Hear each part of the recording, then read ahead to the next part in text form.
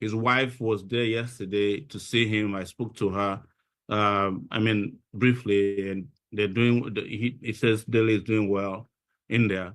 But that's not the issue. Where we are now is that all of us have become Dele Farotimi. And as I have stated recently, the Nigerian judiciary has become our new NSAS in what they are doing in the judiciary. And Nigerians must let them know, just like we did to the Nigerian police during NSAS, that we are not going to give up until justice is done. And I want to also advise that this should not end here, because it's possible that Dele, out of fear, they might release Dele on Friday. I'm not saying they will do it, but it's possible. And we should not allow what happens to Nigerians and the short memories we have about egregious crimes committed against our humanity to take over again.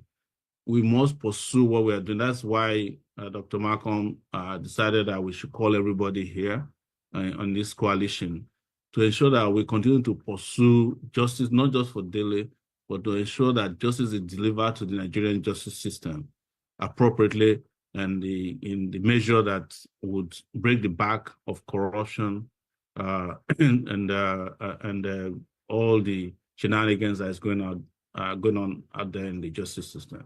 So that regular people like me, it's not about Dele Farotimi. It's about getting back a country that has been taken from me. That I am in a, that's, I can't even talk. When I want to talk, I have to look left, right, where?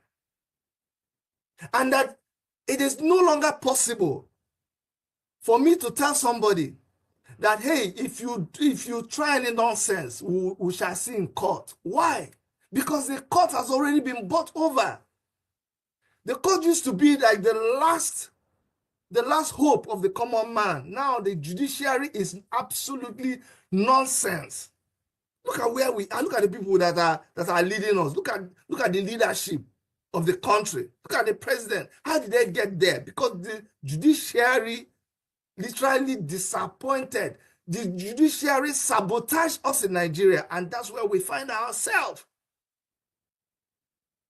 We cannot contribute anything concerning our finances. We cannot contribute anything. We cannot contribute any. We don't have a say about our hospitals. People are dying. We don't have a say about our security. We don't have a say about nothing. Absolutely nothing. And you want to tell me it's a country? And then when somebody gets up to speak on our behalf, they silence that person and they ask us, do your worst. My question is, are we going to respond to this challenge? Because they threw a challenge at our feet. They say, do your worst. If you know that the country belongs to you, if you know that you have power, if you know that you can do it, we have done our own. And it's not just that we've done our own, we have plans to do more. So you cannot tell me that we're just going to fold our hands and not do anything. That is why I'm so happy for what is going on. Because, you see, now we own the country. It belongs to us. I live in Canada here, but I feel like a stranger here. Nigeria belongs, that we own her. The people that think they own it, no, they are the people in government. We put them there. They are our servants. They are supposed to be serving us, but we are slaves in our country. I don't know about you. If this did to Dele Farotimi and so many other people, a few days ago, a nurse was taken from a location and moved to Abuja, and the next thing I'm hearing about this cyber crime, just like you have EFCC, there's a new one now that they can detain you in the cyber crimes, whatever. Do you understand? Today is Farotimi, tomorrow you don't know who. And if they do one, all the people that have been speaking on our behalf, they've been touching them one after the other. We didn't do anything. So they upgraded. They do another person. They watch. We don't do anything. Now they did this man now, and we don't do something. I don't know how to speak English, so I don't know the logistics. I don't know the legal things. But what I know is that enough is enough. Here in Canada, I know I can't be protesting in Nigeria. But at least I know where I can take my concerns to. And that's why we went to Amnesty International. And now we've reported them. We submitted a paper there.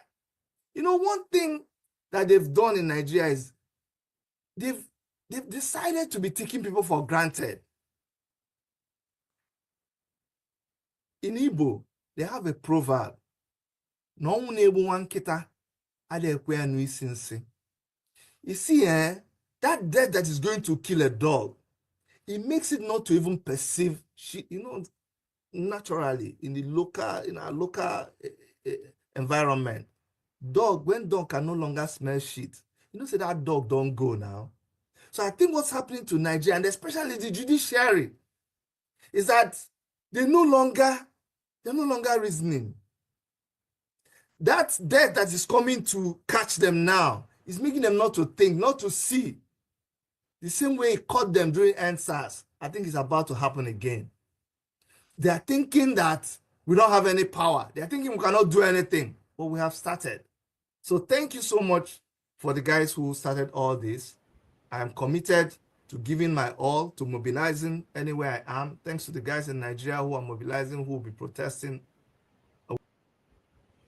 All right, guys. Good morning, good afternoon, good evening to every one of you. Thank you very much for your time with us today. Our presentation continues, but I just wanted to say one or two things concerning this video. But before that, I'd like to acknowledge some of you right there. Start with my mom, mother of all Mommy Diaspora. Good evening to you, Mommy. Thank you very much for all that you do. I appreciate you always, always, always. And I love you so much. Thank you very much, Abu Azi, Madam Martina Abbasui TV, Madam Pachata Gojomi, Madam Iris Finance. God bless you all, my people. These are my selfless soldiers. And God bless you now. Thank you very much, Mr. Johnson Emmanuel. God bless you, sir. Appreciate you. Madam Peggy, Modi, thank you very much, my people. Arize, Shukuma, thank you. Sarah Daddy, thank you. Timmy Dibe, Adewale, James Abayale, thank you very much. Wisdom Lucky, Sagovo Konrai, appreciate you all. Christian CXL is right there with us as well. Thank you, my people. Do your part, press of the like button, help us to share. Marvis Morrissey is right there with us. I've showcased many of you already. Lucy Eno, thank you, my people. I appreciate you all. I bet we're going to press on the like button, help us to share. I have Nell James, thank you very much. And many Ghost Child is with us as well. Thank you very much. Mike Akimbare, my brother, I can see you. Benin Descendant, thank you very much, sir. Looking forward to having you on the panel anytime soon. Enterprise, it's good to have you on the show, sir. Good evening to you. We missed your submission. Thank you very much. God bless you. Thank you very much, Larry Dippo, and many others. In case I didn't mention your name, but I've showcased you already, which I'm certain. Dixon Idagmo, and many others right there. Wisdom Lucky. Okay, I would like us to move on. Doris Audio in the building today. Doris Audio, it's been a while. Where have you been? Thank you for joining us. Charity Kuku, I can see you as well. Thank you. Okay, I would like us to move on. You see that our brother from Canada, he mentioned something that makes me to come in to quickly pass this on. He said, I'm like a stranger in Canada. I don't say me they happy whenever I see people talk about something where I don't talk about, are they happy because it's part of review, or rather a feedback, to what you've said in the past. It's just okay, I was on the right track.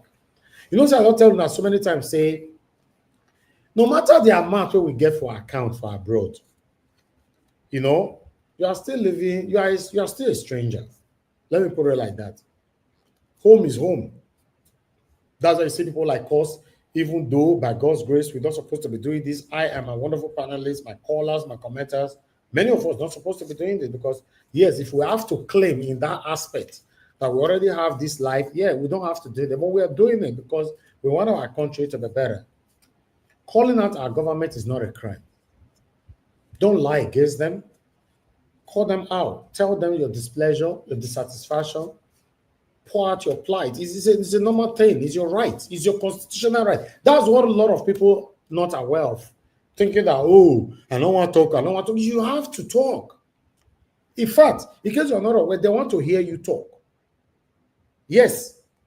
Whenever they do something, they are looking forward to, how did they respond? Did anybody respond?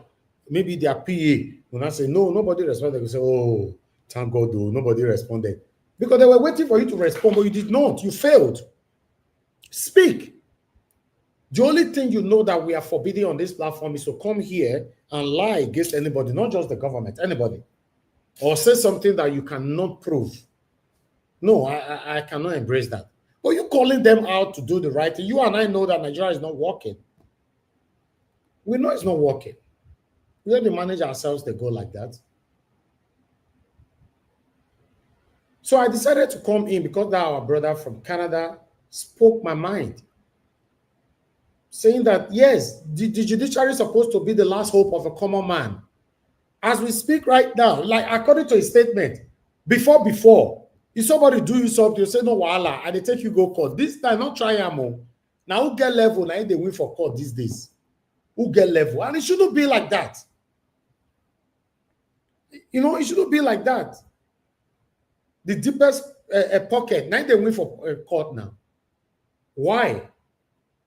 The common man that we all know as a common man, the man that is selling pure water on the streets, the man that is selling bekere on the streets. You know what it's bekere? Plantain chips. All these people, if they have problem today, where do you want them to run to? This is why you see more of this thing. What do you call it? More, you know, taking their this word I wanted to use. I lost it. On the street, taking decisions, taking laws into their hands.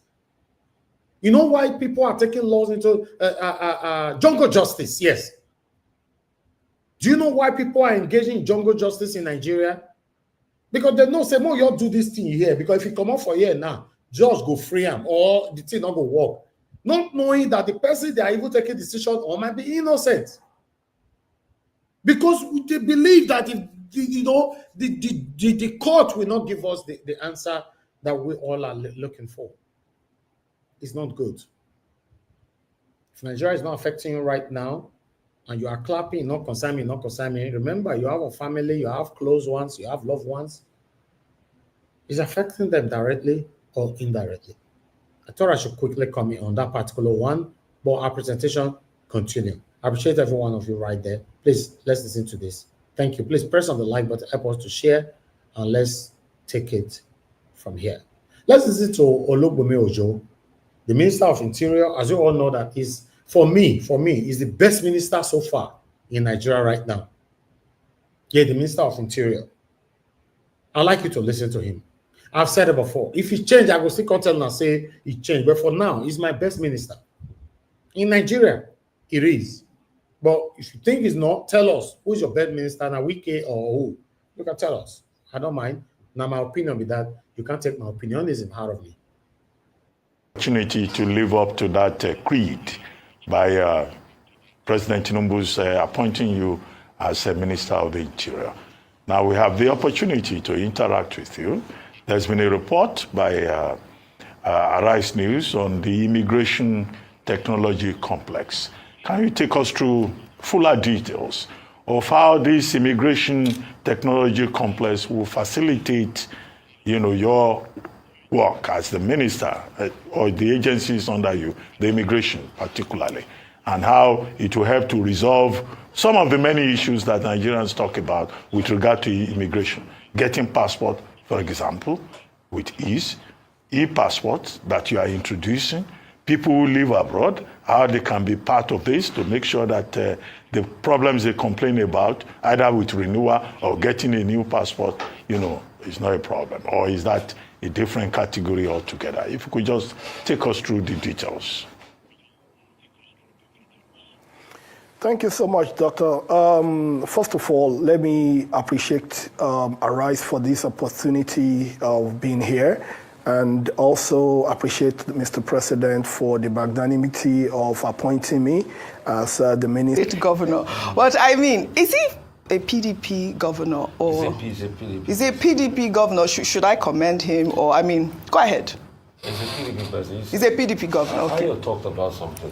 Yes. You see, that's the lackluster way at which we deify leaders in this country, and we deify them into non-performance. That's just it. I mean, when you look at it, and that's a very good one as regards Muhammadu Buhari, I would have said even worse, Yeah, it's his birthday. You want to spare him all of this, but a man that took an economy that was over close to 500 billion and destroyed it. He just pretty much destroyed the economy, and we should, okay, it's fine. As regards him, if he failed, I will fail. What does he mean by that? At first, hope they will not come and say he didn't say that before. It's AI. No, it's not AI. It's not AI. No. If he fail, I will fail. Yeah. Yes, I know in the overarching thought process, it will be like, oh, if President Tinubu fails, we all fail. But no. Mm-hmm. President Tinubu makes his decision by himself. You as a governor, you make your decision by yourself. The question we should ask you, Warren, what have you been able to do to improve the prospect of people of Delta? Mm-hmm. So President Tinubu's failing standard is not a reflection of you. Yeah. I know you are trying to rally troops to support him, but no. Face yours. And you see, this is what we keep talking about states. States forget that they are a subnational on their own. And a lot of people will feed through them. You've got local government, you've got every paraphernalia of power. Why don't you use to improve the lives of people? Mm-hmm. And the federal went ahead to say that he employed our sons and daughters. So it does, because he employed your sons and daughters, does that mean we should go and worship him? Yeah. Are you saying your sons and daughters do not merit it? Yes. You see, this way at which we bow down and go to kiss the ring for leaders and do all sorts, kiss their foot. Yeah. See, as regards President Tinubu today, he has a lot of economic policies that are failing Nigerians. So this is the thing that I want to ask you, Rufai. I mean, on one hand, he's saying that we should support President Tinubu. I mean, in what way? Because we did hear that he also condemned some of his economic policies. Where are we? What am I missing? Something goes back to the way we change. When somebody is trying to do eye service, okay, and is caught up in a mix, that's what you get. Yeah. You want to be for the people. And at the same time, because of the eye service you are doing, they say let's all support him. So that when they now take that video, when they send the video via WhatsApp to political groups, they will say, I'm still supporting him. All right. Let's learn to call a spade a spade. The reason why things have not been working in Nigeria is because we've not told our leaders, which are particularly the problem of this country, that they should do better for this country. Nigeria is a blessed country, but it has funny leaders. That's just the pure and simple. So all this one is just a case of a man trying to speak with two mouths size of the mouth, and all of that. He's trying to do eye service.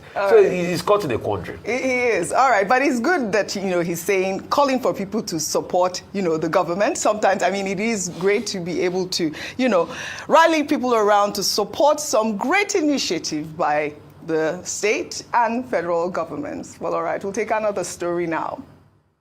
The governor of Osun State, Ademola Adeleke, on Tuesday granted pardon to Olowo Kere Segun, who was sentenced to death by hanging for stealing a fowl and eggs when he was 17 years old. Social media was awash with reactions after a video surfaced online showing Segun's parents narrating the story of their son. The mother said her son was said to have broken into the house of a police officer in April 2010 and carted away some of his belongings. He was subsequently charged with conspiracy and robbery and was sentenced to death. Governor Adeleke, upon receiving the news, granted the pardon in a statement shared on X. Let's read Adeleke's tweet there. He wrote, "I have received the report of a case of a young man reportedly sentenced to death by hanging in Osun State for stealing a fowl. Consequently, I have directed the Attorney General and Commissioner for Justice, Osun State, to commence full investigation into the matter and initiate process to grant prerogative of mercy to the young man. Osun is a land of justice and equity and must ensure fairness and protection of the sanctity of lives. I assure members of the public that this matter is receiving my direct attention with every sense of urgency also attached to our response to this matter." Dr. Abati, when I saw the story trending online, I was shocked. I mean, there is a law in Nigeria that would sentence people to death because of stealing a fowl. A fowl and eggs. They didn't say anything else, so fowl and eggs. Well, I got some clarification. When I watched the interview with Biola Adebayo, with the parents of the gentleman, apparently in this particular matter, there was no case of murder because, the death penalty is for capital punishment. And then for somebody to steal an ordinary foul, and then you sentence the person to death. It's quite very strange. Yeah. And I think it's something also that the judiciary may want to investigate. Except that this matter was about 14 years ago. We were told that the gentleman stole the fowl 14 years ago. Yes. And he has spent 14 years in prison custody. So this just tells you about the distortions in this country, the injustice that we have in this country. People who steal billions are all over the place collecting chieftaincy titles. They have national honors. They are not in jail. It's a man that steals a fowl. One governor, I will not name him in order not to compound his agony out of office. Somebody stole his phone, common phone, and then the person was sent to prison. And the thing about justice is that even when you commit a crime, the punishment should be proportional, to the crime that you have committed. Not to Governor Adeleke. I think Governor Adeleke has taken a good decision by asking the Attorney General and the Commissioner for Justice to investigate this, to find out the circumstances. And he has already made it clear that he's going to address the matter, because justice will seem not to have been done in this case. And he has the power under the Constitution. Section 212 of the 1999 Constitution gives governors the powers either to reduce sentences or to outrightly pardon inmates. This is a man who has been put in a prison for stealing a fowl. In fact, when he comes out, maybe the Legal Aid Council or lawyers who are ready to do a pro bono intervention should reopen the case and say that this man deserves to be compensated. Absolutely. How much were they selling a common fowl 14 years ago? Although you may say, when you commit a crime, it doesn't matter what the amount is. Fowl 14 years ago would be like, how much? Not up to, it wouldn't even be up to 1,000 naira. And a person's life has been wasted for 14 years. I think, he deserves to be compensated beyond, Governor Dele saying that he will grant pardon, because this is clearly a case of miscarriage of justice. Absolutely. I'm glad that you just highlighted that, because I really wanted to hear your perspective on the story. Well, it's all boils down to this miscarriage of justice. But before I come to you, I know in another development, the Inspector General of Police, Kayode Egbetokun, has banned arbitrary arrests, detentions, and phone searches of road users by police officers across Nigeria. The directive was issued on Tuesday. Egbetokun warned that such unlawful practices tarnish the image of the police and vowed severe punishment for offenders, including commissioners of police and their supervisors. I thought to tie this story in because obviously the young boy who was sentenced to death in Osun State, it's because he stole from a police officer. And I think that really is one of the reasons why. And it's good that the Inspector General of Police here has made this announcement, because how often do you see these people coming into your car, searching your phone? How can you invade your privacy and all of that? A quick comment quickly before very quick one. on both stories. Very good one there, and I'm really glad about the governor coming. He was tagged a lot of times yesterday about this case, and it's great to see that he said an investigation be conducted. I totally agree with compensation being paid, and maybe even finding out who the officer was or who were the people that managed the case as to upholding an abuse of power, because this is what it amounts to. I don't think there's any law whereby stealing would warrant the death penalty, and then stealing of a fowl, how much? That ought to be done. Now, with the IG of police coming out to say this, I think this is fantastic development. But we've often heard announcements like this, but no follow through, especially with regards to implementation. So one thing is, I hope that it will be cascaded down to all the officers in the police force, and then number two, a channel for reporting, so that if anyone falls victims, because he really talked about the youth, and I'm really glad that we're protecting the interests of young people in Nigeria, that there's a portal or a channel to report infractions, and that this will be taken up, and a few officers will be made an example of, so that we can really see this policy or this directive come to life. Absolutely. It's very important about that. Then beyond that as well, even the IG of police himself and the police as a whole, and I know I have a story about high-handedness, this picking up people, Gestapo style, picking up people, that needs to be addressed as well. Yes. We've talked about the police reform. It's a step at a time. This is a good move. And very importantly, everyone should screen grab this announcement. Yes. If the police comes to you, just show it to them, because sometimes they seem to be the last people to get the information that things have changed. So really good one there by the IG of Police. Very good. I love that you started off by congratulating the Osun State governor. Still in Osun State, Governor Ademola Adeleke has launched a free medical and surgical outreach program targeting 25,000 beneficiaries. Well, on Tuesday, hundreds of Osun residents gathered at Ashu. All right, I'll stop that particular one there. In case you want to watch further, you can go to Arise. But I need to say something about this, because since morning I've been on this particular case. I've done videos almost everywhere on my various platforms. I came on Naija Watch twice today. I went on live and I re-uploaded another video that I did on my Instagram, Twitter, and other platforms, TikTok and all that. Because listen, on this platform, you and I know that I'm part of the people, like I stated earlier on this morning, that criticize this government all the time. But I'm still one of the people that if I see anything good, I will point at it. Governor Adeleke have done massively well. On my morning broadcast today, I actually asked my people to applaud Governor Dele, because the reason why we are here calling out our government to do the right thing. But whenever we see them do the right thing, please let us remove sentimentalism by pointing out the right thing that they are doing. This guy have been languishing away for the past 14 years for stealing chicken fowl.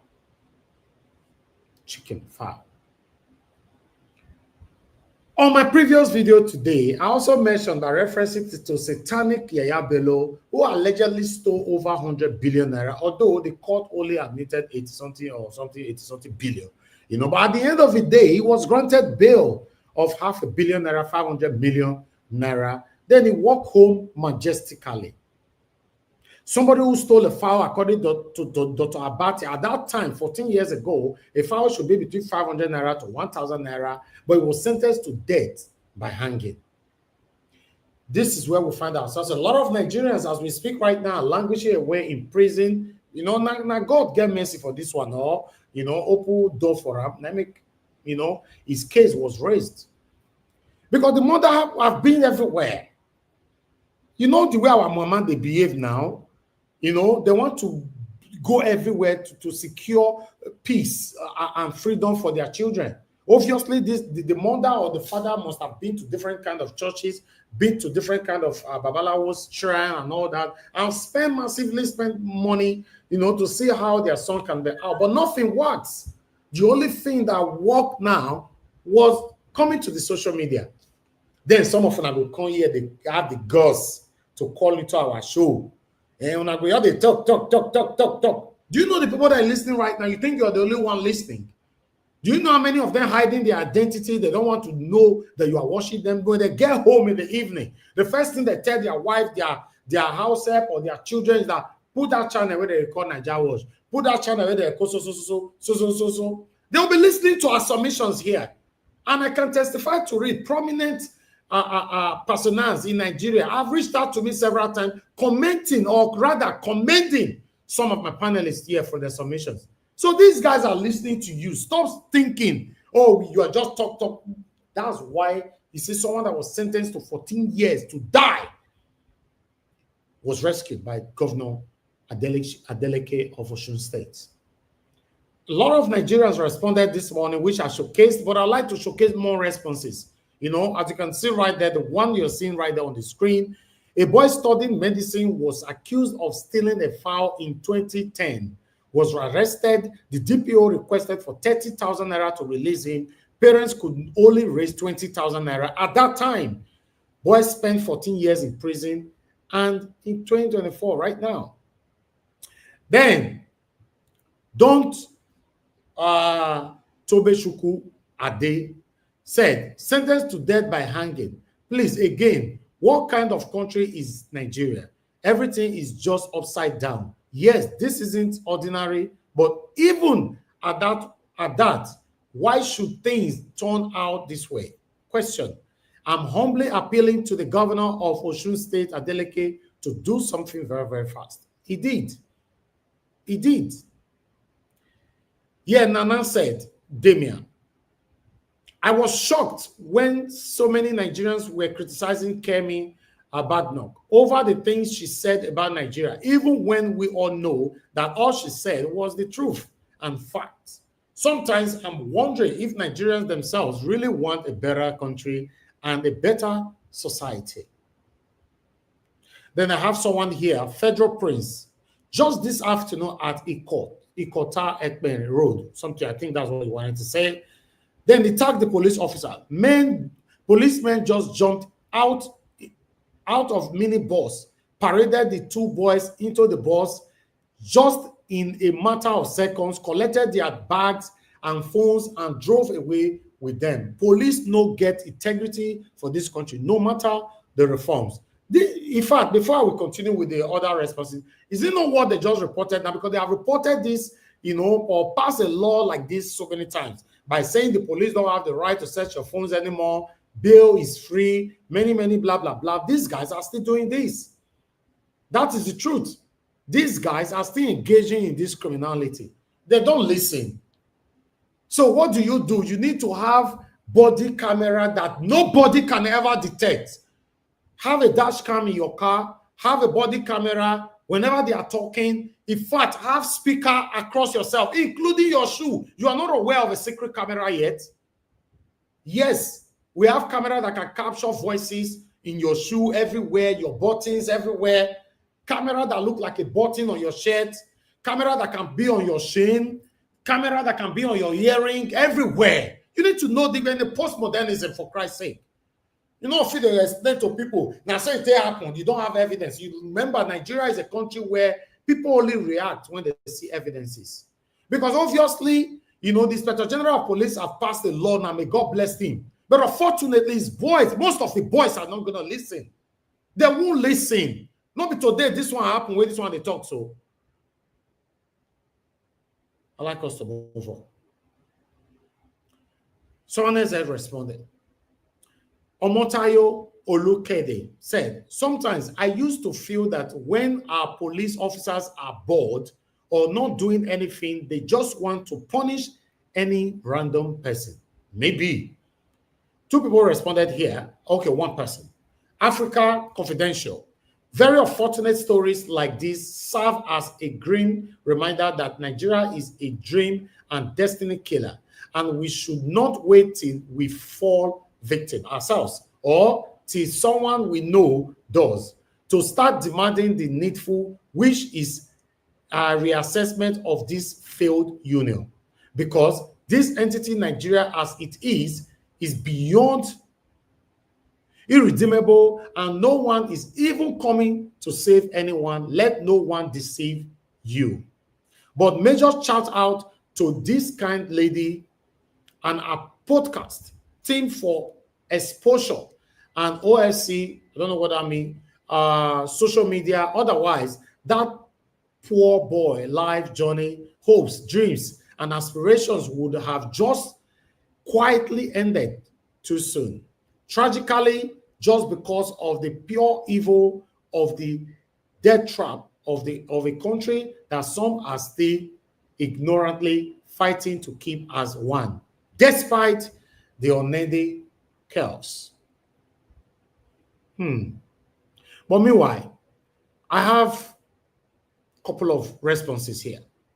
As you can see there, Uncle P said, sometimes I blame our leaders for treating us hard way because we accept everything as they give. No protest, nobody to advocate for each other. Just wasted a destiny and nothing happened. Deborah died same way, recklessly, and case closed. Everyone's selfish and on his own. On his own. Yes, I agree there. Okay, I have two with you there. Uko of Africa says, some stories don't add up at all. How would family that can train a child in medicine not be able to hire a lawyer for his defense? A question that one they ask. Olotunde said, it is not juju. There's absolutely nothing like juju. The DPO and the judge are criminals in a position of authority. They should be arrested and prosecuted to serve as a deterrent to others like them. But this is Nigeria. Nothing will happen. That is where the problem is, not juju. Then I have someone here. Jasper Ome said, same thing. We are talking about Nigeria judiciary. You can imagine what was written inside Dele Farotimi book, Nigeria Criminal Justice Manifesting, here in the podcast Revelations video. While another one is here, I think I have another two here for you guys. Just bear with me. Let me quickly state. Okay.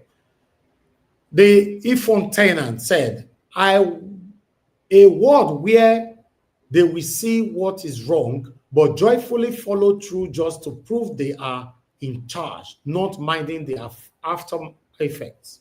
Being good and fair is sign of weakness in the world now.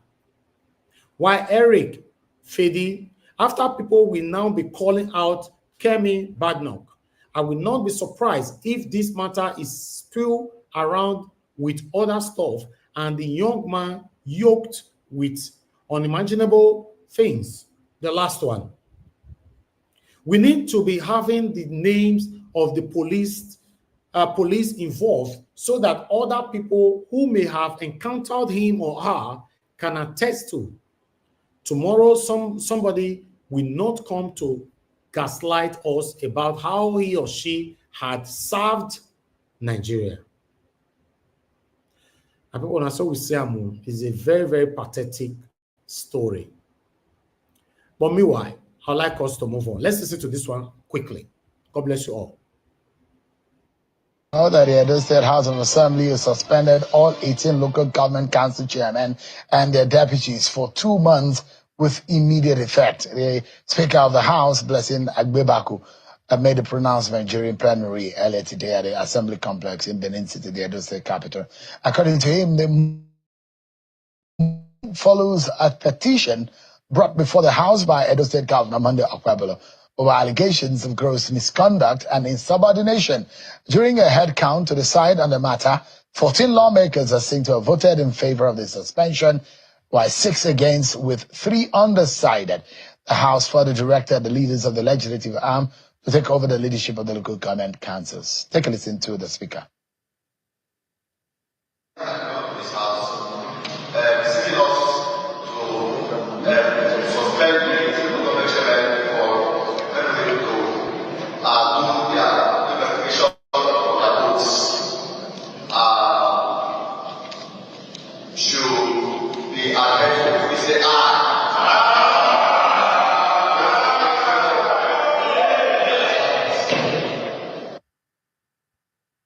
When the high says high and the nay says nay, but it does look like the eyes are their way, and the way they had was that the 18 chairmen and their deputies for 2 months stayed suspended.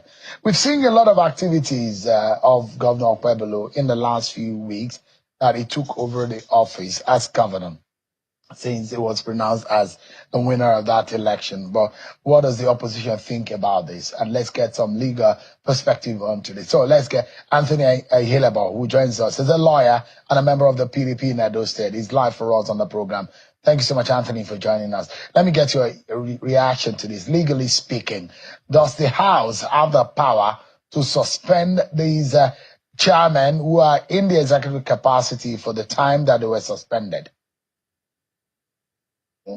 Thank you very much for having me.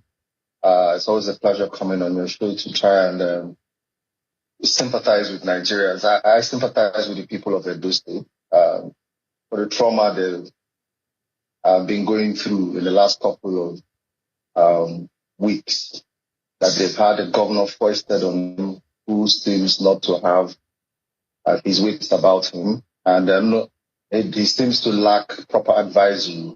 I said to a friend very recently, and I said, if you take Edo State and you go back to why someone like Adams Oshomole was successful in his governance, is that he had people like Asue Godalo, and former Governor Baseki is at this council. So they were able to guide and direct him and make sure he made something out of it.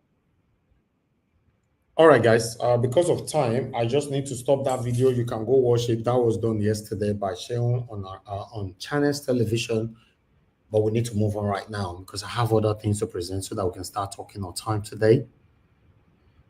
All right, on this particular one that I just presented over Edo State, the local government or whatever, blah, blah, blah, we have some responses to it. Let's listen to Isaac.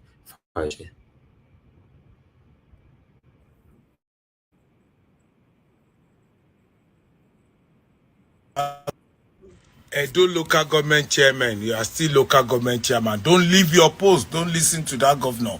Your autonomy, you have what they call local government autonomy now. That President Tinubu give you that autonomy. Local government autonomy. No governor can sack you. You are there on a popular vote. You are not there as administrator. You are there on a popular vote. Why will one governor come and say, hey, state assembly, I sack all the local government, the governor they dream, he no go school. We don't tell him make him get a lesson teacher. The governor of Edo, he no go school. You cannot sack a local government structure in a state. No, they are like you, they are elected. Not selected like you. They are elected to be local government. You can't just come and say under 1 month you sack all local government. No, local government has autonomy now. President Tinubu don't give us freedom. Local government get freedom. If they are not enforcing it, it's a different thing. But local government, as at this morning, they get autonomy. You cannot come and sack them. The only people that can sack them are their councillors. Each local government councillor must vote and say we are sacking you. You cannot just come and sack, go to school. Now assembly can remove a president, House of Rep and Senate. For state, now only House of Assembly can remove a governor in a state. For local government, now only councillors can remove a local government. So Edo State House of Assembly, your message is wrong because you don't have the power. The power you have is to remove a governor. You don't have power to remove local government autonomy. Local government has come to stay. President Tinubu don't give us Supreme Court judgment where we dey gara. Nobody go spoil his government. The man is upright. He's ready to do wonders. You can't do it. I just said, stop it. Adam Oshiomhole, one of the most intelligent leaders in Nigeria, is one of the most intelligent leaders. He won't even allow you to do it because he knows that the only people that can remove democratically elected local government is councillors. He's a smart man. So, Odokpolopolo, what's your name in Edo? You cannot remove those local government chairmen. They have... Fellow Nigerians, I greet you now. I sure say many of us don't see this news where they trend on social media about this mother wey go Nollywood actress Auntie Biola. They buy your podcast, they cry, say her son dey prison, they don't sentence him to death by hanging for stealing fowl and all that. Make I begin by first of all thanking Nollywood actress Auntie Biola Adebayo. May God bless you, man. As you use your platform to give voice to the voiceless, may you never lack help in life. May the Almighty God always be with you. And to also thank the Osun State Governor, Senator Ademola Dele, for swinging into action. They say don't instruct the State Attorney General, say may they investigate the case and possibly grant prerogative of mercy to release the boy. I thank all of you. But personally, I don't know whether Nami get problem or Nami they overthink. I personally believe, say, this matter not supposed to end like this. Yes, we're not just supposed to talk, say, because governor say make the release them, so make everything end. Under normal situation, if this kind of case happen for other countries, if they give opportunity, make we put torchlight on top the matter to address the root cause of the problem. If truly, as a people for this country, we dey serious about judicial reform, law enforcement reform, and prison reform, that is a mother come talks, allege say her son was supposed to day school. They arrest him on allegations of stealing fowl since 2010. For 14 years, the boy has been in prison and is under death row, was handed a death sentence for that same offense. If truly we dey serious minded as a country, the first question we're supposed to come our minds is Nigerians. Is it possible, and how many people for this Nigeria dey prison where they serve capital punishment for minor offenses? Shey it dey possible say get some people where they prison for offenses they know nothing about or are serving capital punishment for minor offenses? My dear country people, we must put mouth for that kind of matter now. Because this kind of case on a normal day supposed to get the attention of the NJC, the Nigerian Judicial Council, the State Chief Judge, the Attorney General, the Governor, including the Attorney General of the Federation. Yes, so that they can establish exactly how we got here in the first place. Because under normal circumstances, there is something they call prerogative of mercy, where we say the state governor, the chief judge, they get the powers to go prison and detention center, they go do audits, they go check, maybe people wait on they await trial for more than a possible sentence, they get the powers to release them. That is for 14 years.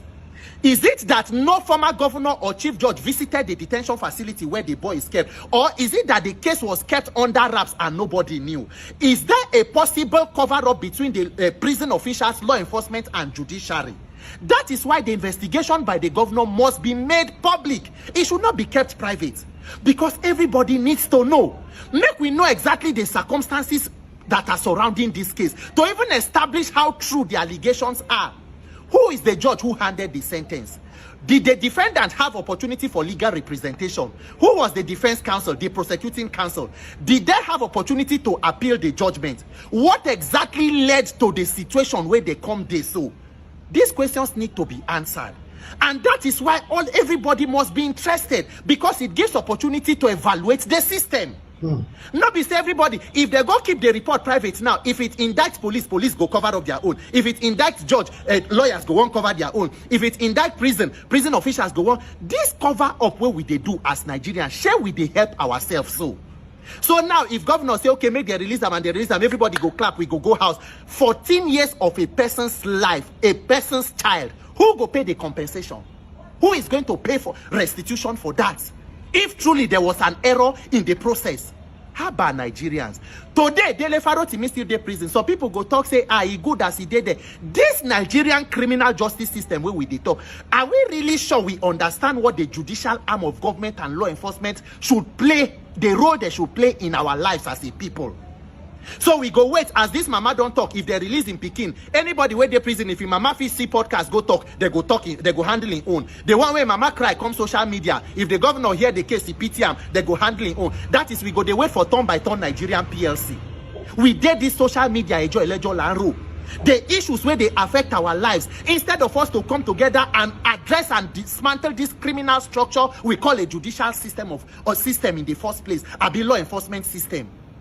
Nigerians, 14 years of a person's life, a person's child. So it will just go like that. The day we all tire, we go fix this country.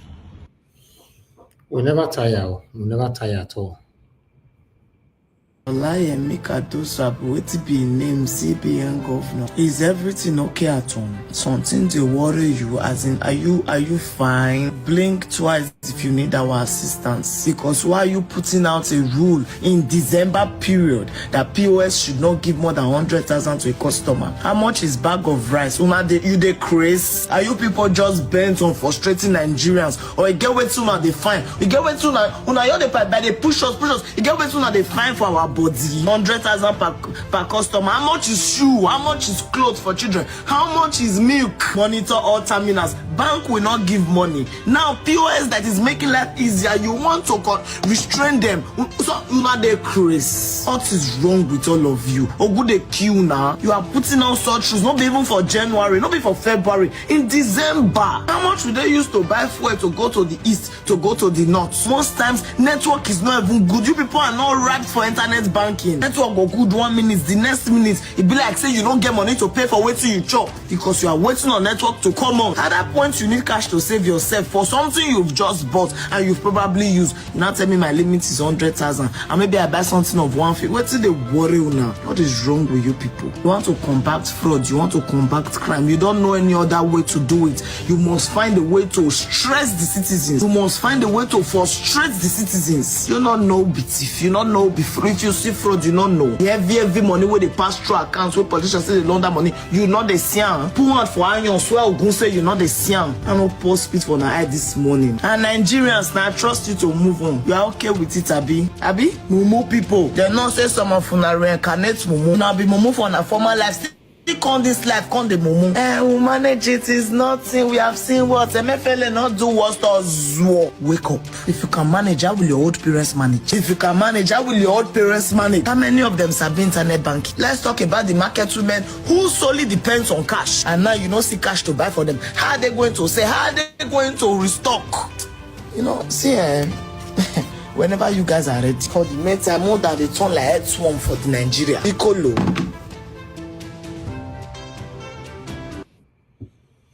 Anyway, thank you very much, my people. That's all I have for you guys today. My presentation is over. A link I've posted for those of you that want to join this broadcast today. You can come in now. Let's hear from you. For those of you that want to call into the show, you can see 2 of you were calling already. You can call in right now and pass in your messages. We've missed Mr. Jonathan. Mr. Jonathan, where you there? Do I now need to place a call to my brother? We'll never hear from you now for more than 4 or 5 days, or maybe a week now, if I'm not mistaken. Then Madam Origin, we have not heard from her as well. And we Madam Busy Brains, does the take break?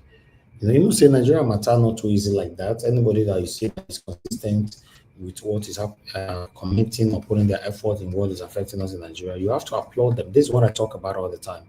Always try to encourage what we do. It's not easy doing this. You know, even me myself, sometimes I get tired. Sometimes I just want to upload video, not to come on air.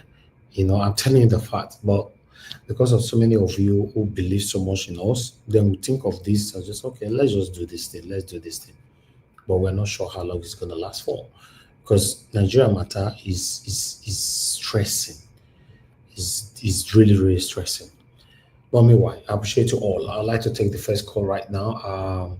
Yes, for those of you that want to join us, please join us right now so that we can move on. Mr. Ogashibize, thank you very much, sir, for calling in. I appreciate you. Please, I'd like you to talk to us. Nobody don't buy me coffee today at all. Please press on the $sign. Buy me coffee. Encourage us on what we are doing here. God bless you all. Thank you, Ogashibize. Good evening to you, sir. Please talk to us. Yes, sir. Good evening, good afternoon, good morning on Ida Watch family. Thank you. I greet everyone.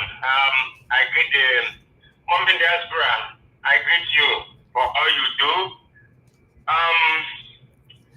Almost everybody. Ida Watch. This year Nigeria, This year Nigeria. You're Nigeria. Yeah. Oh my God. Well, I will speak on only thing I see because I didn't start with you at all. So I just, see how on earth, see, a place that they value,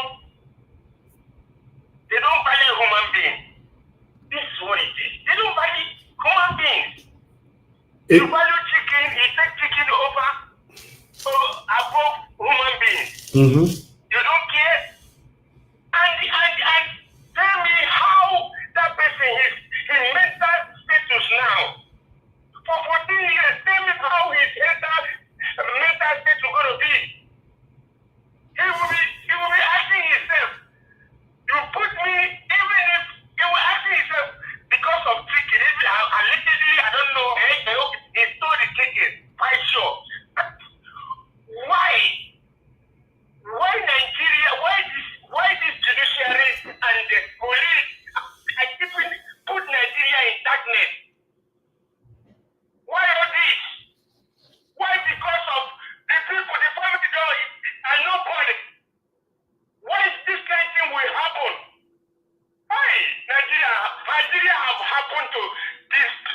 family. Pray when Nigeria don't happen to you. Because Nigeria have happened to so many people in the country. So many people. People that can never talk. People that don't have even a dime to go for even if they have problem. Okay. 20,000 naira. Is it not? Why not take that 20,000 naira? But what that 20,000 naira will do to you?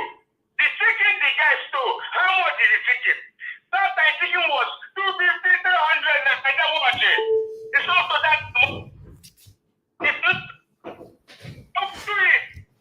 What the country?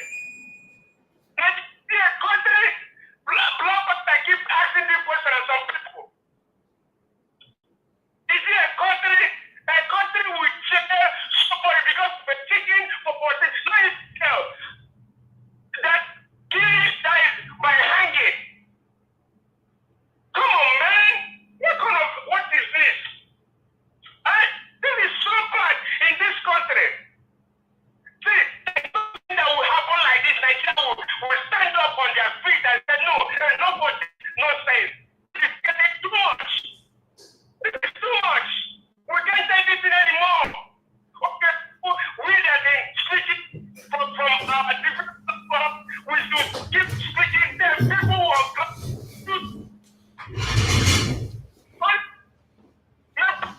enter the street. Say no. Let us do something. They're not for this nonsense because they're a policeman. Because the families, they are nobody. They don't have anybody to talk to them. You rejected 20,000. You tell somebody for to protect.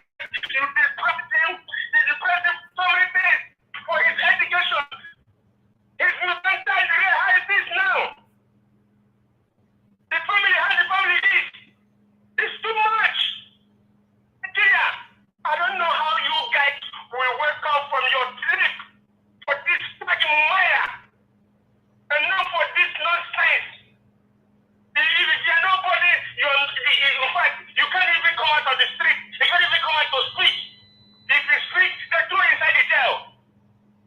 If you say something that, hit them, they will put you inside. They can't even put to court. Inside the jail, stop it. Nigeria, wake up. Another thing, it is, I will say something now. You see, you know why, reason why I start supporting Obasanjo during this campaign? Because I see so many people came out and said he never do anything. For 8 years, he never do nothing. That's why I picked that interest. But that's only thing make me pick interest. I say no, I will stand with this man. Because when you come out and say this man never do anything, you give a liar. Because when you get that position,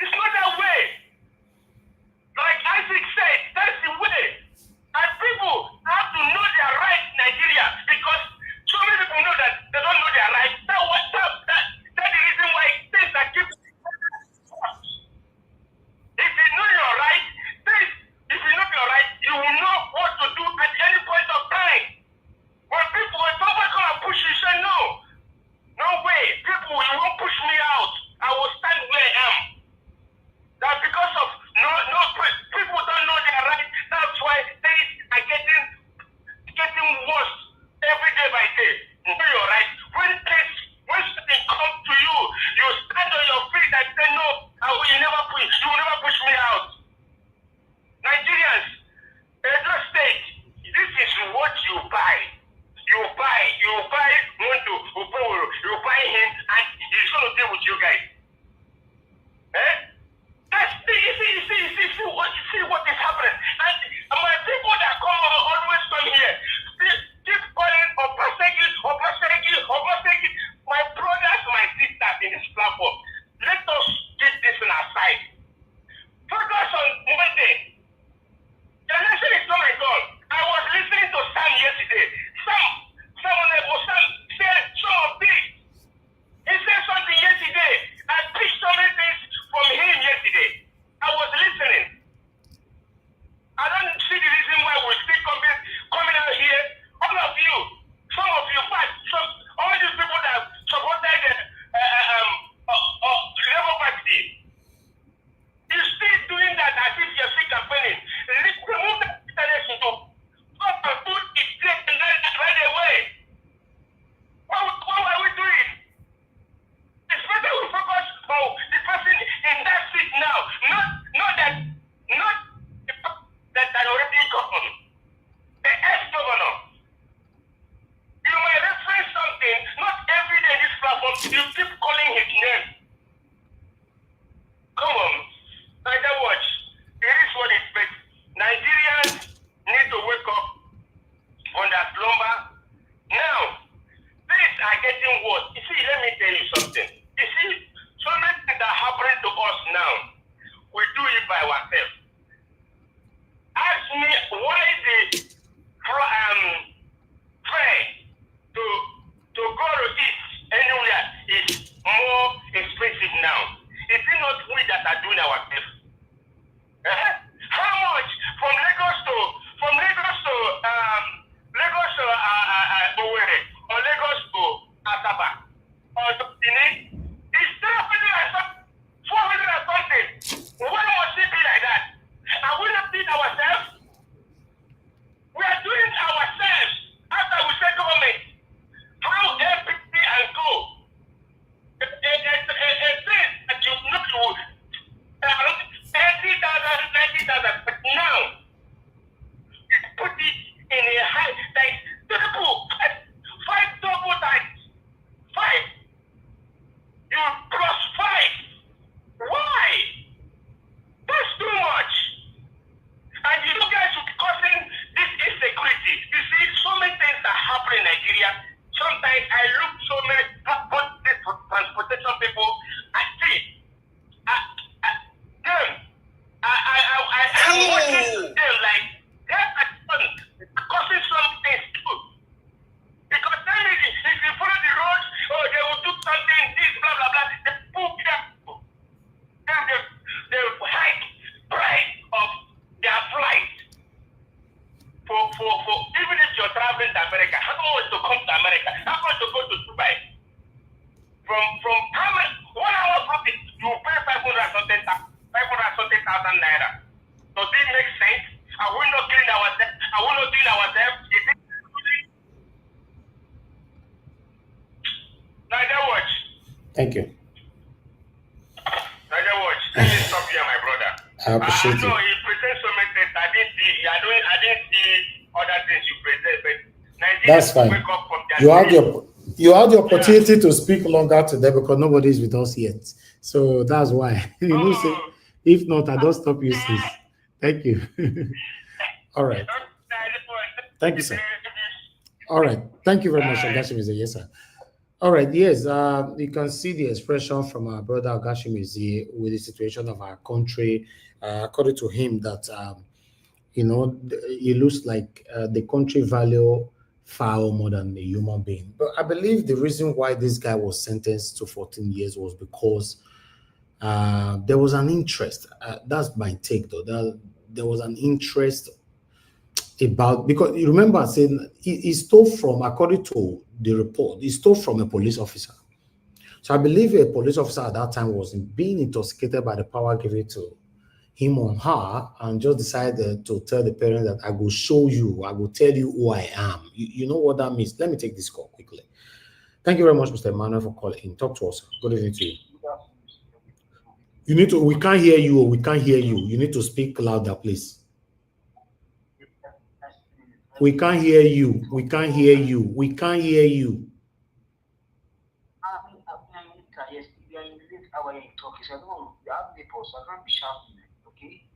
Yeah, but you are calling, then that means you cannot make submission then if we cannot hear you. you are talking to me like it's my fault. We need to hear you.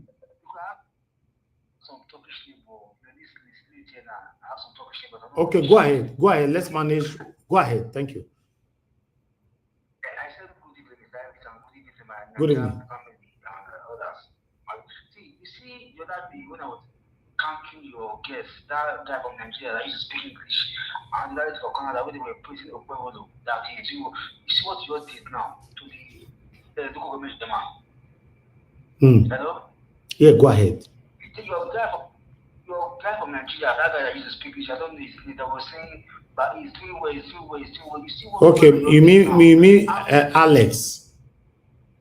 Exactly. He was saying, go on. These are supposed to be Labour Party man supporting illegality when you know the way people get to power.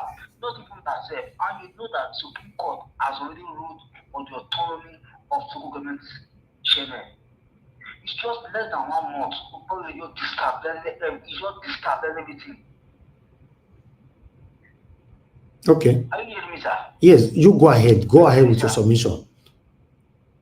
That you have to scrutinize your panelists. It's not my right. It's not my right. Don't ask me that. It's not my right to tell my panelists how to speak.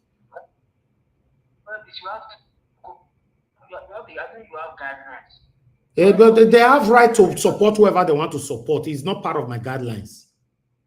Are they breaking the rules by supporting who they want to support? Are they breaking the rules by cross-carpeting? Okay, can somebody come in and be pretty too? Yes, of course. Why not? Of course. Why not? Have you ever seen me ban somebody for praising Tinubu? The person must wait to take questions. Simple. So don't drag me into it because you don't like people's submission. You'll be calling me. Just give your submission, sir, please. Yeah, but you cannot be telling me to be controlling my panelists like they are children. Are they babies? They have right to whatever they want to say. As long as it doesn't break my rules, I'm not interested.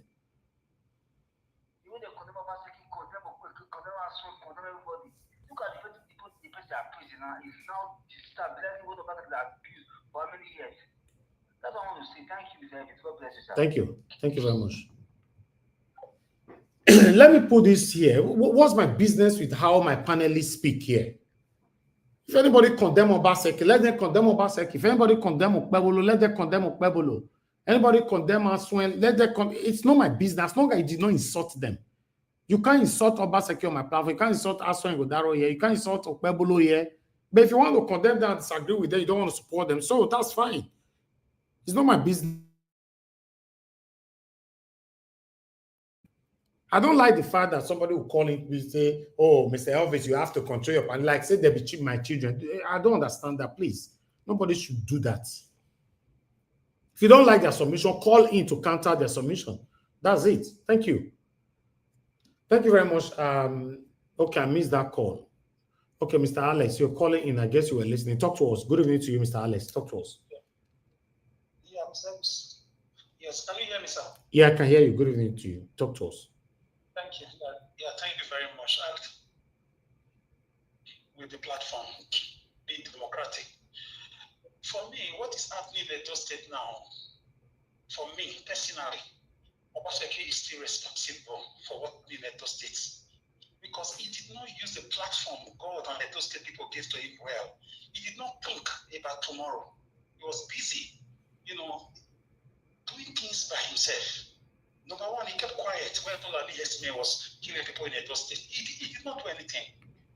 He kept on doing a lot of things that people were tired. People were tired. Everybody went to different parties. Some went to Labour Party, some went to YNPP, some went to PDP. Obaseki cost the same Obaseki enjoyed Edo people's vote in 2020. What not changed? Okay, if you are saying, Mr. Alex, that what is happening in Edo State, Obaseki is still responsible. So what's the purpose of having a new governor then? You didn't allow me finish. You didn't allow me. Allow me land. Okay. It's not the negligence and if not the wickedness of Obaseki's administration. Trust me, the way we fought for Obaseki in 2020, people would have come out united again in 2024 to make sure PDP remain in power. It's a failure for Obaseki that gave right to talks. People kept quiet when APC was doing their thing. Nobody supported APC. People just want Obaseki to leave. That is the truth. The guy messed up. How can you suspend local government election for 4 years? Now they are crying. I'm not supporting APC. But it's the same thing Obaseki did, almost the same thing. How can you go on a destruction of post houses against court injunction in a democracy? How can you keep quiet when your people were being kidnapped and being raped? How can you leave a whole state to all the federal roads were bad? You did nothing about it. You kept putting signboard. It's not our duty. Bear with us. It's not our. You are a governor receiving ITRO 8 billion a month. How can you tell me that you suspend a governor, a deputy governor, and bring in another governor? So what are you, listen, Mr. Alex, you'll be talking now for 3 minutes. You have not mentioned Okpebolo. I don't understand. You said I should allow you to land. When are you going to land? Okpebolo is the new governor of Edo State. Talk about him. The reason why you see these rascals and criminals doing what they are doing right now in Edo State, I regret it. I don't like it. I condemn it. It's because it destroyed the people. That's why you would have used. That's the fact. We don't want people. We just want a good life. Now we have a new governor. We have a new governor now, constitutionally, right? We don't have a governor. For me, we don't have a governor yet. We have rascals and criminals. For me, enabled by Obaseki's failure. That is. Okay. Thank you, Mr. Alex. All right. The problem of Edo State continues. You know, that's what we say my people, because at the end of the day, to be honest, the matter sometimes gives me headache. It gives me headache. Yes, Obaseki did not do well, you know, but the reason for a new government is for you to come in to sort out the loopholes, the vacuums that the previous government created. But you cannot become a new governor, and at the end of the day, you are still not doing the right thing. You know, some people said it's too early to criticize and all that. So I don't understand. If you are calling out Obaseki for his corruption or whatever, the problem that started or whatever, or I be the dog cancel the problem. You don't understand this government. I don't understand what they have for Nigeria, to be honest. So let them do this thing. Let's focus on new government and criticize them, call them out if they are not doing the right thing. You know, thank you very much, Lord of God is my strength. Talk to us, man. Good evening to you. Thank you, man. Please talk to us. Good evening to you. Oh, thank you. Yeah, thank you. Good evening, Nigeria Wash. Good evening. I don't know if I want to say good evening for the panelists that come out. And I want to say good evening to everyone on the comment section. Mumi Diaspora, Apple, RCE, Aris Finance, Peggy Modi, and our sister, Patricia. I want to thank all of you for all you are doing for Nigeria Watch. God bless you. And thank you, Mommy. Thank you for giving us a beautiful child. God bless you, Mommy. Nigeria Watch, I want to talk about Edo State. Okay. Because I'm a bit surprised that a government like somebody like this one, I can't pronounce his full name. I can't pronounce it anyway. That it can just come in through the legislators, and they will just remove the local government, suspend the local government. I've not heard about it before. How can that work? How can they just come in and say all the local government you are suspended? How? It's not the government that should do it. It's not the government. It's not Monday or Babylon or group that should do it. It should come from the Senate or the legislator. So for me, I think something is going on. You see this government of this money, yeah? I'm looking at it. It's a bit funny. It's showing a kind of funny behavior. You want to deceive the people of Edo State to think that it's working. You are in already. Why are you complaining about what Obaseki do? Why not do that doing your own thing? Let them see it. Every little thing you'll be criticizing what they're going to check the things that Obaseki did not do. Why is he doing that? Let him show up to what he said he's going to do. Yes. He has come to the place that he wants to do bridge, flyover. Until now, we've not seen anything happening there. blaming the previous government. Let him leave the previous. He took the job. Even if the local government are not doing well, he has no right to touch them. This is now becoming like a dictatorship. He has no right. This man, looking at him, is going to be worse because he is the funny person. And don't forget the person that is behind him, Oshomole. Something is going on. He doesn't know what he's doing. He's just there as if somebody is controlling like a dummy, but we shall see. Now, I leave that. I want to talk about Dele Farotimi. You see, one thing like Mr. Naja Watch, I'm not against what Kenny is saying, no. I'm not. I know I said it the other day. You see, why I'm not happy with what she did is to generalize Nigeria as a poor country. Nigeria is not a poor country. Nigeria might be poor to the eyes of every other people all over the world. We are not poor. I'm saying that Nigeria is poor. Why not? We want you to face the government of Nigeria. They are our problems. Talk to them directly. Don't put us Nigerians who are here in the UK and you are putting us down. We go to places, we work, we have our business. How are they going to be looking at us? And you're bringing Nigeria down. Every little thing, you're bringing Nigeria down. They're asking you about police. Whether you trust the police, and you bring Nigeria in. What has Nigeria got to do with the question they're asking you? And people are thinking that maybe most of us in the UK who are against her, that we don't love her. No, it's not that. She's our sister, but we want her to be specific in what she's saying. Don't bring Nigeria in. Don't condemn women who have children. You are telling them that they should not give maternity leave to women because you have the means to be able to go straight to work. And you are saying that women should stop giving maternity money to women. It is wrong. And a lot of mothers, women are angry with her.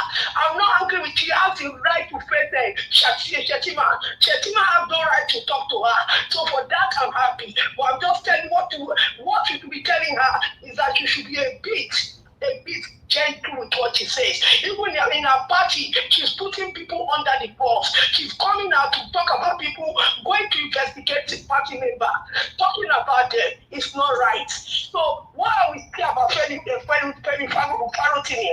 is that I think the time has come. This is getting too much. We cannot continue like this. I can hear Dr. Chidi in Canada, where what he was saying. Everybody, we are tired. I'm going to tell you this thing here, Mr. Naija Watch. Nobody, look at me, let's go. We are wrapping up with how many? I'm wearing 2 socks. I'm wearing 2 socks, oh. I'm not wearing one. Nobody that does not like their country. So when I see Kenny talking about my country like that, I'm too so angry. If you want to talk about the Nigerian government, speak about them. Direct your word to Tinubu, direct your word to Chetima. But our country is our country. It's our motherland. We cannot throw it away. So that is what we are against her for. You want to, you say you're a British citizen. Yes, you are born there, you came back there. But we who are here in the UK, you are not covering us. You are putting us under the bus that when we go to a place of work, people are looking at us with what the leader of the Democrat, the shadow prime minister of the conservative party is talking about Nigeria, our country. So what are we going to have in our offices? How are we going to talk where we go? That is what I'm against. Speak to Nigerian government. Tell them what they've done wrong, but don't generalize us as being that, because it's going to affect us one day, and it's affecting already. That is my anger with that. So for Dele Farotimi, there have to be a way for us to come together and look for how we can let him come out of that place. It is unfair on him. It is against his human rights, and people must stand up. We must not say because Obi went there to speak to him, Obi has gone to beg. Let us listen and wait and see what Obi went there to do. Let's not put it by on Obi because of that. Protest will stop. No, that's not the reason. And I don't want to talk on like that word. God bless you, my brother. God bless you, ma. Thank you very much, ma. I appreciate you. Yeah. Okay, thank you very much, my people, for callers. I think I'm done right there. I would like to quickly move to the panel. I have Madam Pachajo joining us right now. I wanted to give a submission, but I'll wait for her to finish her submission first. Thank you very much, ma, for joining us this evening. Good evening to you. Please talk to us, ma. Good evening, Mr. Elvis.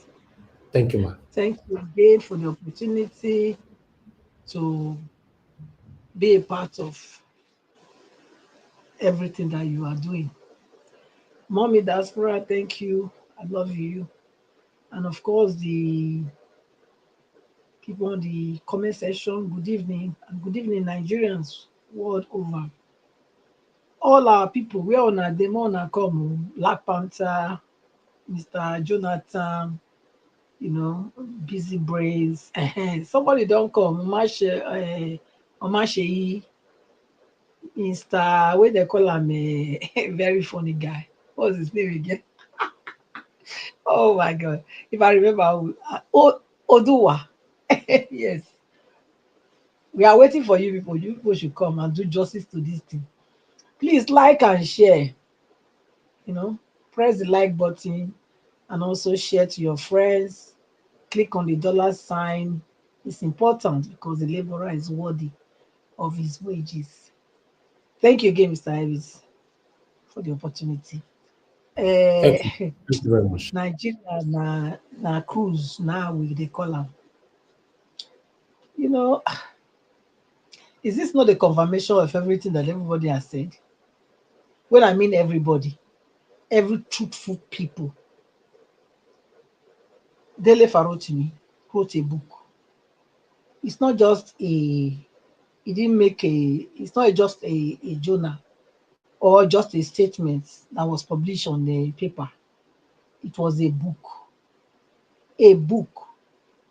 When somebody writes a book, I think the person must have put in a lot of research and also deep thoughts into it. A book is not written in one day. You know, it's all about experience, gathering experience and harnessing it and putting it all together. So I mean, I don't know why people are coming out to defend something that they know that's defenseless. How? This is the country or the so-called Flora Shaw country that they put together for us. Now we dey see so.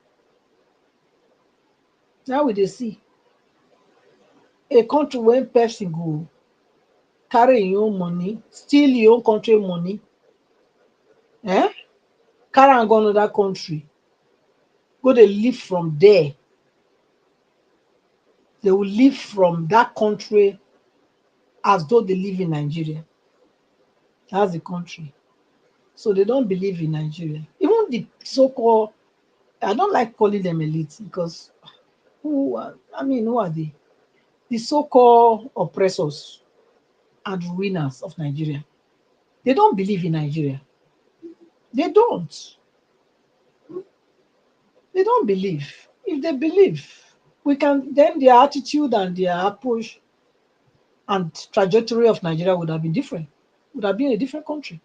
They don't believe. It's the common man, the stupid common man on the street that is crying one Nigeria. Yes. You know, because look at it now. Tell me now whether the judicial system of Nigeria is not really a criminal setup entity. Just imagine a 17 years old boy, 17 years, for crying out loud. 17 years old. To start with, waiting cost away go teach chicken and egg. Not be hunger, if that's the case. Not be hunger. If he was in a country where everything was working, they're giving his monthly due, as we have it in everywhere in Western countries and other places that know what it is to curb criminality.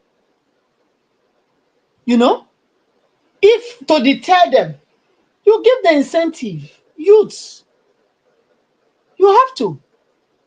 You cannot say their parents have to carry all the expenses. No. The government has a role to play. A government that neglects its people, a government that doesn't care about their people. Okay, 17 years old. happen to say they say it's still chicken and egg. After putting this boy, hey God, is that not a confirmation for 14 years of his life wasted? Yet they still sentence him to hanging. Tell me now whether the book that Dele Farotimi is a lie. How can that? Listen, how is this not a criminal judiciary system? Is it? How else can anyone explain this? How else can anyone tell me it is not a country or a place where you can say 17 years sold a fowl and egg? You now put the person for 14 years custody. He was forced in prison for 14 years. They never judge the case, so that's where they call custody, okay? But he was in prison. And then later, now you gave him how many? You said they should hang him. The judge that passed that sentence on that boy need to be dismissed and replaced. That judge should take the position of that boy. That judge need to be hanged, including the prosecutor, including the police, the so-called police. Now, all of them, they need to swap position. Is it the governor, senator? Yeah, the governor of Osun State, Atemola. Yeah, please, sir. That's what I'm appealing to you to do. It's not enough to say yes, we free the boy. No, all the people that are involved in this wickedness should replace that boy by hanging. All of them. They don't deserve to be among humans. They don't. They don't. In fact, they are not human beings. They are devils. Hence, they don't deserve to be among humans. So please, sir, do this for us. I'm very sure I'm not the only one that is seeking this type of justice for this boy. Because first and foremost, that boy is already dead living. You know, I believe you know what it is for a 17 years old to go into that kind of journey for another 14 years. So he's 31 now, 31. He's 31 years old now. And then at the end, to make it even worse for him, they sentenced him to hanging. So my appeal, sir, is what I've just said. Just like the way Haman said he will not see the Jews thrive and prosper. And the gallows that Haman and his mates made was used to hang Haman and all his household. Sir, that is what I will say will be befitting for true justice to be said, to be given to all the people that are involved in this wickedness. That is what it is. Otherwise, all the other ones that will be done will still not be enough. Because some people got to get the message that we are serious. Some people need to get the message that we are serious. Some heads need to roll for Nigeria to know that things have changed. Yes. So that's my appeal.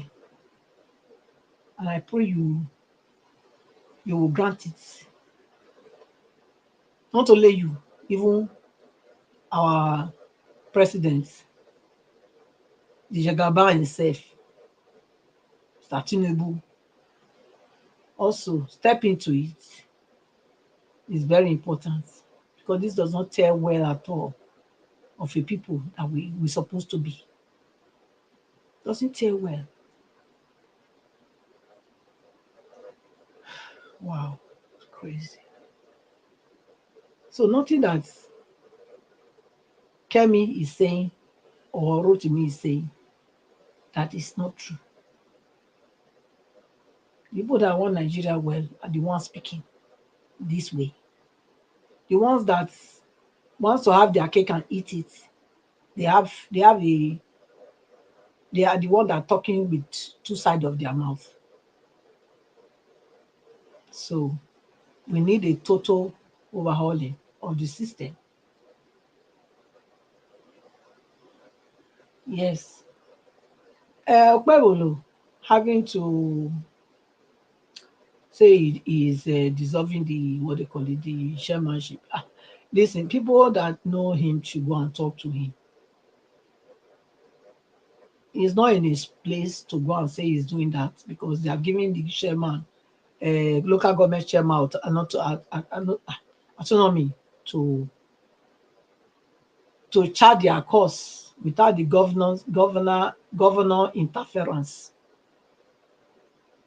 If the governors were doing well prior to now, and they were actually using the allocation funds that were given to the states for the people, maybe Tinubu would have not gone that side, would have not done anything. But in a way, I'm starting to believe that with the little baby step that Tinubu is taking, that yeah, it's going to be a change. We cannot just wish everything just change immediately. You have to look at, it's easy to destroy than to repair. You know, like I said, I've always said in this platform, that if Tinubu turn around tomorrow and is doing the right thing, I will sing his praise. And in some aspects that I've seen what he's doing, yes, it's a step in the right direction. I know Nigerians want, they want now they want food in their table, they want this and that, you know. Yes, but at the same time, you have to understand that things take time. Yes, I will join that because I can see what he's doing. The local government never have this autonomy before. They are free now. Now we can march to the local government chairman and say, what are you doing with our money? We can. We don't need to go to the governor anymore. Before, you cannot even hear the governor because they carry gun face themselves. The local government now, yes, they are living within us. The councillors, they are within our own reach. They are all from our local government area. You know? And then they have sub-councillors, which is from your own voting, what they call a pool. You know, your own, yeah, your own area where you can hold them accountable. So I think it's a good thing. And apart from that, I think the policing also is already approved, you know, the state policing, which again, that will also make it easier for our people to be the one policing our states and our local governments. Because now, the Nigerian police force, they come from everywhere. And most times, they bring people from the north to come and govern the people that to be the most policing in all our places there. You know, I don't know why that should be. They don't know our place. They don't know the area, but they bring them because why? They want to make sure that they have their eyes everywhere around us. So if we have this state policing, of course, it is like what it was before this when they changed it. You know, when it was regional, everybody managed themselves. Everybody have their own soldier. They have their police. They have their customs from your states. From your state. Not that someone will come from Sokoto, come and be doing police in those states. That was not it. So this, you know, state policing is good. It's a very positive thing because yes, then it will enable our people as well. Because it's our people that will be policing us. It's our people that will be in, you know, the different aspects of whatever the state is doing. So I give him thumbs up for that. So let Nigerians be patient. I will join other people that are saying Nigerians be patient. I know it's tough. The going is very rough. But at the same time, we have to be patient. There are good things that is happening. Rome is not built in a day. The destruction that has been happening for how many years, it will not take it will not take just 1 year and a half to fix it. It will not even take 4 years. But maybe, you know, by the time Nigerians see the low hanging fruit, their anger will calm down. You know, so that's what it. Now the second time I go leave Anna. Thank you. Thank you. Thank you very much, Madam Patricia. Thank you so much for your time with us today and your submission. I can see that you touched almost everything, which is good. Even the state police, I like that. Thank you very much, man. God bless you. Okay, I would like us to move on to the next person, which is Black Panther, my brother. Good evening to you. Please talk to us. Hey, my Nigerian brother. How you doing, Nigeria Watch? How far? You're burning a lot of things in Nigeria there, man. Brother, I pray for you every day. Thank you, I my just brother. pray for you every day. It's not easy to be there. And also those of us that are even thinking about it, that want it to be solved, it is not easy going through mental torture, which the Nigerian government is making all of us to undergo.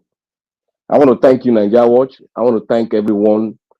Mama P, you are back home. Oh. I love your submission. Thick and strong. I hope you guys can hear me clearly. Yes.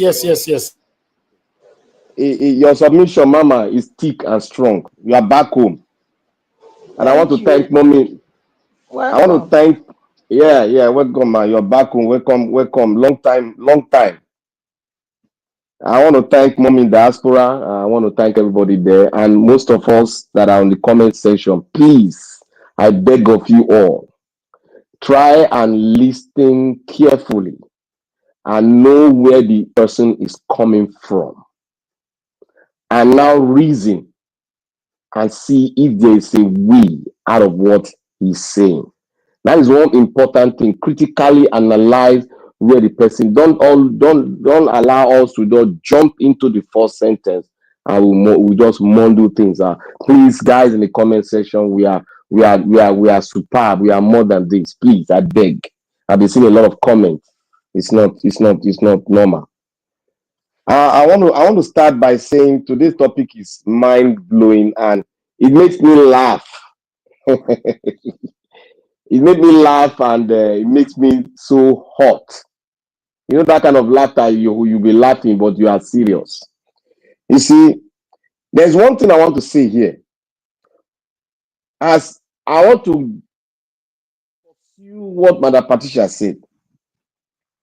You see, most of us, especially some of us that are not the Gen Z, we are from that, we are the middle, within the old and the Gen Z, we are the middle. You see, we don't seem to really know the history of Nigeria. And we don't understand that word Nigeria. Because if you know the word Nigeria, as if they affirm by you and I, are you really a citizen of Nigeria? And why is it that the founding father themselves said Nigeria is not a country? Why did they say that? You have not Ask yourself. You have not gone into the history, but you are hearing, but you have not convinced yourself to go there and check it so that you'll be well convinced and you now be thinking, how do I form and have a country that I will name, give it my own name, not the one the girlfriend of Lord Lugard gave us. You have not come to realization of it. This is wisdom I'm sharing now. But most of us just want, oh, I want to go back to Nigeria. Where will they go back to? They will never arrange. They fight for corn. Everybody just they treat human being as if it's nothing. Where they treasure cow more than human being, where they treasure fowl more than a human being. Your founding fathers said it is not a country. I'm bringing it raw to you. They might not have said this, but from their sentence, statement, there is wisdom. I said it here. There is wisdom in their word. That is why they said things that if you and I will say, I don't love my country. If somebody said, if your own founding father will say, if you don't form a union, your case will be worse than the Democratic Republic of Congo. Have you even sat down to listen to that statement and go and read? I brought three founding fathers, three of them that were strong, three musketeers, great men that we can be proud of. I brought them here. None of you have. You just listen to that specific to have one place. You not consign me. Now the new Nigeria I want. How are you going to get it when you don't go back to your history and find how the thing made, how the mess up came about? From the panel, but most of you are not going there to read. Where you got the problem. That is why you are fighting. You are fighting Kemi. Those like the caller that came. I was talking about Kemi. Kemi does not do this. See, you are fighting Kemi because you don't know much about your country.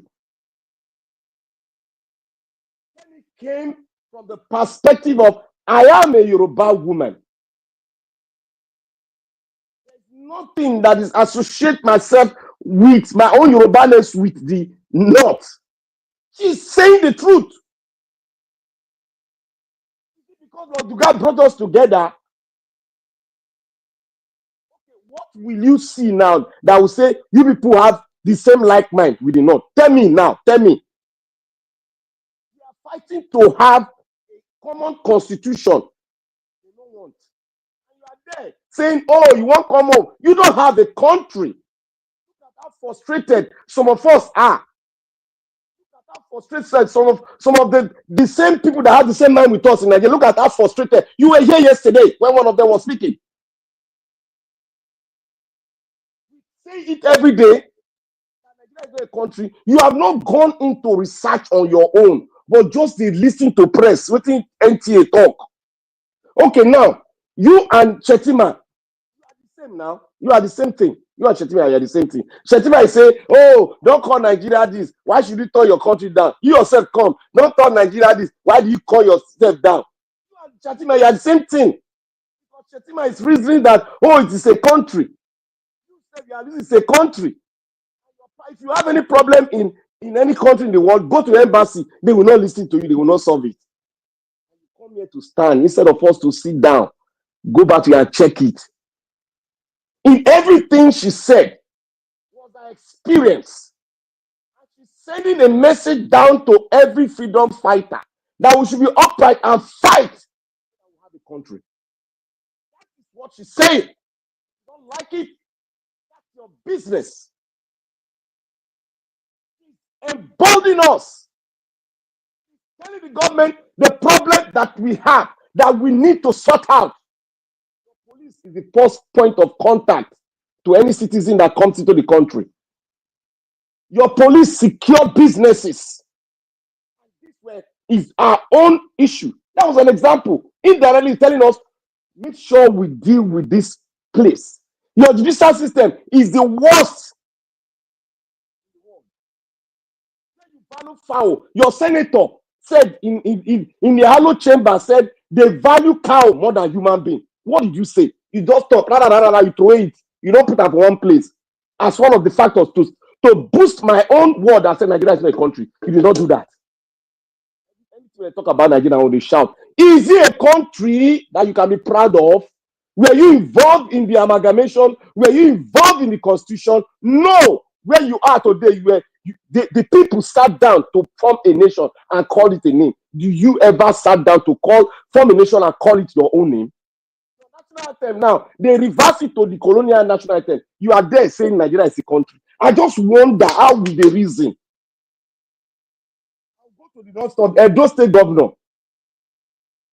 You have started biting the tails of the tigers. I didn't talk on this constitutional stuff. The reason why I didn't talk because I want to get myself abreast. I want to go back to the books and check it. And the problem we have in Nigeria, I told you all, is because Nigeria is not a country. Our constitution is haphazard. Zagazigi, not their constitution. Now, the Supreme Court said something. Interpret. Meanwhile, you know, Supreme Court interpret. Then the legislators are interpreting again. That is what we are seeing now, because what is there now, there is no true fiscal federalism. Fiscal system is not there in Nigeria. Now, why would Okpebolo suspend a government? Why would he suspend a government that is independent? That the Supreme Court interprets the Constitution. But now, the legislators are interpreting the Constitution the other way. Don't you say there's a problem? The Attorney General of the state, of Edo State, you have an issue here. Better act before we start acting on you. Because as an Attorney General of the state, you have the right to interpret that constitution and advise the governor on what to do in order to make your constitution a laughing stock. Attorney General, this is a word for you, my lord. You have a power. You have the right to interpret the constitution to your state governor who have appointed you to be the Attorney General of the state. Cannot be your job. Please, sir, put on your resignation letter. It's a disgrace for you to suspend a government. Your Supreme Court said they have independence of their own. Now, let us see now. They say they have independence, but the Constitution is saying something. Let us see now. Do they have, when they are sharing the money, where does the money goes to? It goes to the account of the state. That is where we have a problem. Oh. They are talking now, but the president is talking. The account, where does the money go? The local government money, it still goes to the state account that will disburse it with their own any paraphernalia, disburse it to the local government. That's where the problem is. Not boldly, not self-written, so that people, ordinary man on the street can know it. You say you have studied, you are practicing federalism, you are suspending a government that was elected by the people, quote and unquote, despite the rig. They were elected by the people. You suspend it. Do you have the constitutional right to suspend a government? You have gone to the Supreme Court to interpret that portion of the Constitution, and they said it has its own autonomy. Have the power to suspend a government elected. They are not selected, elected. Even if the Constitution does not say that, you don't have the power to suspend an elected person by the people.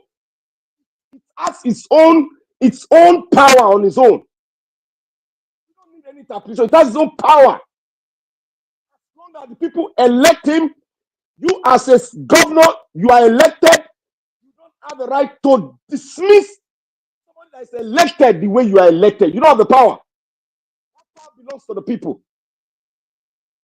The so-called legislative power, legislative house, you don't have the power to legislate over this local government. You don't have that power. The state does not have the power, the state house does not have the power to legislate over the state, over the local government, because they have their own legislative arm, which is called they call councillors. I'll leave that because I've spoken. The problem we're having is the Attorney General of the state. He's the basic problem. He's the one giving that lacuna to the state governor to go ahead to do it, because the state governor cannot just dismiss without not having counsel to tell him on how to go about it. That's the way side. If you don't state, if you don't call the Attorney General of that state out, you need to call him out. I'll go to the sentence of the boy. You see, Nigeria is you can call it any name, he deserves it because it's not a country. Now, I want to say the young Nigerian that was sentenced to death because he stole a fowl. I want to ask the question: despite I have said that we are using old laws, they need reform. We have been saying it, but the fathers of judiciary, they don't want it because it's to their own advantage. Now, a boy was sentenced by a sitting judge because he stole fowl. The question I have asked myself: was that the case presented to the judge? One,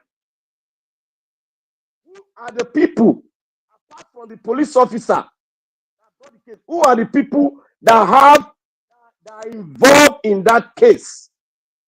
There must be a link to the police and an insider that knows the woman, that want to make the woman, that want to deal with the woman. There must be a link, because this is a criminal things, enterprise. It's a network. Because the police officer cannot tell me that he presented a case of he stole a fowl, and the judge will now sit and sentence him to death. It's not a Sharia law. Sharia law will cut one of the hand. You can see. Let us not rush into this issue. This issue is very big. I want to speak to the amiable governor of that state, Osun State.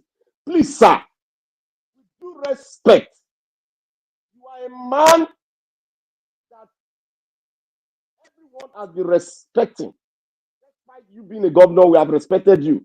In the business where you have done very, very well. Now, you have to open a case. And the Attorney General of that state in 2010 must be invited, the judge must be invited, the police officers must be invited, and the boy must be compensated for that 14 years he has wasted, and he must be taken back to what he loved doing, going to the medical field. I will expatiate on this, and I will expatiate on the tax law and the state policing and federalism, so that we know what the position we are going. Nigeria, thank you. It's a very wide thing that will make Nigeria better, but if we don't construct it well, we'll go in a zigzag way. Thank you, Nigeria Watch. That was a wonderful submission from you, my brother Black Panther. Thank you very much for speaking out. Yes, we should always say it how it is, no matter whoever that will be offended. Let's just say it how it is. That's what the platform is all about. Thank you so much. I appreciate you. I've said it so many times on this platform. If you're on the backstage, I will not remind you to be turning on your camera. You will just be there. You stay there. When you are done, maybe you go home. I don't know if that one is rude, but that's how it is. Because we cannot be educating adults all the time. Do the right thing. You see, some people will just be on the backstage. I have 4 people on the backstage since morning. No camera is on. And we know we have attackers here all the time. Please, always do this. Thank you very much. God bless you all. Mr. Alex, please talk to us. Good evening to you. Thank you. Thank you, Mr. Elvis. Thank you very much. I'm grateful for this opportunity. Can you hear me, sir? Yes, sir. Yes, sir, my brother. I can hear you. Thank you. Thank you. Mommy Diaspora, Owese Okoye Kada, my fellow panelists, thank you. Mr. Black Panther and other panelists. Those are the comment section. Viewers worldwide, thank you. Let me start with the boy that stole chicken. For a boy of 17-year-old to steal food is a failure of the state, is a failure of government. I heard I watched a story about a man who stole a loaf of bread when Australia was still having an economic problem. The owner of the bread shop took him to court. On the day of the hearing, the man pleaded guilty, and the court and the judge right there said, for him to have stolen bread, shame on all of you on this in these courts, and shame on all of us as a government. They had to set that man free, set him up, obtain a loan for him. The state gave him a grant. So for people to steal foodstuff, that's the harshness of the poverty. Regardless, stealing is stealing, but for somebody to steal foodstuff, food, broke into your house and stole food is a height of desperation, orchestrated by failure of the states. Failure of the states. So for countries are paying their citizens, you think they are stupid. Some of you are in different countries. You enjoy benefits of every kind. Your children get paid. You get paid as a single mother, single father, unemployed youth, a newborn baby. You get all sorts of allowances. That is how a state should run. But when you ask, people will tell you to shut up. You don't know what you are saying. This is how state is. It's not necessarily welfare. Because some people tell you we are not in a welfare situation. No country is running welfare. There's what we call care. You just care. You may not run it as a complete welfare system. You just have to show some care as a system. Because to avoid stealing, a friend of mine, he lost his job in Finland, and he said there's an office for those who live in Finland. They call it Keller. He has been there for a while. He has a permanent resident or so. He has been there for a while. He went to that office and they give them a card every month. The government will be paying them some level of money, maybe equivalent of their salary. So he said, now ask the man there that, why are you paying me? I'm not a citizen, I'm just a resident. The man said, criminality does not know resident or citizen or black or white. If we don't pay people like this who have worked before and they lost their job, if they go into crime, the money we will use to chase them and house them as criminals, as prisoners, will be times 3 of the money we are giving you now. The damages that will be done by the criminality. So you see wisdom. That is how leaders think. All we see in Nigeria is we are borrowing money, we are borrowing money, we are borrowing money. IMEC is doing this, we are borrowing money. Nigeria is going to be good, they will make progress. The progress they make in Nigeria is only them that know the progress. Only the senators, the president, the governors, they are the only ones that knows. Nigeria made progress second quarter of the year, third quarter of the progress does not show in people's lives. And we all travel all over the world. We see the real meaning of progress. We see the bus stations, we see the agriculture, we see the security, we see the employment. Our children are working there, our brothers are working there. They are okay. You see the meaning of progress. Our own, they just read speech and read speech and read speech. People are frustrated. People are frustrated. This is not how to run leadership. It boils down to leadership. Let's assume we are not even a country.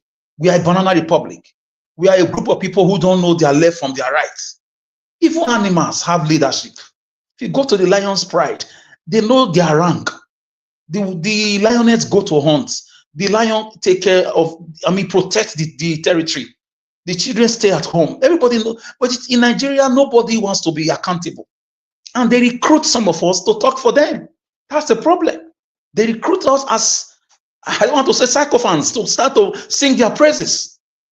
So the country is a failure. It happened to that family 14 good years. In a normal country, the judge by now will be arrested already, 24 hours. America, Sweden or whatever country, they would have swung to action. The judge would have been on handcuffs, on live TV. The policemen, even if they are retired, they will bring them back to face justice. You'll be hearing breaking news. The policemen who were involved, the 3 policemen have been arrested. 3 hours later, you hear breaking news. The judge has been arrested. Breaking news. The accuser has been arrested. Breaking news. You'll be hearing everybody. In Nigeria, they will just, Ademola will do his own. They will just kill the matter. They will go to call the family behind corner. The family will even come out to come and apologize. You will see. Next week, the family will come out to apologize to police, to apologize to government, that they are sorry for speaking out. That's what happens. Because they've weaponized poverty.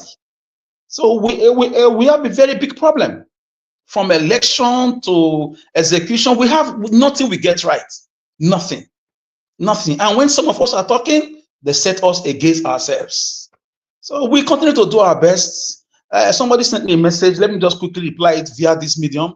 When I said I'm tired yesterday, it doesn't mean I'm running away from Nigeria problem. No, when it's that you are telling your son or your daughter that you are tired of this character, you are tired of this thing you are doing, I'm tired of you, it doesn't mean you are tired of that child. I was just frustrated at Nigeria's problem, Edo State problem. I was just frustrated because I expect too much from people. Maybe it's my fault. I expect too much from people. It's the reason I also went hard on the last administration of Edo State, because I expected so much from them. Now these people they're already failing me again. It's not too late. From what I'm seeing here, there is no blueprint. Government. There is no government there. There's no government. It just look at the people behind Okpebolo. Oshomole was accused to be a stark illiterate. He didn't have primary school, allegedly. When Ariave was dragging him, the Ministry of Education was on fire overnight because they wanted to dig into his educational profile. Who set Ministry of Education in New Benin streets in Edo State? Who set it on fire overnight? Ize who claimed to be a lawyer. I've never seen him in court. He claimed to be a pastor. I've never seen him preach in church. These are the characters that are behind the Okpebolo. These are the party shiftings in APC. What do you expect from such characters? And these characters fought naked last 2-3 elections in Edo State. One said one is a criminal. The other one said one is not trustworthy. It's a lot of bandwagon of rubbish. Edo State government, I'm not seeing anything, to be honest. It's just a bandwagon of continuation of criminality. There is no direction right now. No direction. We are tired of hearing including me. Maybe we should stop talking about past government. Face administration. Right now, who is advising you to go and dismantle local government? That is the height of illiteracy. Like I said, Oshomole was accused to be stark illiterate. Alex, sorry, 10 seconds, please. Alex, are you there? I'm hearing you. Alex, the person that advised the governor in terms of constitutional rights and issues is the Attorney General of the state. My brother, can I tell you something? Point to him. He's the one that gave that advice. Can I tell you something, my brother? Can I tell you something about that? Can I be honest with you?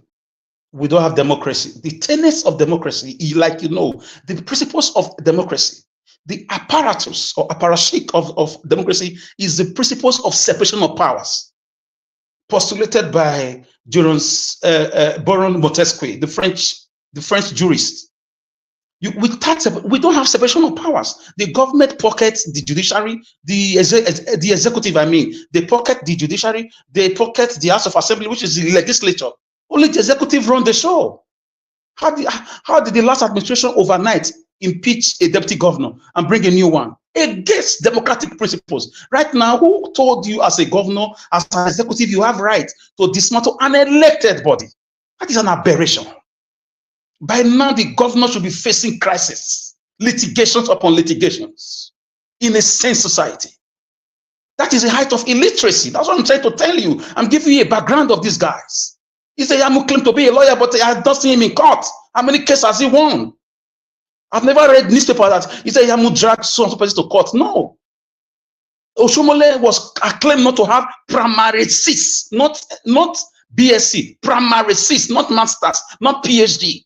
That is the godfather, one of the godfathers allegedly of the present day Edo State government. What do you expect from a stark illiterate who fortune smiled on and became a governor through the labor union activities?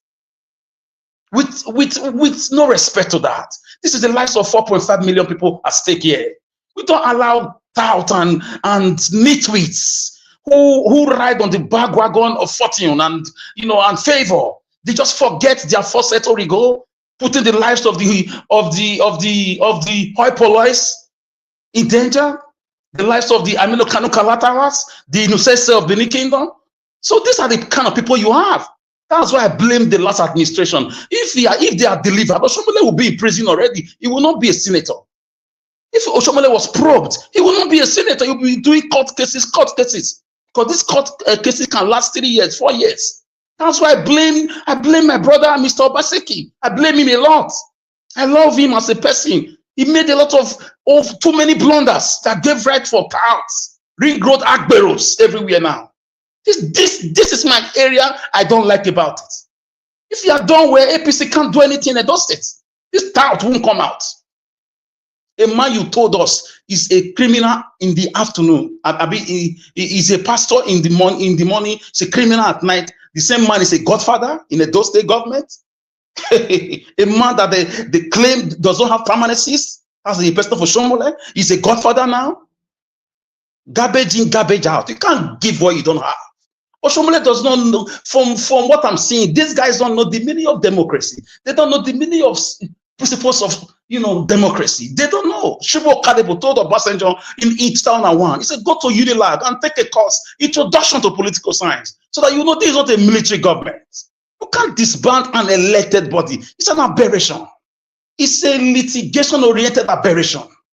I mean, it's lubricous. It's a state of pisma. Who are these guys in government house in those states? Where are the policies? Where are you leading the state to?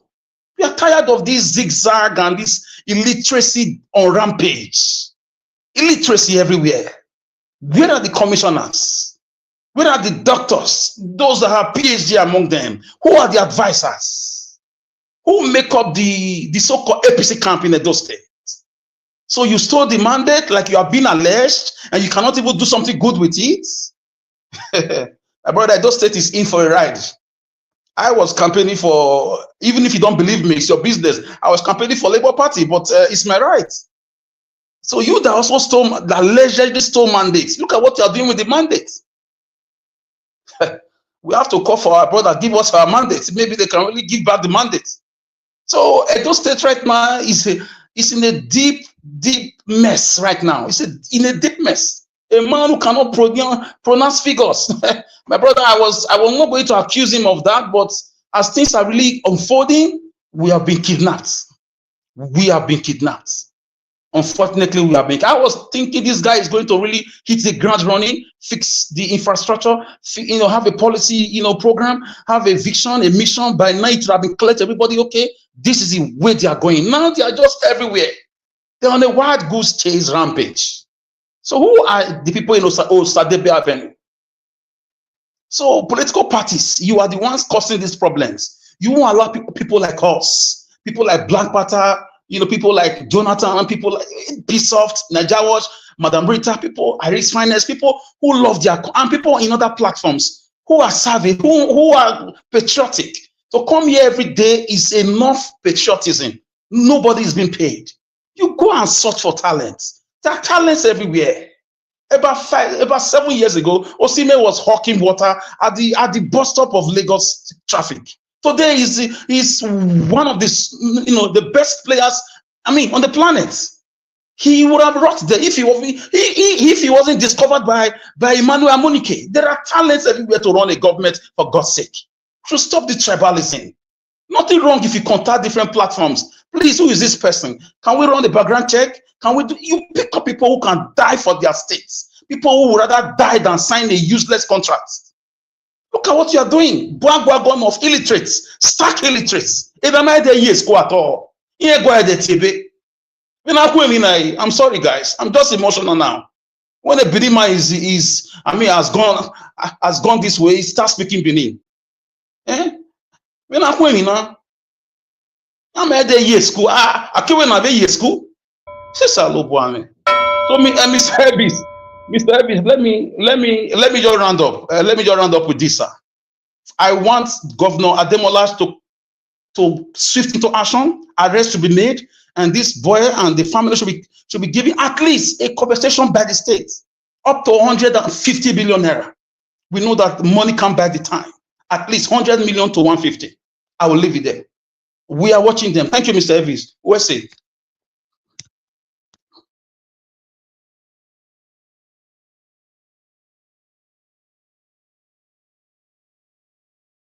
All right, Mr. Alex, thank you very much for that submission. Thank you so much. I appreciate you. Yes, the unfortunate part of it is that this is where we find ourselves.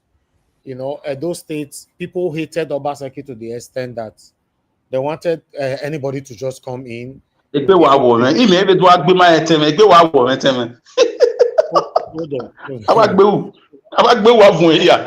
Please hold on, Mr. Alex. Thank you. You know, they wanted anybody to call me, a criminal to call me and all that. And it's a big problem. I've said this so many times. Benin normally have it as a parable or it means that if you, because of your enemy to lose your eyes, you will not see any eyes to look at your friends anymore. I hate Obaseki, I hate Obaseki, I hate Obaseki. Look where he has landed. Majority of those people, I don't know, the group of people that were hating him. On this platform, my stance remains. That's why I want people to judge me by me, not by us.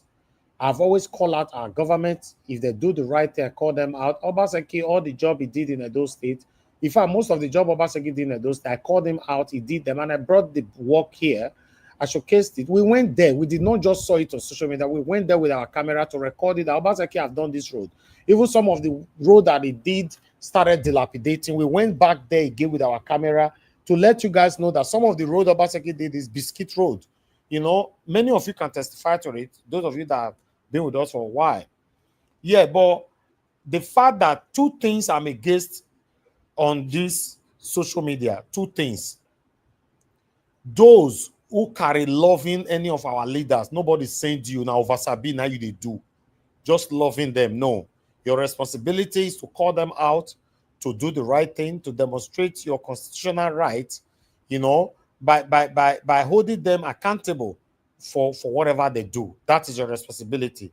You coming out to loving them now, Vasabi, they worry you now, and I go worry you for the rest of your life. Then two, those of you hating them, just because they are not doing what is right, you just carry hating them. Now, Vasabi, they worry you because I don't understand whether now Vasabi, I will call that one or you are satanic. Because I don't see any reason why you just come on, instead of you to address the most important thing, you just carry hating somebody that is in the position. As Tinubu don't do what put Tinubu Pepe reach for our eye reach. So I don't feel hate him one day. As Buhari do us rich, I don't feel it. Why would you just leave your lane and start hating? I don't get it. Call them out with facts. Fact only is what my platform stands for, Naija Watch. If it's not fact, maybe that's why you see I can walk freely everywhere, travel anywhere today, both Nigeria and anywhere, because it's fact. Only fact now they talk about. That's why you see I'll continue to say, hold me accountable by my words only. Not be waiting person talk for my platform like that our brother call just now say, make I control people where they talk for my platform like say they be baby. Don't do that rubbish again, please. Sometimes those of you that have been with us for a while, if you want to talk, you don't control how you talk, then you become I don't know, you'll be isolated. To be honest, you'll be isolated. I don't take that. You remember when Madam Luke was here, she was being carried left and right, like she owns the world. She don't have respect for me or anybody here. She talks anyhow and all that. But I kept telling her, mama, you're my elder sister, mama. But when people keep pushing, and I'm trying to let you know, please stop. There is time to stop, and you keep talking anyhow, then you'll be thrown out. Although Madam Luke was not a surprise to us because we saw someone like her before in the past. Her name is Madam Victoria. Many of you will remember her. That one normally coming that time calling me Elvis. I'll be calling you Madam Victoria. You'll be calling me Elvis. Like say I be your son. That one was also thrown out. So the truth of the matter is this. Let's face the topic. Let's call our government out, without not applying any sentimentalism. If he's white, let's call it white. If he's red, let's call it red. But the fact that sometimes white, some of you will be painting it to be red just because you want it to favor you, I'm not part of it. Look where we are in Edo State today. Yes, I understand I stood my ground then by staying neutral. I never wanted to campaign for anybody. But my stand was, I was looking for a victory between Olumude Akpata and Aswa Igodaro. That's just the truth. Even though some of you were hating on Obaseki, But I was looking out for Aswa Igodaro or Lumide Akpata. I never one day look out for APC or anybody they are bringing in. Many of you can testify to that. Even as of that, I went out by saying, those of you on this platform were just focusing on Obaseki. Obaseki was not on the ballot. I came out by telling you guys, Una, don't forget this APC guy is the biggest threat here. You know, Mandarita said I was gagging you guys at that time. Some of you accused me, make I talk. Obaseki gave birth to Aswe. In fact, the campaign that most of you did on this platform was Obaseki. Instead of focusing on Aswe or the main topic was Obaseki. But I kept saying, the biggest problem you guys are going to face, or rather the biggest shock you guys will get, is going to be the APC guy who will emerge as the next governor of Edo State. What are we seeing today? If I say I foreseen it, and it came to pass, right? Even though we know cases right now in courts. But you see, sometimes and when they talk here, some people don't look us like say we don't know, we don't have other better things to do. In case you are not aware, some of us not go suffer again forever. Yes, you get why. You get why? Me not there, those states. I have investment there, but I'm not there. Whatever that is going on there now, we want a betterment state or a better person to rule. Una say una not go agree. Now tout and agberus now I want everybody that supported those satanic thing directly or indirectly with mask or mask. Make una enjoy them. Thank you. I'd like to call on Midwest people. Thank you, sir, for the time with us. Good evening to you. Please talk to us, sir. Good evening, Najawash. I greet you, sir. Let me go to another place. Thank you very much, sir. Go ahead, sir. Thank you. I greet the house. I greet everybody, both listeners and viewers across the globe. I greet everyone of you this evening. Thank you, my brother. You've just, you play so many video here. And, I like so many issues affecting our country. Some are very heartbroken. Like that young man dream that they just stopped unexpectedly. And the truth of the matter is that many people have been passing through this. So fortunately, that is where we find ourselves. But I don't know whether one day we'll overcome it. I can remember when Lucky Benedion, they swear Lucky Benedion in then, where we started this democracy. And he went to Oko prison. I think he gave pardon to some prisoners that were there. And they show a particular man, I can recall. This man has no offense. He was just driving. Either a judge was in a car, mistakenly, either he hit that car. They just pick him up, and that's how they dump him there. And Lucky set him free, and he was so heartbroken. Though then we were coming out from military dictatorship, so there's nobody to actually question. And the guy he spent a long time there. When they released him, he was shocked. And I think it was not even from Edo State itself. That's the shocking part of it. So to tell you the kind of situation we find ourselves, how terrible it is. Thank God this one is also alive. Do you know those that they will just call out and open fire on them and throw them away? Which they call extrajudiciary killing. So a lot is going on, my brother. It's very sad. And that is why sometimes we spend a lot of time here trying our best to see if our leaders can change the way they govern. But it's like nothing is changing, man. It's a kind of a meta issue. So I don't know how we're going to get out of it. Either too much of power, excessive power, and we have not really tested rule of law since these British people invaded us. Everything about us is forced. They force us to be part of what is called Nigeria. They force law on us. They force people. They brutalize people. Those who resisted them were, thrown into jail more than gruesomely. And no report about them till today. We don't study the history of our heroes. Those who stand against those kind of injustice. So I think it's already in our DNA to behave like this. The way I'm saying things, that's just my conviction tonight.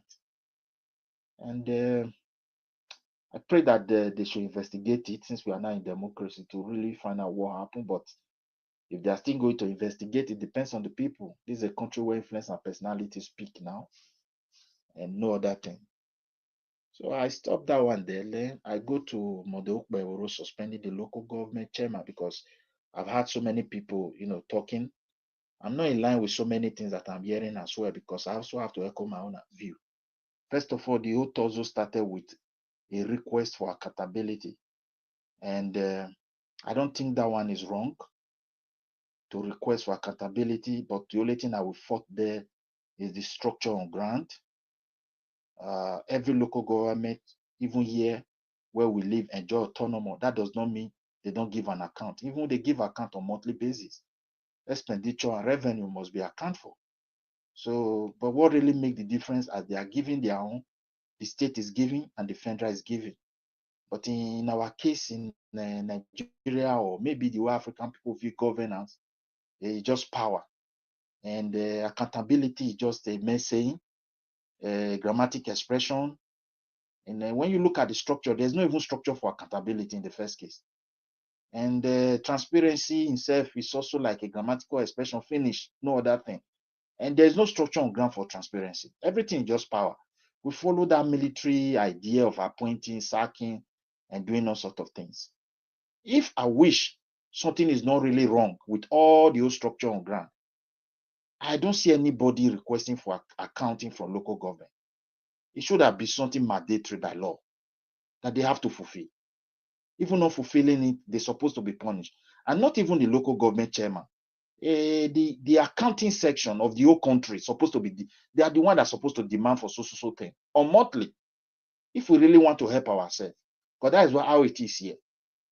But if the new president on our own level, our own governor, ask for it, I don't see anything wrong. But I would have expected the local government to produce those financial records, an account on how they have been spending the money, how far they have gone. You blow the on for me to stop. I heard the noise. Hello. Naja Wash, are you people hearing me? Yes, continue. Continue. Okay. If I wish the local government, the account, they give proper account on how they have been spending the money, how far they have gone, what they intended to do, what they are doing. And there are books that people can easily, it also give a light for that planning.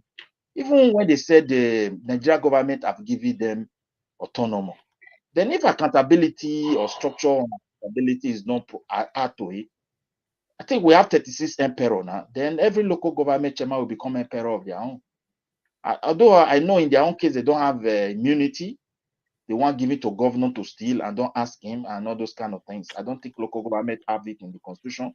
I stand to be corrected. I don't know whether they have put that one there, but they always said they want them to be receiving the money. And if the full stop is just receiving money and there are no clause on how to account, my brother, they have created another emperor. And how to really protect them not to be suspended, I don't know. As far as the constitution, I don't know. So if the House decided on because what they are doing now, the governor requested for it, he approached the House, and I've seen the Attorney General today, addressing the issue. The people went there, whether the same local government chairman, and said yes, it's constitutional. So you can see the whole confusion. So I don't even know how the constitution address how they should be questioned, how they spend the money.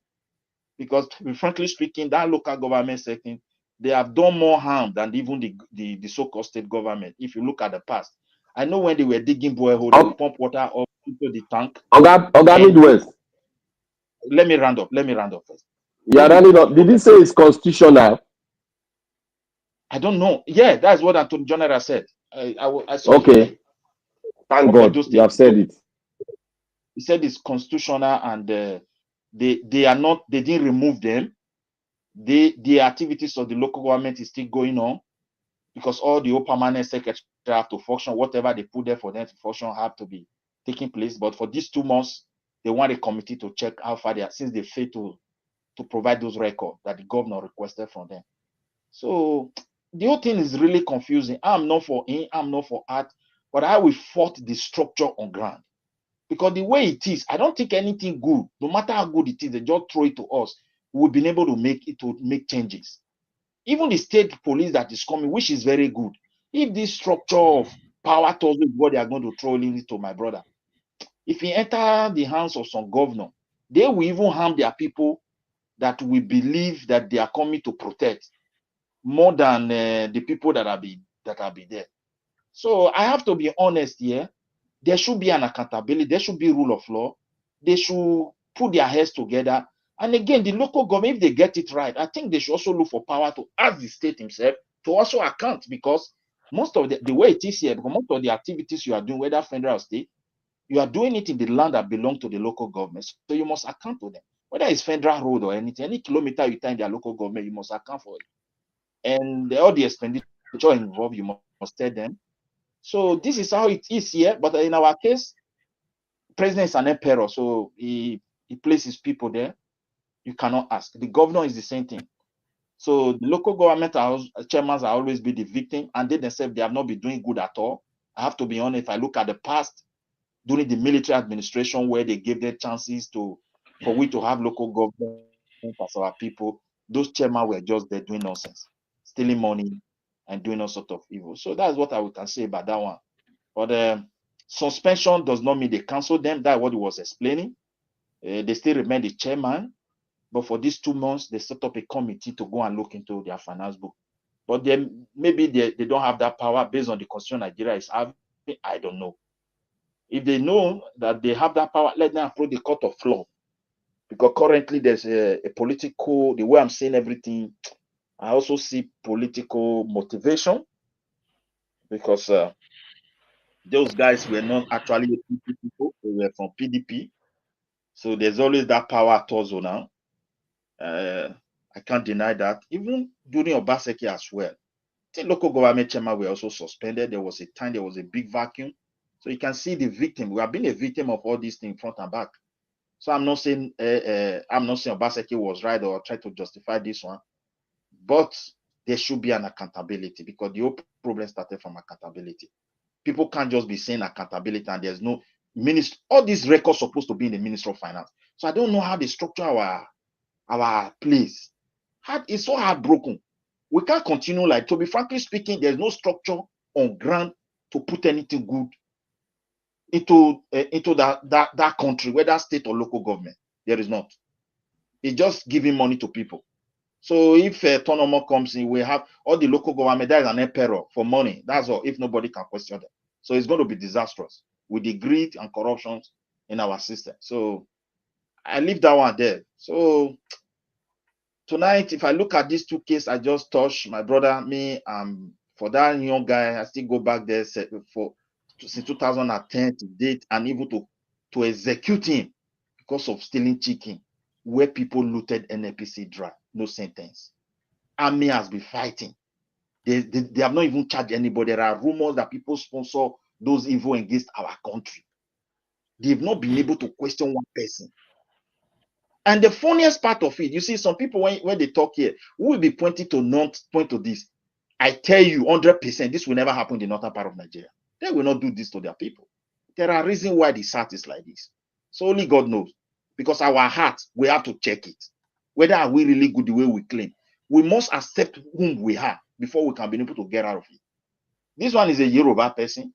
And maybe the judge is also a Yoruba. I assure you, they will not do this because of chicken to their person. They don't have that mind. And that's why they dominate the country. They direct the country. They shape the country. And we just, they're breaking grammar while they are calculating what to do. And what they do, they will perfect it. And we keep on shouting. And the country is going down every day. So this is my submission. I give space to another person. I will let them also echo their view. Thank you very much.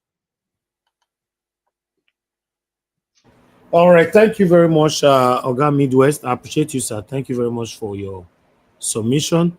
Anyway, I don't want to respond to your submission yet, but let us hear from Oga CM. Oga CM, well done, sir. Domo, sir. Domo, sir. Thanks for coming in. I better talk to us. Good evening, sir. Okay. Thank you, Niger Watch. Good evening. Yes, let me hide it. Thank you, Niger Watch. Good evening, everybody. Please, all protocols duly observed. I'm quite late today anyway. What I wanted to say 1 or 2 things about is, well, this issue of chicken, the chap that was sentenced, I think they say it's how many years he has spent in prison for stealing chicken. You see, Since sometimes 2002. how many? 16? Oh, so okay, since 14 2000 and years, 14 years, Oga CN, 14, 14, 14. Now, yes, I wanted to make sure 14 years. So, which means since 2010. Well, you see, this is part of the reason why if somebody is condemning Nigeria, it's not necessarily because of maybe physical underdevelopment, but is it part of our law that somebody should come before a judge and the case is you stole a chicken and they send you to prison? Chicken. I think this reminds me of the music of Unlimited. It's called Unlimited Liability Company. It's just like a radio jingle or something, a music, or just like a song, not music, song. Only it's called Unlimited Liability Company. The person who composed it is called one Mr. Tunji Oyelano and Professor Wole Soyinka. They said, I love Nigeria, I no go lie. I love Nigeria, I no go lie. If you steal bread, na jail be that. If you steal million, na national award. If you steal more, then go say na rumor. Do you see it? Maybe I'm not singing it well, but so if you steal bread, they send you to jail. If you steal millions, they give you national award to encourage you. Then you go and steal more. They say, that one na rumor. It didn't happen. You see, that is where Nigeria is. There's no way you can explain somebody going to prison for chicken. So on the day they are trying the chap, if at all he stood before a judge, and somebody suddenly said, how much is the chicken in 2010? Maybe it's not up to 1,000, or let's say to 2,000, and somebody coughs out 5,000. Say, look, oh, this is 5,000 for the cost of the chicken. Wouldn't they stop?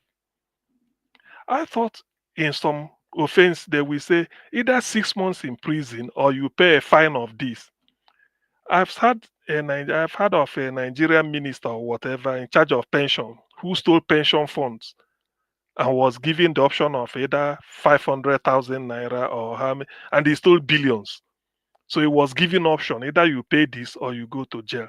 Was this chap not given option for stealing a chicken that may not worth up to 2,000 then? 2,000 naira.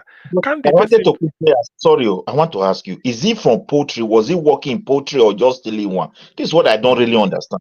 even if You na know, the one where the even if na chicken where they waka for road na ain't catch that one, let's just say is to.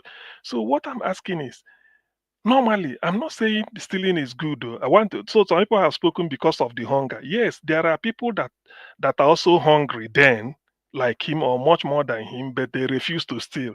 That is, by the way, stealing is a conditioned action, not, I don't think it's reflex. It's a conditioned action. But this is that I'm now looking at the level of what the law says. This is now between the guy, the person they accuse of stealing, and the entire judicial system of Federal Republic of Nigeria. They now said, you stole money. They say, yes. I mean, you stole chicken. So what did they do? I thought such things, they said, okay, yes, because you stole chicken, that you go for 3 months imprisonment, even if it's 6 months, or the option of this. So was there no option? But we give people that stole billions option. This is the area I'm coming from. I know Nigerian law is against stealing. They didn't say whether na biro or na you stole a mansion or aircraft. But was there no option given that, oh, you stole chicken, you've been convicted? If the judge is so ashamed to even convict the person. I've read in one book somewhere that a judge was a thief, somebody was accused of, I don't know whether it's bread or something. When they brought the chap there, they said because of this, the judge dipped hand in his pocket while in the court and paid the money and tell the one and even give some to the chap, say, go and buy bread next time, get yourself a job. I think there he now contacted either the ministry in charge of job providing a job or labor for employment.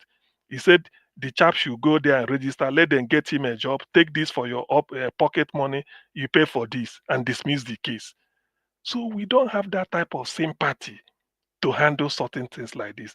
And when you take the chap to prison for 14 years, you'll be feeding him. If he's sick, you take him to hospital, as bad as our hospital is.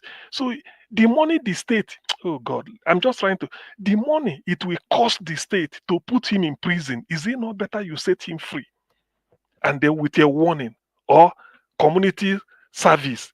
He said your punishment is, where did you steal the chicken? So village. You have to be sweeping the village and market square for 1 month. Chairman, local government, make sure he sweeps it, gives it. That type of thing. Because somebody stealing chicken means he's hungry. Even if you say the chicken, how much? It's a shame. Nigeria is really a zoo. These are some of the reasons people condemn Nigeria. Not because of when somebody say they say Nigeria is getting well. It's not getting well or anything. Look at chicken. Why I'm bringing this scenario is sometimes the law has a human face. The guy has made a mistake. He stole a chicken. There's no justification for that. Even if you're hungry, others are hungry as well. But the law cannot be this mean in trying to try this type of person. It cannot. It cannot. He's to what is chicken? Because if our judicial system is not crazy, you should have checked if you send him to prison. Do you know when the moment you send somebody to prison, it is the duty of the government to cater for the person, feed the person, provide accommodation, do everything. And in the course of doing that, if something happens to the person, his fundamental right, he will now sue and they even make money for damages. I don't know whether we reason this way. Why I'm thinking like this is there is some of the way people think. They say in the UK, if you get you pickpocket, if they go to something like court to send you to prison, they will say, how much will it cost the government to keep you in prison than to give you community service? So that it won't cost the government money. Rather, you pay for your distance than to take the person to prison. You are responsible for the clothing, for this, for that. Any illness, it is you. If you fail to do it, you will contact a lawyer. The lawyer will say you know all these things. But this is a civilized country. Nigeria is not civilized. So that is the reason. I'm so ashamed of that. And if the mom, like I had, did not go to a radio talk shop or something to go and shout and cry, he would have been there. Maybe they've forgotten.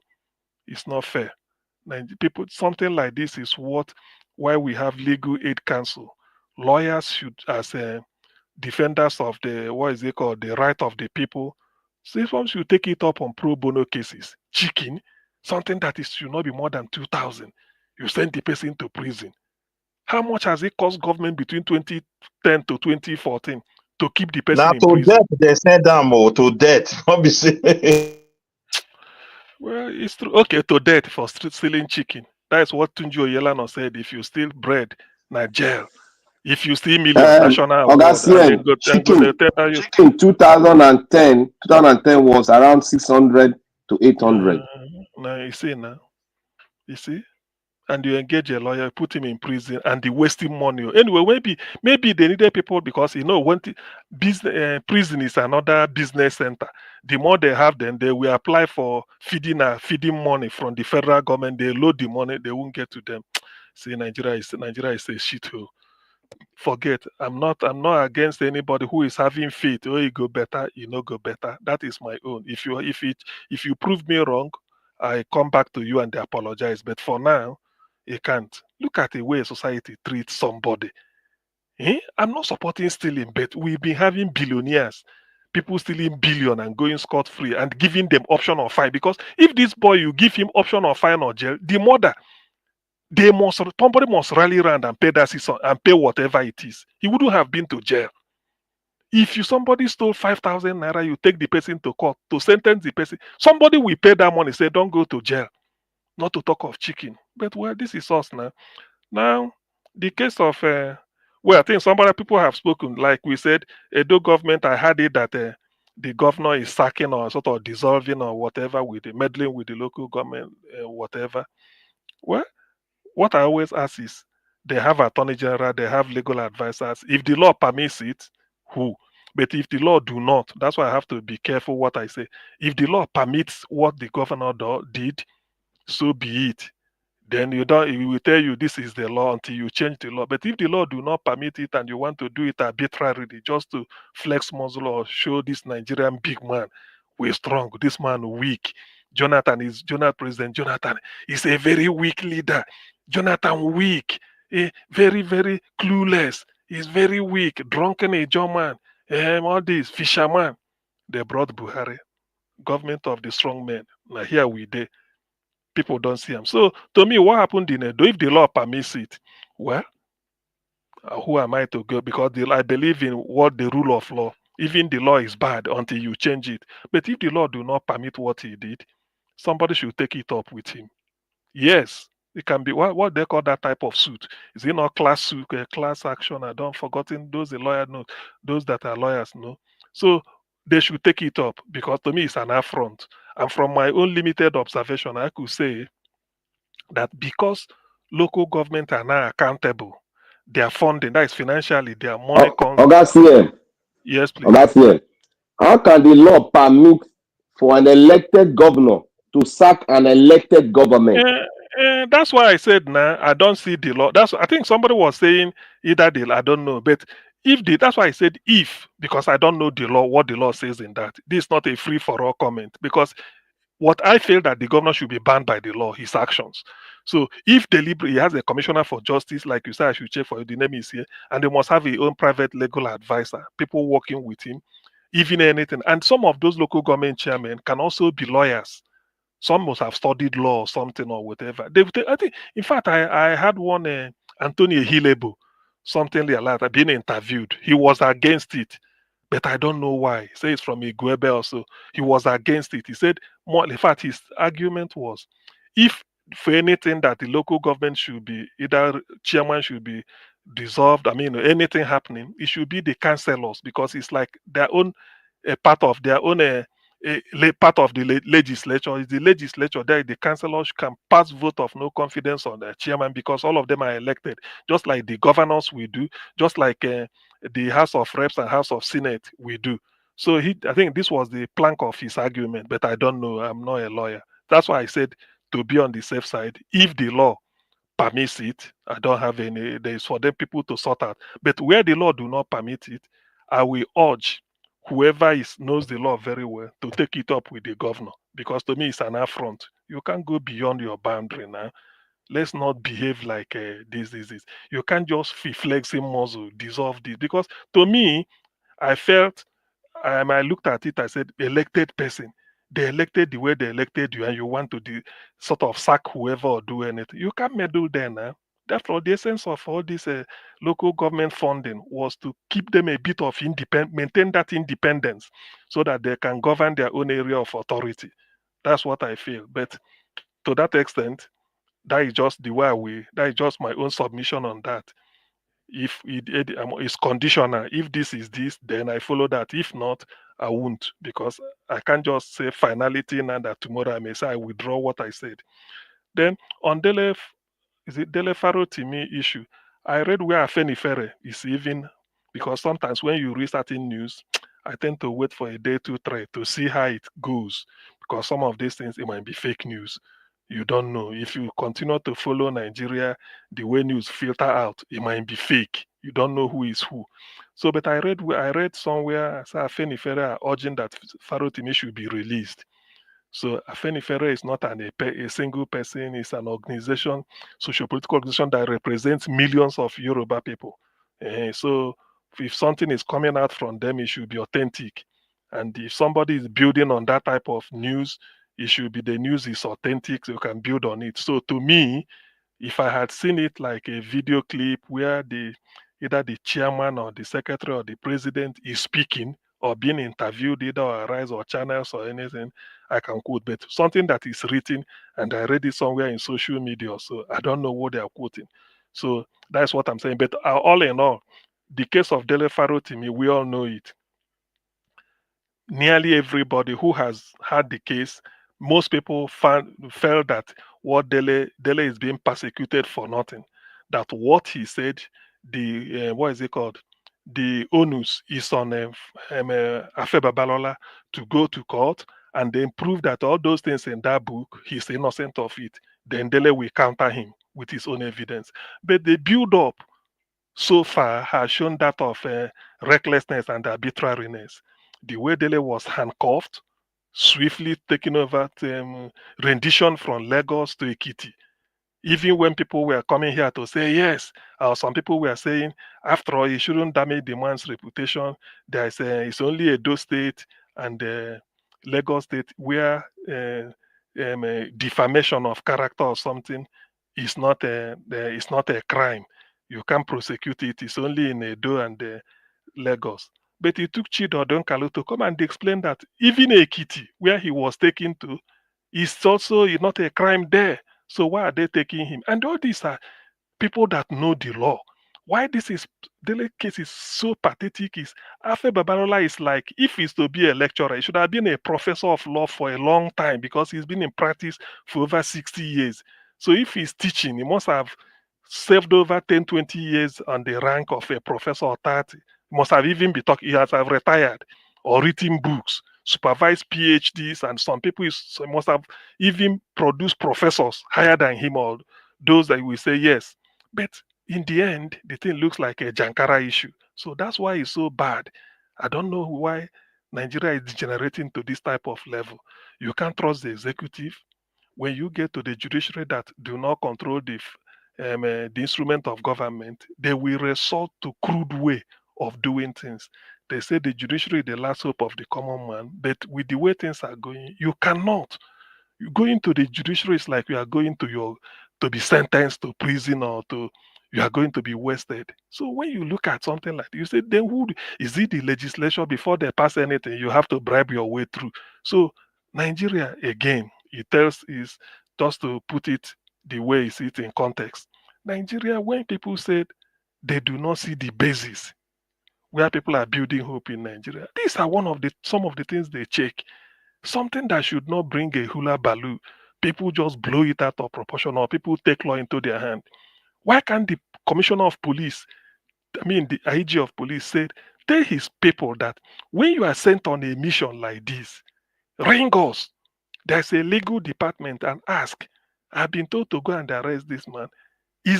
Can we be deployed there? Police has a legal department full of lawyers. They could say, no, under police, under this thing, you can't. You can't be sent to that, no matter how powerful the governor is or the individual in the society. But the police will do like zombie, go and carry people anyhow. See, Nigerian case, to be honest, and it's getting worse now, particularly in a government where they say the leader of the government, Tinubu, is a human right. He fought for democracy. Now then they do demonstration. He fought for democracy. They then fight Abacha. If you want to talk, I remember when they are doing a campaign, say who is P2B? Did P2B know where they fought for democracy? Tinubu fought for. But look at somebody who fought for democracy. Abacha's regime is even better now. Abacha's regime is even better. At least in Abacha, there was a bit of light. The economy maintained the macroeconomic stability. Go and ask anybody based on Professor Sam Aluko, the way he was looking, NEIC, National Economic Intelligence Committee. There was something like that. Now, consider that with what is happening now. Nigeria is in free fall. Human rights, zero. Under Abacha, you are in a military regime. But look at what is happening now. And yet, people will still tell you that, yes. What is the point? If there's anybody, a president that should have been well grounded, like they say, it should be Tinubu. You said you're an Adeko chieftain, you fought democracy, you fought military, you went into exile, you've been a senator, a lawmaker. Your wife has been a senator, another lawmaker. You've been a governor. So in all these things, you must have been civilianized. All your attitude should have been civil. But look at everything is behaving as if we are in a jungle. Go and fetch him there, go and fetch him, and they'll be torturing. Look at Dele Farotimi in a handcuff. A handcuff. What did he do? Before people have to shout. So he's a very bad omen on Nigeria. Tinubu, he has no plan. He just came to enjoy himself. I keep saying it. He's just enjoying himself. Simple thing, he should have arrested, he couldn't.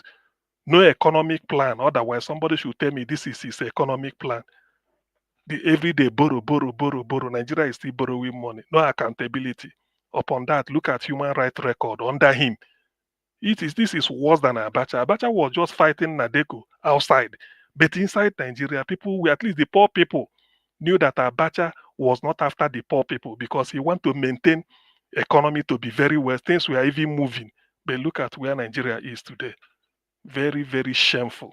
And then people will come and tell you, Tinubu is trying, Tinubu will do this. Tinubu is not doing anything. He got no plan at all. If he want to restructure Nigeria like people were expecting, move on with what you want to. Don't listen to anybody. There's no point to looking for second. If you do everything within first time and you didn't get second time, people will record what you did. Jonathan couldn't do it beyond 5 years, but people remember what he did. They remember what Jonathan did. The Nigerian economy was #1 in Africa under Jonathan. You can't remove that. It's a record. It's a record. It hasn't happened before. Under him, Nigeria became the biggest economy in Africa. Somebody was saying sometime that people were even doing so many businesses, but they used propaganda to remove him and brought in Boko Haram. Now look at where the mess Nigeria is now, and Tinubu has no clue. Where is the clue? No economic plan. You float the naira. You do everything. Nothing is working. Look at the level of poverty in Nigeria. Instead of getting better, it's getting worse. What Buhari even left, the exchange rate Buhari left, look at where it is. Now that you've removed subsidy, where is the money? You are still paying subsidy from behind. We have a Dangote refinery. What are people buying petrol? So Nigeria is in free fall. Nobody is in charge. For somebody will tell the person, place the indices on the table, let us follow. Not to just come and mouth and Tinubu is this, Tinubu is that. I don't do that. Nigeria is in free fall. It's as simple as that, and people know it. That's why the North is fighting him. But then I blame them because they understand all these things. Instead of doing what is right, they then went and used sentiment and rubbished everything. Erufai is no more talking. This is the meaning of Muslim ticket. That is what we are implementing. We need a Muslim. Now we've got Muslim. What is happening? Nothing. Niger Watch, thank you very much. Let me stop here. Thank you. Augustine, I can see that in fact, you are fed up with the situation. Yeah, of course. Not be only you, sir. Before you came into the panel, I don't know if you were listening to me. I said, to be honest, even with myself, the thing is tiring. It's really tiring. If not God and my mother and those people that people like you and that I look up to. Whenever I don't want to come on air, I just think of you guys. I know be anything I beg you. Me safe. And you are the con support. Not be safe. No, to be honest, on that CM, it's discouraging. I'm telling you, it's discouraging. Look at the submission now. Dele Farotimi was handcuffed. Yaya Bello was walking like a king. While our lawyers, our judges were bowing down, greeting him, like a miracle happened inside the court. Someone who stole chicken was sentenced to die. Why people who stealing billions? So the whole thing, your be as it get, man. Your be as it get. I beg, you as it get. Anyway, let me respond to you on the comment section. Sendam, you said if I get your comment right, at Niger Watch, I wanted to highlight a video on social media debunking the Prado Jeep theft by the former Edo State commissioner. In interest of fairness, it will be good to play the video here. Yeah, if you get the video, please bring it. Why not? I will play it too. My platform is a fair platform. I'm not there those who go verse, who go love me. If you love me today, you hate me tomorrow. Maybe next tomorrow you will love me. That's what I do here. I don't see the video. I don't know where it did. I told you guys, if you guys see a video that you think that is I need to showcase, bring it on. Sometimes you might send it to me, I might not see it. But as we are here now, if you send it, I will see it. Just write on the comment section, say you don't send them. I will play it. Why not? Thank you. Oga Chris, thank you very much, my brother. It's good to have you on the show. God bless you. You see the one who will come the best way it is chicken. The sentence are to death. And the one will now play for Nigeria right now. Chicken foul, night thief. Thank you, my dear brother.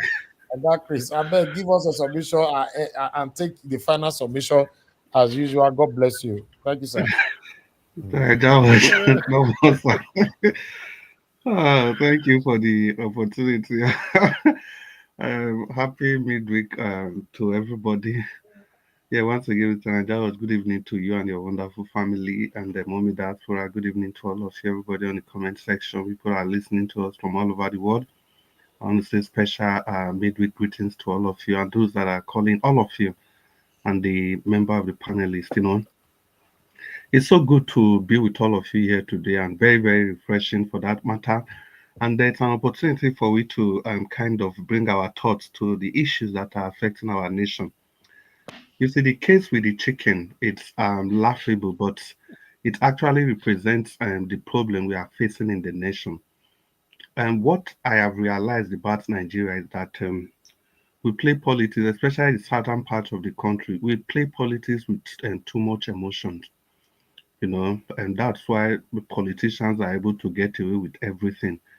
When we see anything happening, everybody's just talking emotionally. We look at it from the angle of what our emotion, morality. We think more moral than what our law says. We need to understand that our 1999 Constitution was a document. It was crafted from the military dictatorship. Now, the military, they were going to hand over power.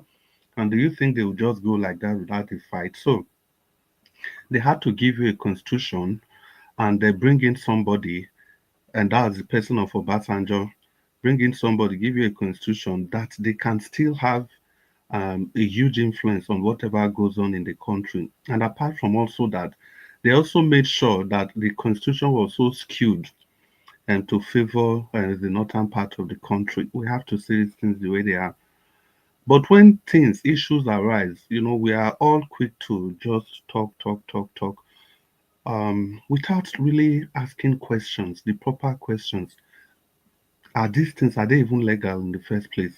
Is there a legal backing to any of these things we are talking about? Because it will just be like dancing naked in the rain without actually taking cognizance of the fact that people are watching, people are looking at your nakedness. The problem is the problem with the people that are implementing the law or the law itself. That's a deep thought for everybody. We should understand that our laws, most of them are so archaic, and you will not believe the kind of things you have in your laws. You cannot believe some of the things you have in your laws. That's why when people start taking advantages of this and then judges are giving judgment in tandem, or administrators, emperors, they are doing whatever they want to do in tandem of those silly constitutional provisions. We will all be shouting. We'll all be shouting. But if you go and test any of these things in the courts, you'll just be surprised that all these they will pass.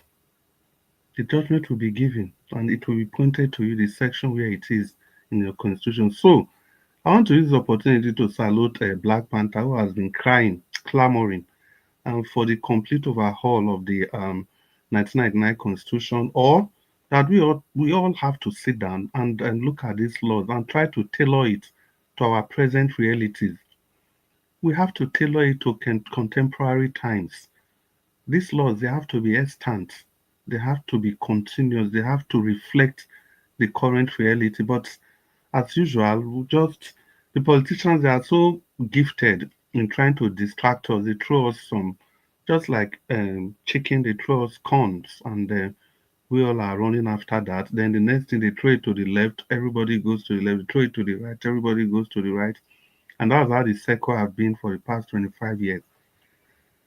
And that's why you can see Dele Farotimi's case. You can see the section of people that are talking. You can see the section of people that are talking. You can see the people that will not say anything wrong with Dele Farotimi. Go and check. Most of these people, they were pro Tinubu. They were also anti Labour Peter Obi move. Go and look at it online. In fairness, you see that's the pattern of distribution. I know some of us, as usual, want to point to one or two examples, but you want to use the exception to justify the norm, because that's how we do things. Kaderi Farotimi, the guy is there. We have somebody, Attorney General, Accountant General of the Federation, that stole billions. He was rewarded with what? What was he rewarded with? Chieftaincy title, and still nothing. Maina, if people don't know, Maina Mena was the guy that implicated Orosai during Buhari's time. Because that's why I say we in the South, we do a lot of things with emotion. During Buhari's time, everything that Jonathan's time, everything that has to do with Jonathan, it was all corrupt. Anything that Jonathan touched, the APC and the Buhari APC, Tinubu, all of them, anything that Jonathan touched was corrupt. That was how they implicated Mena. Mena was in charge. Oronsaye, the guy was in charge of reforming the civil service. The guy wrote a report. This Buhari so that people still make excuses for. This Tinubu that people make excuses for. The APC people, all together, they use propaganda to say the guy actually stole some millions and built some houses left, right, and center. And Oronsai was removed. He was removed from that position. What his sin, his major sin was definitely because he came from the south. He was removed, and I saw a lot of people clapping. Oronsai went to court, and the court set him free that he was unjustly removed from that office. But that was like 3 or 4 years. But Oronsai was already gone. But the same Oronsai report that Buhari, Tinubu, and the APC, the same thing that same Oronsai did that they said he was corrupt, that's the report that Tinubu, even Buhari and Tinubu, they've been implementing piecemeal. Because they throw emotion to you and everybody just say, yeah, Jonathan, let's kill Jonathan, he's corrupt, he's corrupt. And at the end of the day, that same report, that is what the APC they are using till today.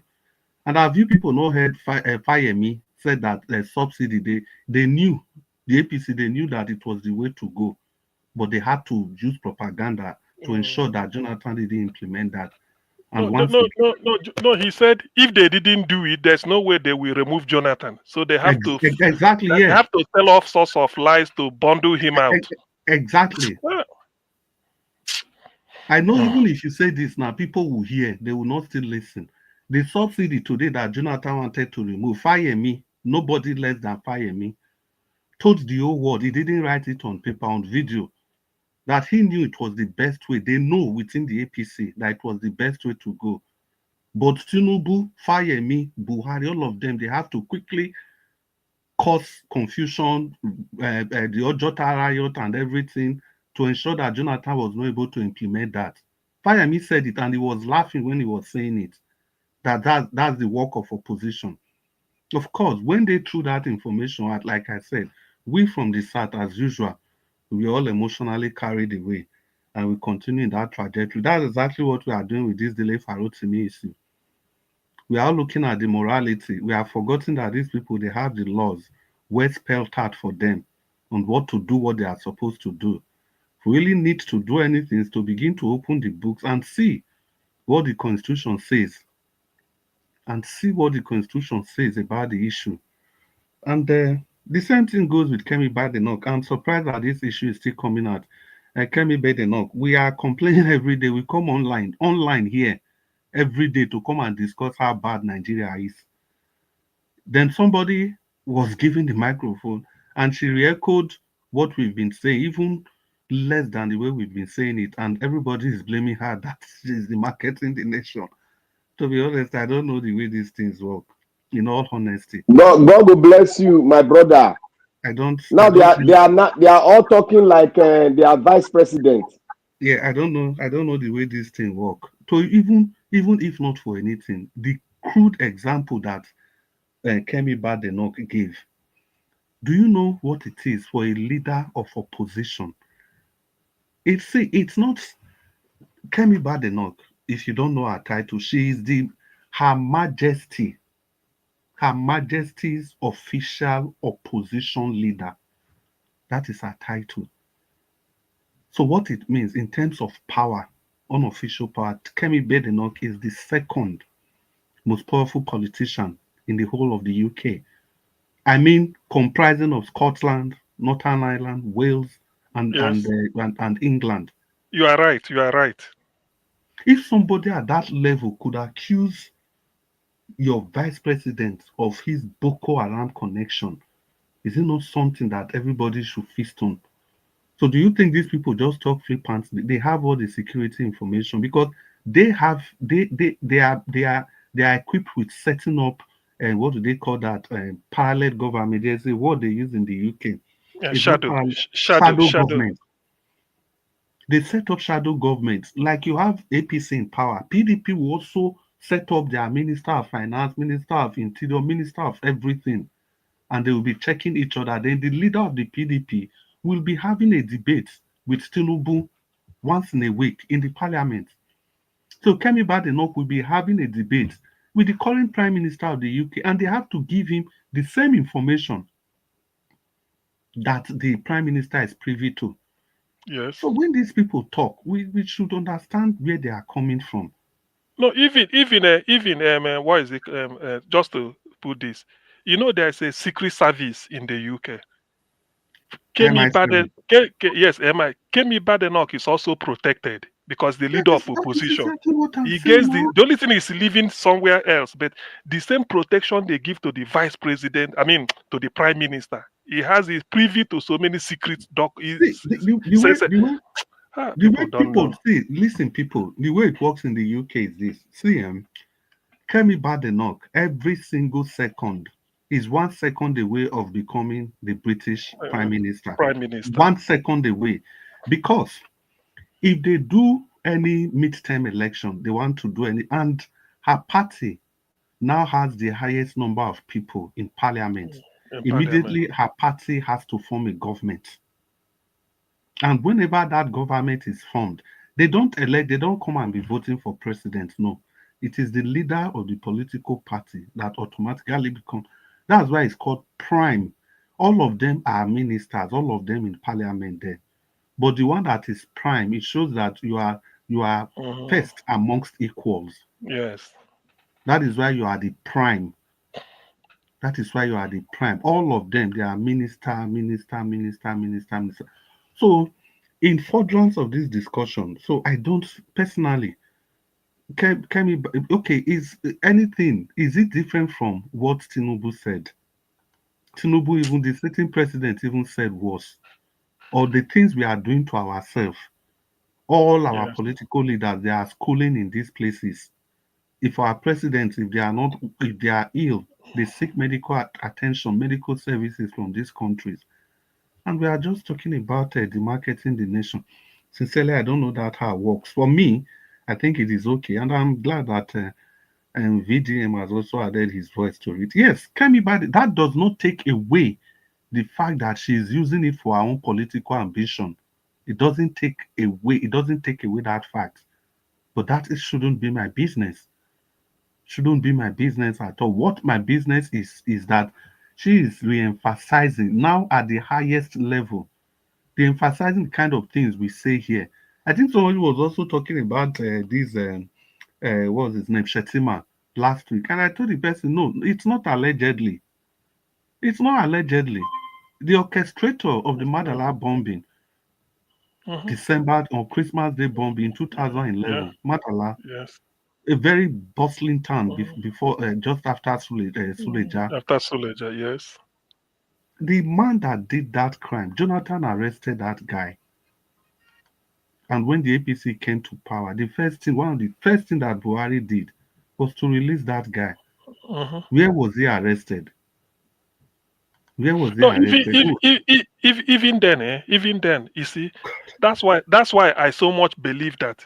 You see me, if there can never, I've never seen what I will. Maybe one or two things I may blame Jonathan, but Jonathan was the type of leader that you can look up to in terms of temperament, comportment. You know, Jonathan wanted to decimate Boko Haram to a standstill. Buhari said fighting Boko Haram is fighting the northern Nigeria. Dr. CM, if you use the word wanted, it now even begs the question, was he wanted or he was already decimating them? He was winning. He has claimed back 6 local governments. He hired mercenaries because the Nigerian military was grossly undermined. Yes. These people were leaking information. So Jonathan brought guys from South Africa, paid them, and under how many weeks? They already claimed a lot of territories because there was nobody leaking information to them again. So what now happened? The 19 governors, So, because when you say wanted to, it looks as if it is Anyway, it's something that true. was in the making. It's He was true. already gaining grants. The 19 governors, 19 of them, all of them, 19 of them, they ran to Obama and they went to go and complain that Jonathan is destroying the economy of the North. He's destroying everything in the North, blah, blah, blah, blah, blah. And Obama took action. They had to stop Jonathan. So when 19 governors, the same Boko Haram, now we date it today. The same Boko Haram. And when they refuse they refuse to sell weapons to Jonathan. Because all of us, if we cover highlights, say we don't remember when all this thing happened. Not being the man go South Africa and want go buy weapon, and there then seize the money we want to go buy weapon. Intel, they come still accuse and say na money of corruption. But after the whole investigation during Buhari time now, before they come reveal the truth. But today, a lot of people are still running away. That Ayo is a job for. That's why they arrest her with private jet with 25 million. Come on, guys. Let's follow this news properly. And nobody said anything. Is that not wickedness? It's there. It's there on the newspaper. A simple Google search. Buhari said an attack on Boko Haram is an attack Yes, on the attack on north. the North. Eh? It's there. Can you imagine? An attack on So terrorists. I don't know how we It's an attack on the North. El-Rufai and, said and people that are making noise. Is it not the same Buhari that went to go and meet this governor Lama Deshina from Oyo State then to go and ask him, why are your people killing my people? My people. The same Chris, Buhari. the question I may ask is this. If that is the case, why didn't he give them their own autonomy and return back Nigeria to the old constitution? Yeah, So so this is we are coming to that. You see, there is something Dr. CM has actually described Ebele Jonathan. We must understand that this was, for me, he was somebody that came when Nigeria was not ripe enough for his kind of administration, for his style of governance. After that 2014 confab, I expected him. That is the only blame I still have for him. It's true, Now, yes. yeah, you have lost election in February. There was nothing to lose again. There was nothing to lose again. You are going to hand over in May. I think it's Oga Jonathan that gave this analogy. And since then, I agreed completely with him. Yes. Oga Jonathan gave this analogy. So if you knew that there was nothing to lose again, why did you not sign that 2014? The worst thing you could have lost is that they will come for you. Maybe they will come and arrest you, or you lose you, they will buy you, or whatever it is. But the most important thing is that if you don't find something you are willing to buy for, then you are not living yet. That's the only place I fault Ebere Jonathan. Now, still talking about the law. I don't know if any person has seen Section 7, subsection 1 of our Constitution. It's a very funny provision. It's a very simple question. There are some things I don't want to say because I have repeated it on this channel. I can never be the mouthpiece of Okpeolo. But in the process of trying to say some things, it looks as if you are directly or indirectly campaigning. I cannot be the mouthpiece of Okpeolo. I'm talking about our constitution. Our constitution is so useless. I've seen a lot of people saying that, oh, it's a democratically elected government, a local government, Tinubu gave local government autonomy. That is even a falsehood. In a federal system, Tinubu does not have that unilateral power to give any local government autonomy. It's the parliament that will decide. It's the parliament that decides that, That and it becomes a constitutional matter. It's true. People are clapping for Tinubu. Do you know what that even means? That Tinubu has the power to single-handedly decide the fate of 774 local governments. That is aberration in totality. It was the court that now affirmed it, the Supreme Court. Yes, it's the court. It's supposed to be a court, and so nobody should be robbing Tinubu into it as if it is part of his achievement.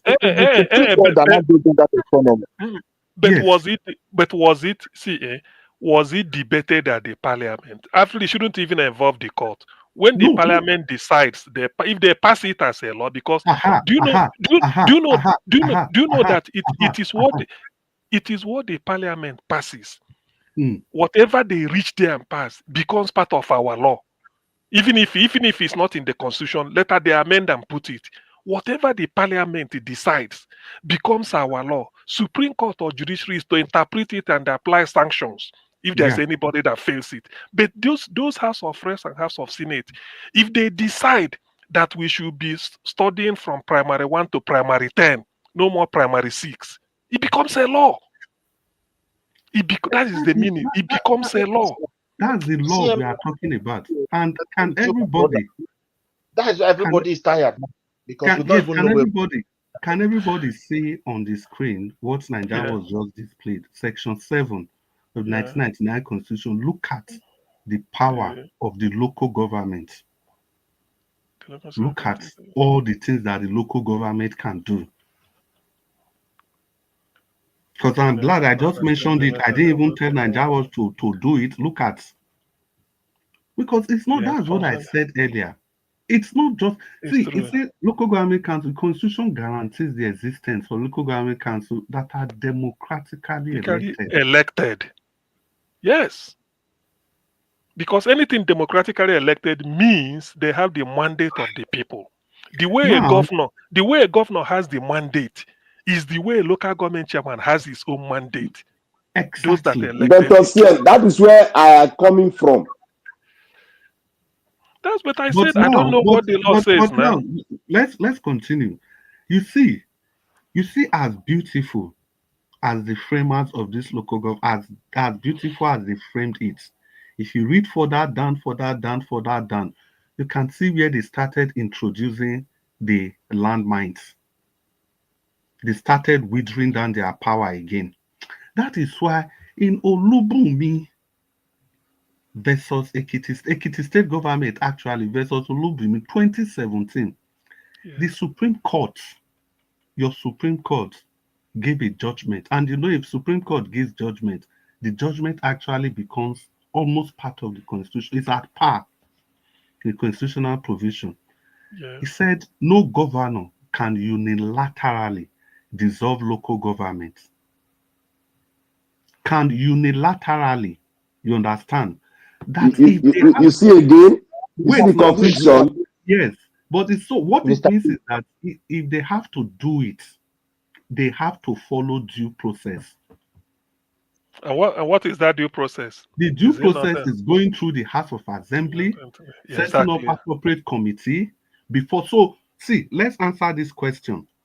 No, Mr. Chris, let us. You see, English word is our problem.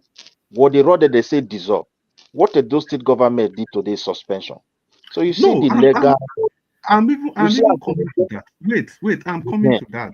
Let's answer this question. It is not for argument with anybody. I'm not ready to argue with any person. Like I've said, if we are talking here, we are talking to a lot of people. I'm also talking to my friends that are listening. Sometimes after the show, some will be laughing. Now so why you go talk this kind of thing now? You don't know this so and so they can, you know. Now let's answer the question like philosophy and logic. Can a state governor suspend local government chairman? The answer is councillor. No, it's no. No, the answer is yes. No, it should according be no. to your constitution, the answer is yes. It should be no. No, It should. It's supposed to be no. No, Black Panther. I didn't frame it well. That is why. Yes, Dr. Sien was right. Dr. Sien said no. Dr. Sien was perfectly right. Can the state governor suspend local government chairman? The answer is no. Dr. Sien was right. Yeah. So let me ask the second question. If now there's an agenda, if the state governor follows the due process of going through the State House of Assembly, setting up appropriate committees, can they suspend the activities? Now listen, activities is a key word there. Can they suspend the activities of local government chairmen? The answer is yes. Yeah, even then, I Okay, wouldn't now, even now, I wouldn't even go that detailed of can they do this. So far, you say by following. So far you mentioned due process that covers everything. It's covered. So now, Exactly. who So now? far you Yeah. mentioned So that was whatever the due process says stands. That's See, all. see, let us not confuse ourselves here. Black See, Panther, there's no confusion. no, wait. We are talking on the Nigerian context now, the way they understand Yes. their English. Quickly, so When I you can. say it can suspend going through due process, it's as well taking all the local government by themselves, going through due process, because they will never bring them back. No, Black Panther, listen, that's not what I said. That's the point I'm making. Not just suspend, it says suspend the activities. If you suspend the activities, then what is left for them? That's the problem. See, something is They being cannot broken function down. now. No, What are we Black saying? Panther, no. Something is being broken down as simple as it can be. It's for you to calm down and listen. Can the governor suspend the activities of local government? The answer is yes, if due processes are followed. Followed. Uh-huh. Because Chris, at No, that let point, him land. Let him land. He never finished. Let him land. he has landed. At that point, No, he never land. He never land. listen, He never land. he don't. I don't He land. never land. He say he don't land. Black Panther, Unless hold on. you don't understand, you don't want to understand what it Oh, is. I dey understand you. Me, I want make you self understand where they come from. If you comot the activities of local government, will they still exist? See, listen, Black Panther. That's my question. No. The moment Chris said, the moment Chris added the proviso by following due process, that says it all. That due process covers whatever the governor did. I am in agreement with Chris and you. Wait, may we do it like this. Why is bringing the complexity of our country constitution? Yes. You will see here sub, destroy the That is main law. where I'm coming from. Wait now. Exactly.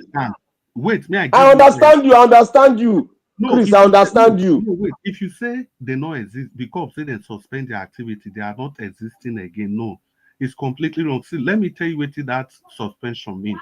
As all of us, they panel, so we are panelists. Abi, we they talk. If Niger Watch come in, it can say, "Mona, wait to. I want check something for you get one video where I want play, but before now talk, I want look the video first." Has it not suspended our activities? It has. Does that mean we are no longer existing on the panel? No, we are still in the panel. We are waiting for him to check that video so that we can continue what we are saying. But if he come here, just talk, say, well, the way this broadcast be today, I don't get many attack. Make all of now. I'll just make all of now forget tomorrow we start. So it means say we know their existence. No, Chris. This is government. No, bring a business center. Chris, if I agree with you. I agree with everybody. Now, where I'm coming from is the constitution. If you have a local government, you went through due process to suspend the activity. If you suspend what made them like a local government, no, the constitution, right? No, Black Panther, no. That is what I just finished explaining. They calm down, they listen sometimes.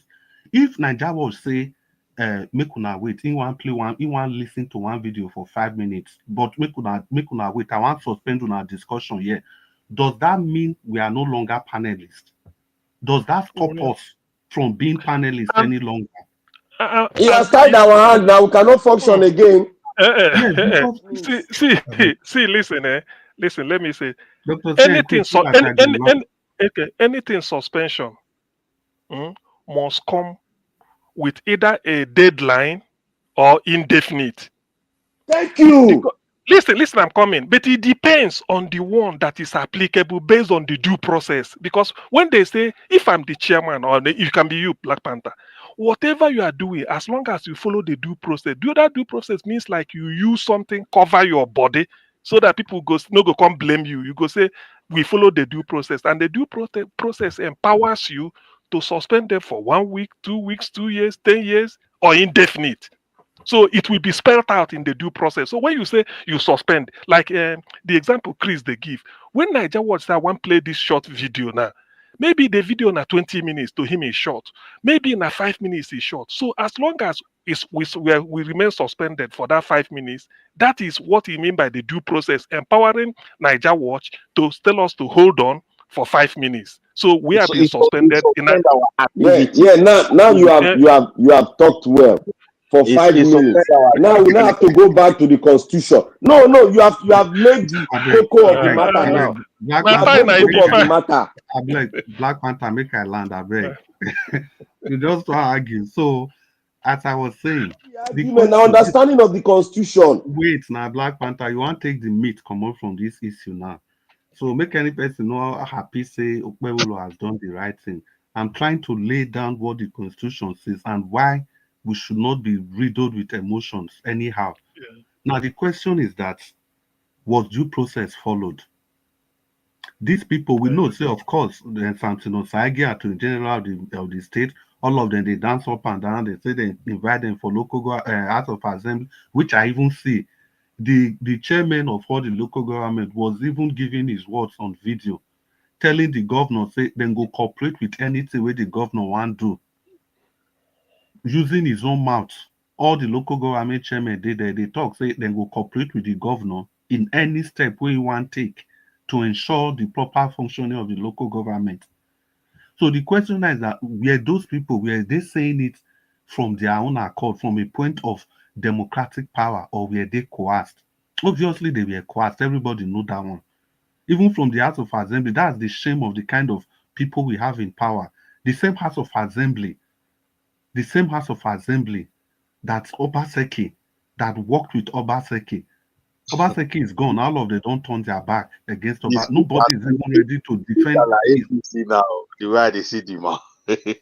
Nobody is even ready to defend the legacy of Obaseki. But when he was there, they were clapping for him. These are the kind of people we are as a people.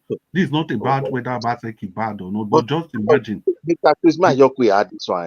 you see the whole situation, Okpebholo just acted according to Nanamia. They see the constitution the way it explained now. Now he wrote them.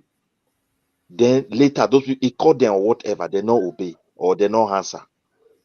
Then he now wrote the State House of Assembly. The State House of Assembly sit down. They discuss the issue, they vote, majority win. Now the thing they happen. After that vote, to even make matter worse, after that vote, the local governments, all of them, the chairman themselves, all of them can't gather, can't do meeting, can't still empower the governor further. Say anything where you want to do. You can see before they can do that one. To the general tell they say that because I don't even know. So the reason why I bring this, the reason why I lay all these facts so that if we talk, say I can even suspect, does he have the power? Now so the thing be, if we are carried away with emotion, these people they go use rule of law. They do what they want to do. The laws where they did now because they say make we vote credible people for House of Assembly. If you get credible people for that House of Assembly now, like you, Black Panther, Dr. CN. Oga, Chris, you no go walk. Wait. Midwest people, you now 50-50, APC and 50 for the people. So if we vote you now, maybe you 50 support APC for that. Well, that's Chris. That's just by the way. Black Panther, may I land a beg. That's just by the land self. Joke. That one a joke. But the point is that when we wake up, let's be alive to what our law says. I saw the frustration. I saw it. Not be say I hear it. I saw the frustration in Oga Naija Watch's voice and the voice of Dr. Sim. This frustration, I was looking at it. I saw it. It is because of the stupidity of our constitution and things like this that get people tired and worked up. So tired and so worked up. There's a provision for every of their crime, anything they want to commit. Well, ladies and gentlemen, according to that constitution. No, make I stop so that me I not take all the time. Ladies and gentlemen, boys and girls, it's your number one YouTube station of choice. We are here to deep in democracy and give you the most current news about politics and vis-a-vis that affects everybody. We want to thank you for allowing us to come to your cyberspace every single evening and the support you give to this station. We appreciate all from the depth of our hearts. Remember to use the like button, share button, and the dollar sign. And this way, you are showing your investment in your country, because whichever country you are, there's never anything like a good second passport. Your first passport is always the key to everything. It is in the place where you have your first passport that you can do anything you want to do. You can live freely as you want to do. That is why you must continue to support this station, because this station is doing everything possible to make your first passport as valuable as you can ever think. So, on that note, don't forget that we still have the 1 million man target that we are pursuing. We've crossed the 100,000 mark, and we hope that everybody continue to support this station. Subscribe, do all you can to ensure that this station is seen, that the presence of this station in the cyberspace is top notch, because there are very few stations like this. Most of the other stations, they've been bought over. You can see them defending the indefensible. It's only here you can come and say the way you like, irrespective of your leanings, politics, religion, economic, everything. You are at liberty to say whatever you want to say. And everybody is guaranteed of equal opportunity, equal time. No voice is gagged here. Even the CEO, I've seen people throw questions at him, and the answers without fear, trepidation, or favor. Ladies and gentlemen, boys and girls, and let's continue on the broadcast. It's the 4-minute section of the broadcast, and as we do it, we are just going to go 4 minutes round. We are just 4 on the broadcast, and probably Mr. Nigeria should allow us to take more than 4 minutes, but depends on how it goes. But we must stick to the 4 minutes now, so that if we finish the 4 minutes, if there's any time we can do maybe 1 minute, and that will be it. Remember, yesterday we left here at about 2. So if Nigeria Watch starts ringing the bell, he wants us to leave early, and I hope we really have to comply with the rules and regulations. Ladies and gentlemen, boys and girls, if the boys and girls are still awake, let the broadcast continue. Black Panther, you've been so itchy to talk to us. Do you want to open your microphone? Tickle the butterfly in the tummy. My brother. Yeah. Before you tickle everybody. My brother. See, when it comes to constitutional matters, all this timeline, they're not going to know what they talk. You see, you see now, everybody has heard the so-called Constitution of Nigeria, quote and unquote. Have you seen how they rubbish what I have spoken, which is normal democratic structure? I spoke concerning normal democratic structure, accepted, the norms accepted universally worldwide. A body that was elected now has the power, going through due process, to suspend a body that was elected. You can now see, when we talked about when some of them come here, like Tunaja will come here and tell you, constitution is not the problem with the person. I bet you, every one of us here, if they put you for governance for Nigeria, you will see yourself changing. Environment changes a human being. You will see yourself changing. If you don't change, they will change you and put you where you belong. That is the house of suspension. You will never talk again till democracy finish. That is what your constitution will do. It is an aberration when a constituted body that was elected by the people who hold the sovereignty of who hold the democracy itself. Without the body, the democracy cannot stand. Now, the body that elected a body, and now has power to suspend that body that you elected. Does that tell you that Nigeria is not a country? Our forefathers said Nnamdi Azikiwe, Nnamdi Azikiwe, Awolowo, and Sir Abubakar Tafawa Balewa. Did they not say it? You wanted them to say Nigeria is not a country, so therefore fight and make sure it become a country. You want them to tell you like that. That is what every Nigeria wants. You people want easy way out. You don't know that the problem of a country, if a man wants to say it, is in this word, and the solution itself is in that word that he has spoken. Many Nigerians don't know that their country, they call country, that is why your embassy cannot fight for you. Look at your constitution. If you say sweet things at the tail end, it will nip you and take the power from your hand and give it to one person that is an illiterate. But because democracy said, oh, everybody can vie for position, does that mean that we can put a madman as the president of Nigeria? Doesn't it tell us that we need to set a standard? When we sit down, we set a standard. That sitting down, because of the standard we are going to set, that is what the Arewa and the political class does not want us to do. Because the standard we are going to set is going to filter everybody out, filter the worst of us out so that they can go to the farm and farm. Not everybody can be a governor. We filter it out, and the best of us will lead us. Because we need the best of us to lead, and not the worst of us who doesn't have a certificate to lead. That is what your constitution says, that the worst of you can lead because it is democracy. That now comes to the understanding of democracy that we don't have in Africa. In the Western world, they set a standard. It's democracy. You brought that word and you make a mockery of it. That a fool or a person that doesn't even know how to speak English. That was why we say, let us set a standard that we talked about our culture, that we fuse our culture and our traditionalists into it, so that we are well equipped, so that the foreigners can learn from our own constitution. We need to speak to the world that we got the best. We have enough resources that the world needs from us. We are not willing. We just want a place where we can live, and they will be stamping on our head. Look at your vice president saying, oh, he loves Nigeria more than us. And our people are saying the same thing. I love Nigeria more than Kemi. Look at what you are just with the vice president. You are the same thing. If you support vice president, you are the same thing with vice president. Your understanding is the same thing. If you cannot stand on the side of Kemi, see from his side.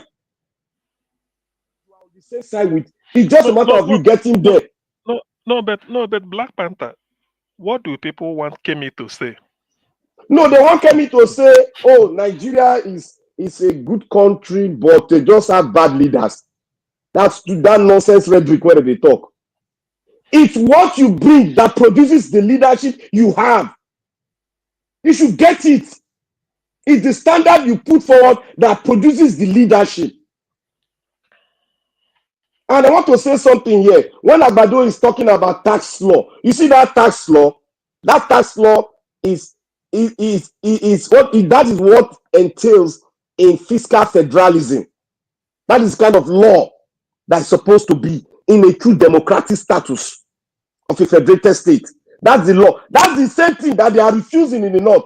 You can see why they cannot accept us to have a new constitution. You can see why we are not the same. You cannot see why we are not the same. When Abubakar Tafawa said it, that we are not the same. We don't have anything in common. And when this woman said it, that this is a Yoruba woman, she doesn't have anything in common. You people came out, oh, one Nigeria. You see what one Nigeria has made you to become a slave? Okay, but Black Panther, because sometimes, my own way of learning is to interrogate, certain things. Yeah. When Kemi said she's proudly Yoruba, that her Yoruba has nothing in common with Boko Haram of this, can any Yoruba person tell me what they have in common with no, they are interpreting the statement of Kemi. That's what they are doing. They are doing the interpretation. That's why you see this conflict we're having. They are not understanding where she's coming from. They are just interpreting it. No, but if interpretation if is okay. If I may help CM there. What do they have in common? Because the word is in common. What do they have? That is the phrase. They have something in common. That's why we are what still. Is it? And that thing they have in common is that the Wazobia Kovu, the Yoruba are benefiting, and the Northerners are benefiting. So that you don't spoil shit. Let me say something here.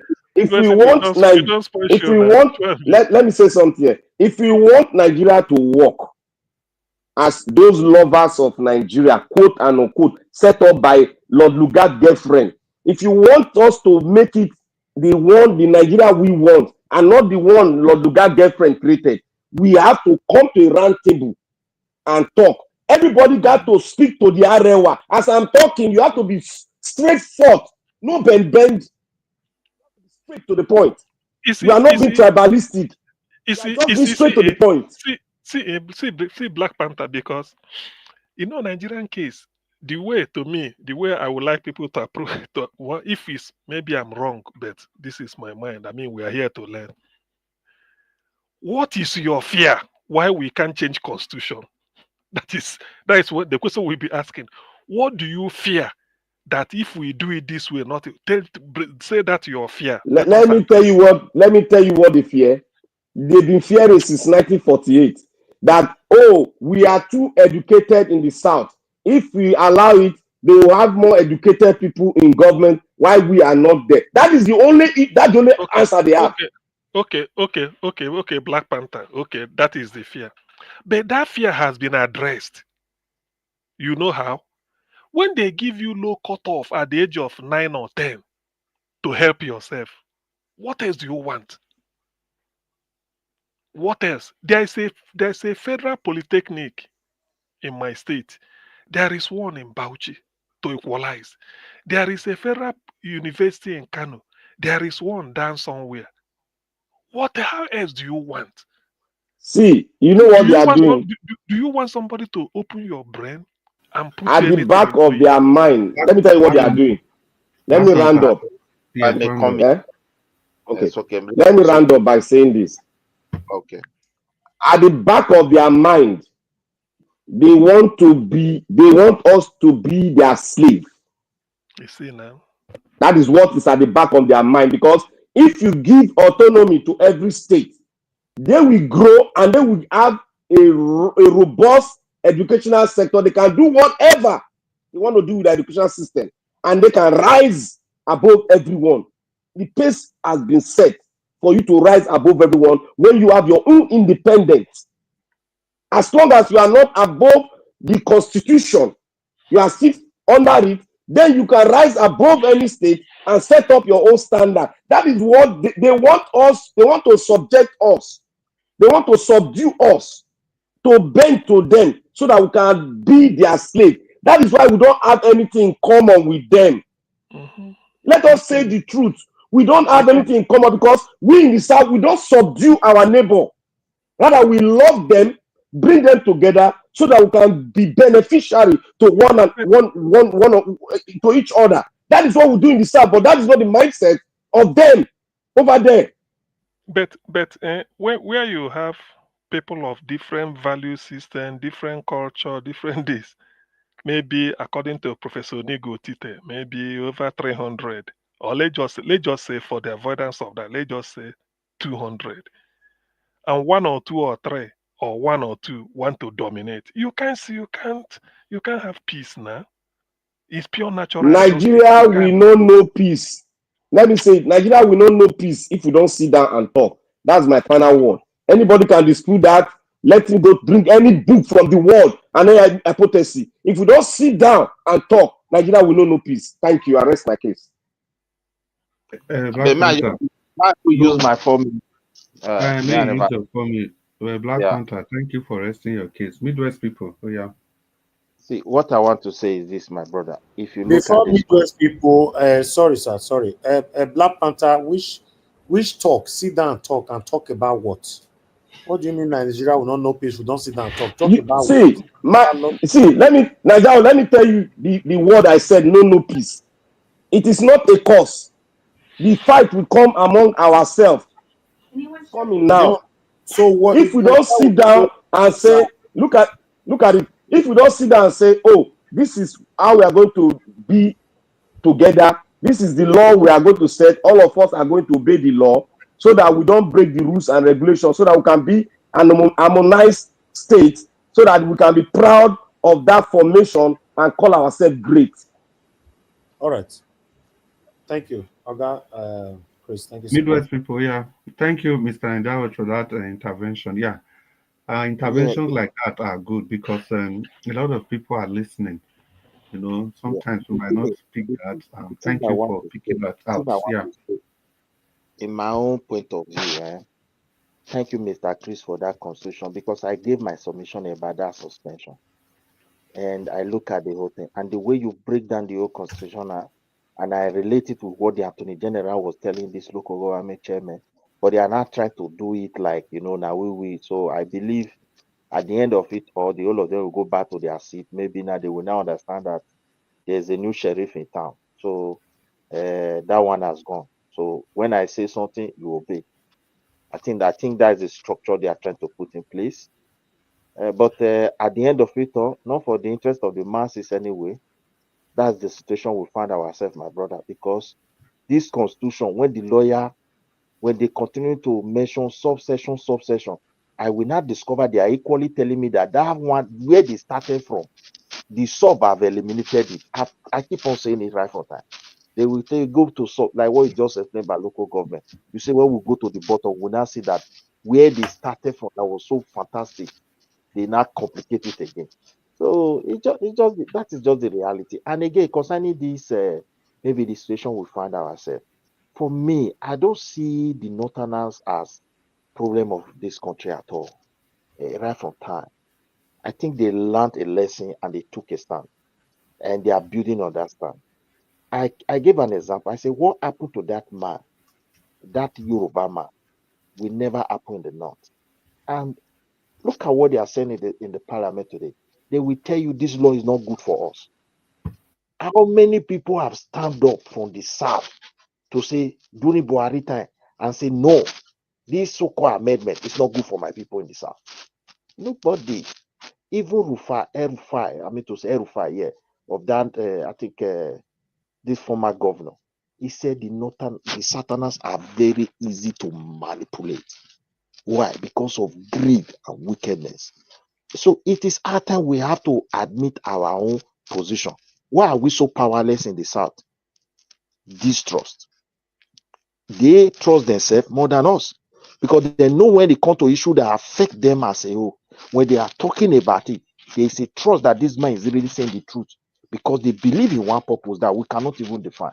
But in the South, my brother, A is saying his own, B is saying his own, D is saying his own, and that's what they are exploiting. Until we come to that reality, we're not going to move forward. The country has already been trapped. With what is going on in my state now, with all this constitution thing, I'm now view things with different highs. Because I don't believe it's going to work this way at all. I'm also, before I used to say that it's not going to work. Yes, I'm more convinced now that it's not going to work like this. Something have to be done. And Thank God you are not convinced. Yeah, what needs See, to be see, done is see, eh, that indeed, see, we must go back to a drawing table and admit that things are not working and we must do and it different. that is what Black Panther Simple. say we must talk. That's what I've been saying. That's what Yeah, we Black must. Panther say we If we must don't, talk. if we don't do, my dear, the way they've trapped everything. Look, the Yorubas are ruling now. You see the way they are quiet.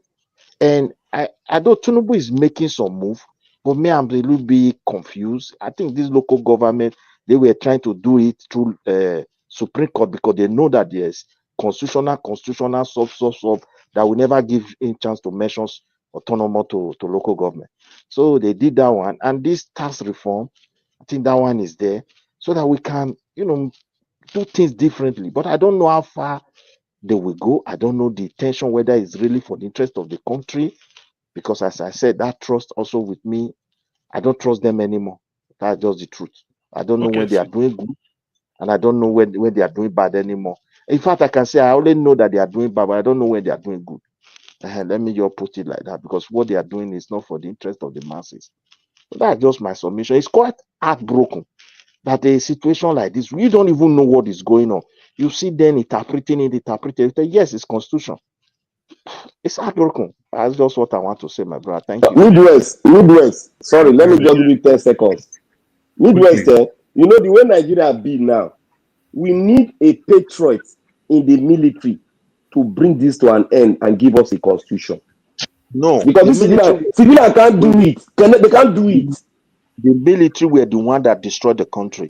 starting from Wait. Abu, Yes, they are the one, starting but from they are the one that can put a stop to Gowon, all this mess. Abacha, Because we and all cannot of do them. it. We cannot Okay, do it wait. Look at ourselves. another. It was in the presence of the military they wrote this constitution, and they hand over it to Obasanjo for we to start democracy. Of the Why civilian, didn't not military. my dear brother now? Not during Abdul there was no vacuum. They don't already write this thing, carry give Obasanjo. So that is it. And to change them, they now continue to amend to a point where primary school have no roof. Then when the military were giving us, we Okay, still the have schools. question of where I go ask you, why we say we not fit dump am, write another one by ourselves? Why? It's dangerous because that means you suspend the constitution. See the danger now. See the danger. How is it dangerous? See the Wait, danger. let me say. It means you are going to create a vacuum where there's no Let me law. That's what it means. let me say. Let's look at it this At way. that First very of all, moment, so there's no way you can Yeah, suspend wait. it. No way. Midwest people, if you don't finish, and maybe use the opportunity to call Dr. CM in. okay. Black Panther, you see, one of the reasons why we not fit change them is still there inside the constitution. It's still there inside because anything They you go want inside now. you still need votes. You still need their votes. That make me fair You talk see, for the you see beginning. why I say you see why I say civilian not fit change am. And I That make want me to go there. I that tell you make me now. talk in the beginning say we too they use emotion for South. We for South. We too they use emotion. You too they see That is why I tell you say they not fit change am. Here Jerika, the work wey that man do to take fight Boko Haram. Then this man, wetin they call am, took Burutai. Burutai kpai people, kpai people. Yet nobody accused Burutai of human rights abuse. He finish, then still clap for am, carry am go Benin Republic. But here Jerika wey do the real work, the real soldier work. Wetin dem do am? Na even people from the south, Fulani people say the guy they abuse human rights. Then Chris, what is the meaning of interim government? we dey champion the thing. Did you hear me? What is the meaning of interim government? The interim government is just government for the meantime. You suspend the constitution and put an interim government. Yeah, that's the answer to Midwest. Midwest, what do they fear? I don't give you answer. Well, maybe we'll Okay, allow Dr. CM talk. Dr. CM. Okay. See, first of all, Midwest, if you remember, maybe time don't overtake things, but when you were saying, I think you started by saying, said the North is not really the problem of the country because of the way they react to national issue. They are a drag. They are. Do you know why I say this? When educated, what do you say? A developed society is an educated society. Go and check it anywhere. Go and check countries that make education compulsory, at least in the Western world. See their development. Look at Finland. Anyway, I don't need to go into details. We all know it. Now, my problem with the North is because I used to say of fear. You have land, you have resources, you have there are. I think somebody said the North is richer than the South in terms of even everything put together. Now we are telling you, go back, use what you have. Me, I use what I have. We bring a little and then develop. You people are kicking against it. Look at the tax bill Tinubu brought. They only focused on VAT because the people are saying, why should we give them proceed from a VAT when you don't consume alcohol? Now they are then focus. How can you share something you did not produce? You say 60% should be based on population, 20% on derivation, 20% to federal government. How can? That is cheating. The only thing causing this is Tinubu want to reverse it. 60% derivation. That derivation means gold in Zamfara. Zamfara keeps 60%, something like that. Is that so bad? There is Goshenite in Yobe. Keep it and they are mining it till tomorrow. And I'm aware of that. Is it because the people in Escravos in Warrior or maybe somewhere in the Delta will be holding 60% of the? Is that what is causing the problem? It could have. I would have seen reason with them if they had nothing to derive anything from. But you have, and I have. They say, let whatever I take 60% is what we are going to take. What is the problem? That is the issue. What is the problem? We have coal in Enugu. It may not be the fashion, but if you say mine it, we mine it and use electricity and sell. You have gold in Zamfara. You have lithium in Kaduna. Very expensive minerals. So why not mine them and bring 60? Take 60. You said no. Everything should be kept under lock and key. Why people are stealing? Why they say jet are entering Zamfara, taking gold to Saudi Arabia? They are the ones stealing it now. CM, they are the ones stealing it. So you see where the problem lies. Why the oil in Niger Delta, you have to get oil. See, this is the problem. If you have got nothing to take, but people are telling you this tax we are saying this is what you will gain. That we want everybody everywhere to be exploited. Okay, how can you have gold? You are borrowing money. How can we be borrowing? How can we be borrowing money when we have resources to give us money? That is their own drag. Okay, look at why is it that all the southern governors, all of them saw the meaning of all this. Even the middle belt, some see, but the people like Tambuwal of Sokoto said no. This it will make the north. What is the north? Why are you people deceiving your people? Why? We've given you opportunity. Educate your people with low cutoff. Come and study. They will still say no. But you want to be ruling. You want power to See lose what it to you. It's see, not possible see, now. It's see, not possible. see, if you permit me to put this one, I agree with you to some certain degree. If you want to put it on a dialogue, look, the problem we have in this country is big. I don't blame Northerners for so many things. It is I don't understand how the Southerners view education. First of all, the what we are crying for today is what they were crying for at the beginning. I'm just telling you the truth. And not giving them that chance to really say, okay, the British manage you like this, you manage yourself and contribute. That's what all of us are suffering. We have been able to create a space where the smartest get whatever they have. And that's what I'm praying for the Southerners, South people, to see it that way. Not like we are so liberal, we can coexist, we can develop as one, which is definitely not going to work. These people, they know why they are crying. We mentioned VAT. VAT is based on consumption, but in Nigeria setting, is almost indirectly based on where the company is located. So it's They want complex. to stop it. Now. They know they want to stop it. Maybe you didn't follow the bill. That is why the governor. That is why the former governor of Bayelsa State, Seriake Dixon. I don't know whether you listened to his interview. He made it known. Say that is what they. Do you know that Tinubu himself? They know that 80% of whatever goes to Lagos. But this bill want to address it. This bill will even make Lagos poorer from the what It they will are make taking. Lagos poorer now. It will make Lagos and Tinubu, former governor of Lagos State, is bringing it. So why is the because all these things they know. That's why everything they say Lagos is develop everything. So because Lagos is having so much money Okay, that let me comes help you from this one. At this juncture now, what exactly do we now want? I think we should support Tinubu and say, okay, That because is my why we are worry, supporting him now. no but supporting Tinubu now this my worry tax. is that I Na don't know tax. their Supporting intention his tax clearly. bill now. Na tax bill we dey support, no be Tinubu. Na tax bill where him bring Support because Tinubu you now. don't The know tax the bill they banger. support. You don't know the banger he will bring tomorrow. Yeah, that distinction must be made. Exactly. That's That what I say. distinction must be made, my brother. So you know I the don't person support who any Tinubu, but the any person step who we take now they support. the person who was explaining this thing to me. I mean, not that's what we are discussing over the phone from Nigeria.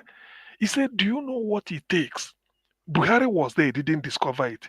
Tinubu now, former governor of Lagos, is bringing it to even make Lagos poorer from collecting money they are taking.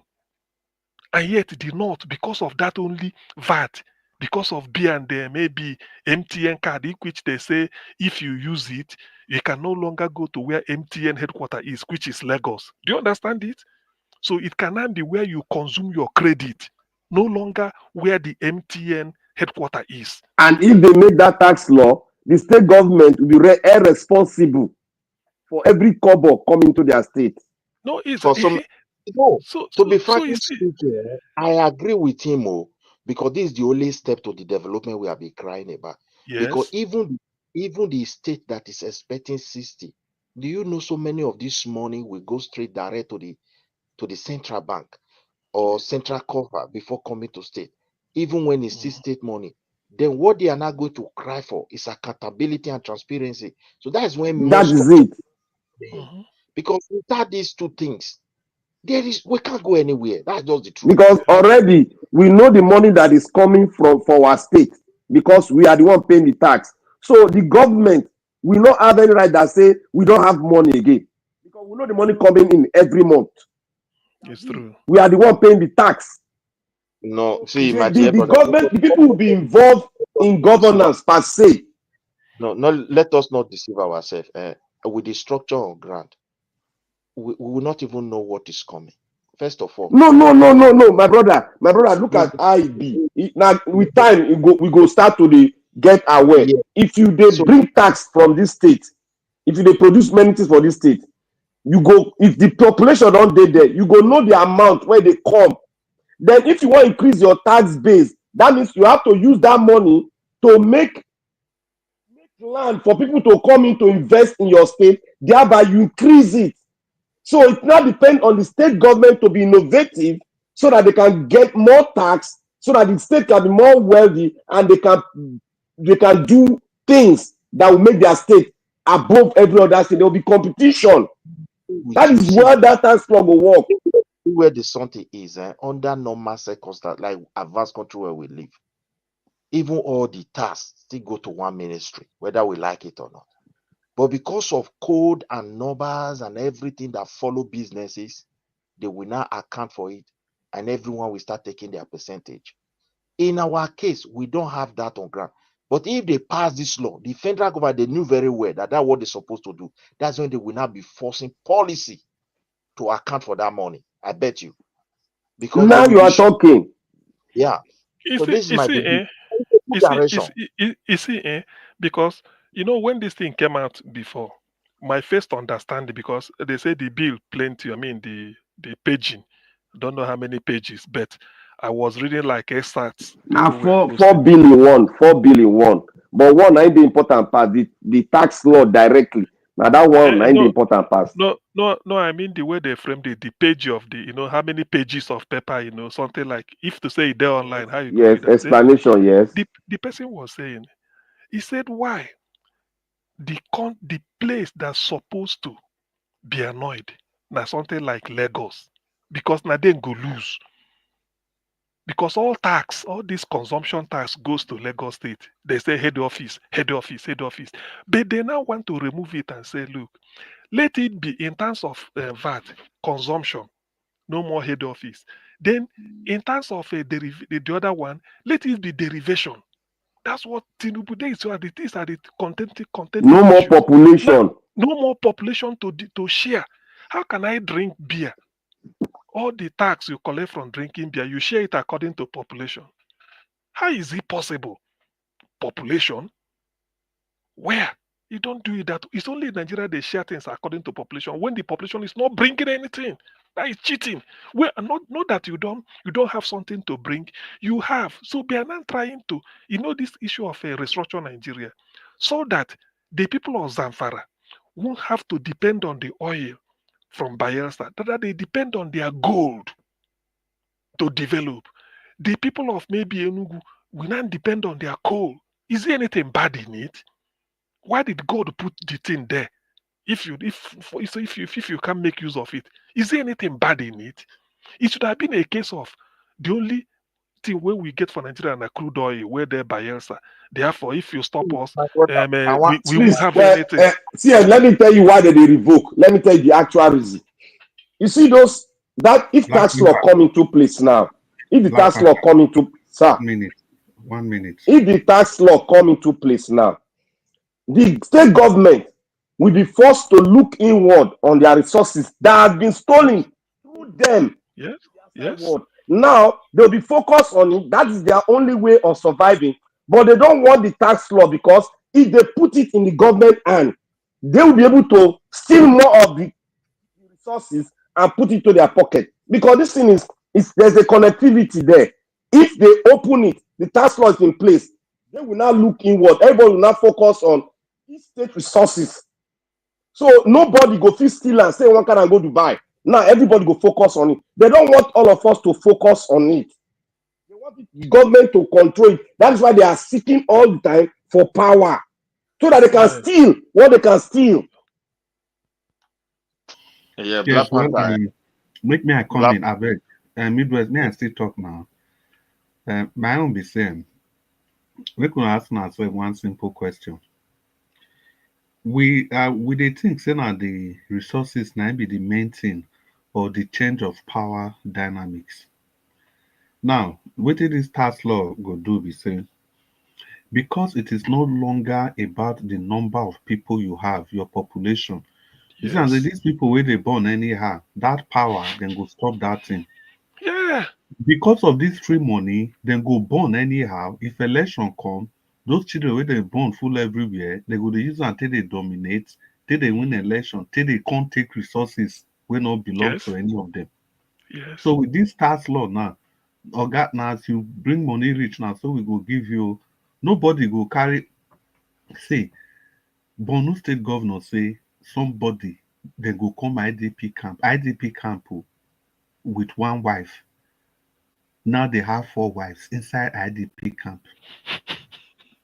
Inside IDP camp. Talking about Borno State Governor.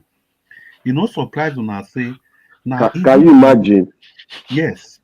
You Wait, talk I about think say national. wait, I think say that IDP camp na mat then they use like IDP camp. One man for IDP camp will get no 11 no children. I don't say man, I say mat MAT because you know Yeah, yeah. So you know, surprise when I say we think they call this man the governor Zulum of Borno State. Now Shetima be vice president. We're supposed to be part of Tinubu team. We're supposed to be champion this tax law. But now Shetima governor, now they lead other governors to go against this thing. yes. And Tambua, yeah, and Now Tambua. true Yes. now, Shetima and Okay. Tamboa. So And when the thing, Tambua. when no, what to make me wait, use I have one Shetima? question, What to make me use Mr. Shetima be say Tambuwa, everybody if you understand, Tambuwa have PDP man. Now, the example of Shetima governor is even surprising in the sense that now Shetima pick this man, make him governor. And now Shetima be vice president. So it means say he and Tinubu don't agree for this matter. Then he own governor. If let's say you don't agree with Nigeria was say Nigeria was not so we go do am. Then your own friend where you supposed to dey control, now you go come dey antagonize the thing. Because they surprise everybody, say, this one supposed to be Shettima governor now. Not just say them the opposition, no. Not be even say maybe Shettima no support am, no. In that their primary election, there were 19 candidates, 19. Shettima stop all of them. Say na this Zulu, he must make the governor. And the way Borno State election be, once you don't get the ticket for primary, it's over. Because na only na only Meduguri there, now they do election. The rest places Boko Haram don't take over. All the local government chairmen are all of them there. So that's why you will see Zulu go. Can you imagine that? Yeah, Can nobody, you? all those local government chairmen, all of they are all living in Meduguri. It just be like Edo State, now the local government, all of them they Benin City there. If money come during the month, then just share. And I make you go see Zulu once be like every once in 3 months. They'll just say they want share right or so and so. Those people will remain for local government. That's what they are doing in Borno State. Those people, those parties not part of now. See, I like when Kemi particularly attack that Shetima. Yes. Yes. In the sense that I asked one question. If Kemi that Borno State indigenous, she for the Sefura Nunu, she for the Yeah. milk, they carry cow brokers, they find milk, they go inside, which she want go sell for market. See that state to tell you how bad those people be for them, not just only that Borno State.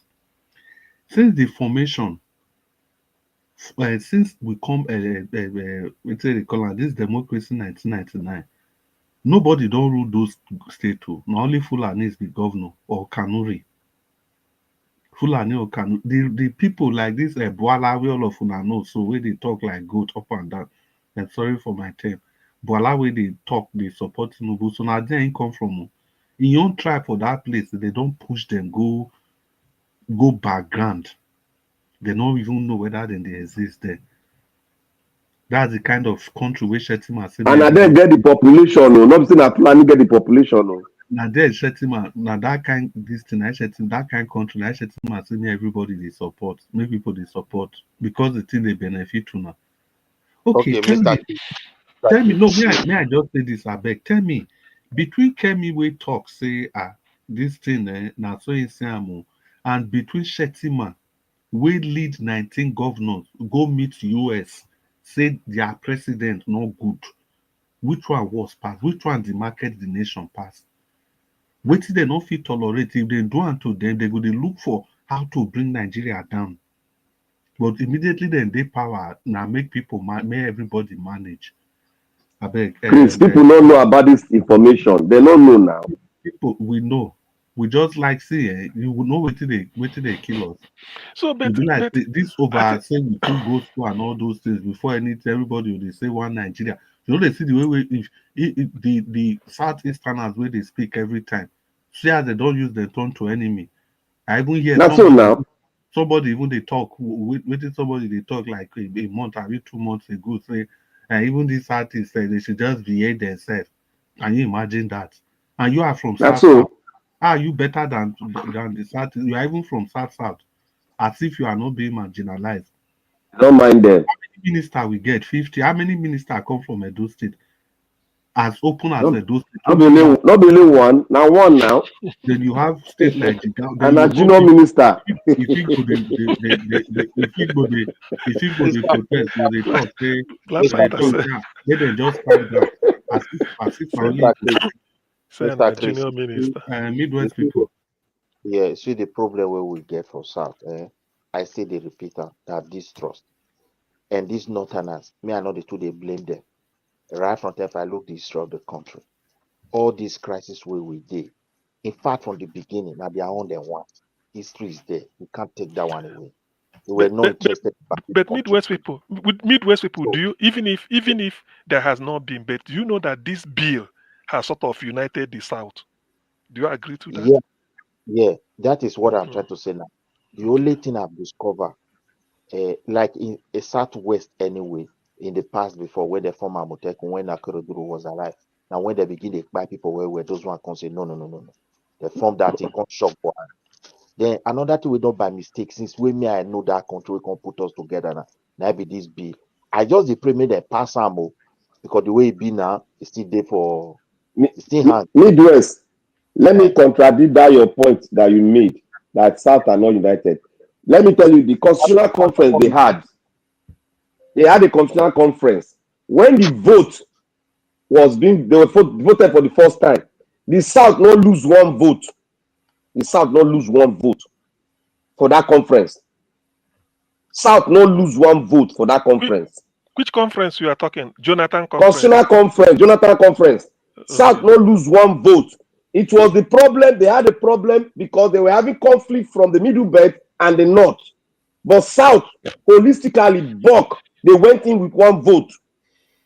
So we can be one if we see good template on the floor. On the floor, Yeah, yes. yeah, It's maybe true. something It's, I it's agree with true. you. It's true. Not It's the fair. true. It's true. It's true because do you know when Seriake Dixon was talking? I shake my head. Certain things I don't know. Seriake said they will use a jet, fly oil workers, Chevron, and what is it? Chevron a jeep. You know now, and fly them into Bayelsa or Akwa Ibom. Then go stay in a hotel, do their work for 2-3 days, then go fly them back to Lagos. All the millions they are paid as salary, then go deduct tax if they go to Lagos state government. Say na there then leave.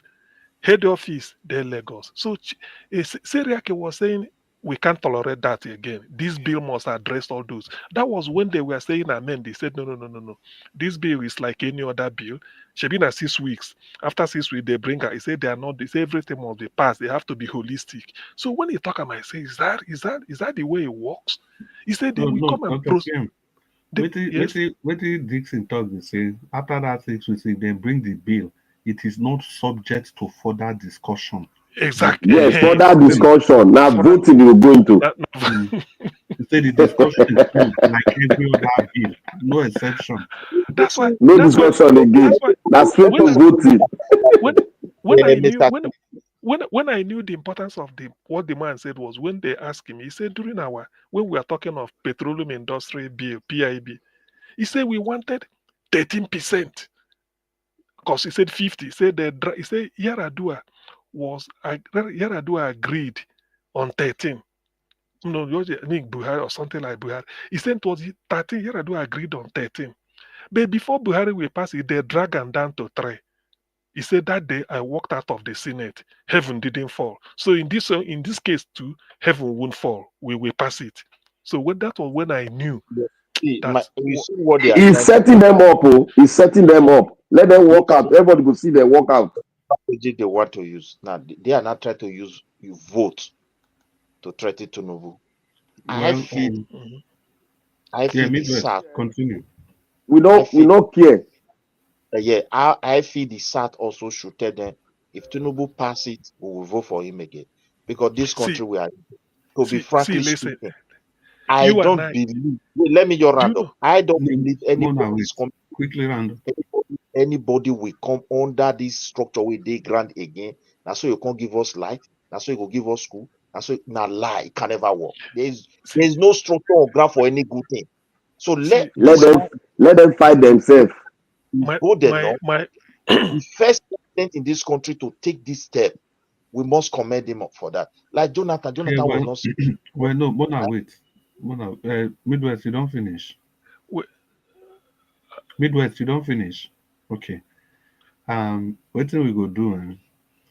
Make everybody talk 1 minute. Okay. Then we see whether Nigeria Watch don't ready to close us. But if you never ready, okay. Please stop me if you don't wake them up again. Please stop me if it's more than a minute. Let me start now. See, my problem with Tinubu is that he's not fast enough. If they are threatening you 2027, submit bill for restructuring immediately. Do you know that you and I agree that if we do Nigeria the way it is, what you have, you use it to develop your area, bring 50%. Me, I don't care who becomes president. To be honest with you, the way most like people from the southeast and south, you don't care who becomes president because you are now managing your resources yourself. Use it to develop. What are you going to Abuja to do? Person where could be president, are you the giver? Not being they give you now. That is the system we are running that is bad. You go to Abuja to collect check. It should have been a case of every month, every state you go to give Abuja, take your check, you go and cash, take your check, instead of you going to collect. That's what this is what we want. Anybody can be president. If you want to be for 50 years, it's up to you. The power, resources to control, develop belongs to you. So what is it coming? Now we're going to have state police. Is that not something good? You can't bring somebody from Bauchi to come and be police commissioner in Anambra State. For what, man? What sort of federalism? We are going somewhere gradually. It's too slow. Yeah, Black Panther. But Black Panther, before you talk, Dr. Sim, you say if they give regional government, you no go care who be the president again. Yes. See, Dr. Sim, if they do that regional government, you no go even know whether president they exist. You no go know. You not send them now. Like make they go the blue trumpet. You not send them. Exactly. Not the last matter now. In Ireland, they get president. Nobody know his name because now parliamentary system. Even in Germany, you see. The person who come visit Tinubu that day, now ceremonial president, don't be German this thing. See, in your region, me say for Southeast now, as the one set up that their Southeast security network, they don't need to. The Inspector General of Police no need to come. They say we won't talk how we want to. So the president becomes useless. They don't go and do election now. Tinubu say for India. India get president, a woman, but we don't know. So Black Panther, your 1 minute.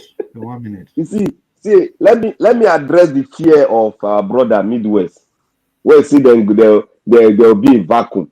There's never a vacuum. You know, we have laws made by military people. We can invoke that one. You know? Let me tell you one thing. When there is a problem, you can bring up the law. It's still Nigerian law. You can bring it.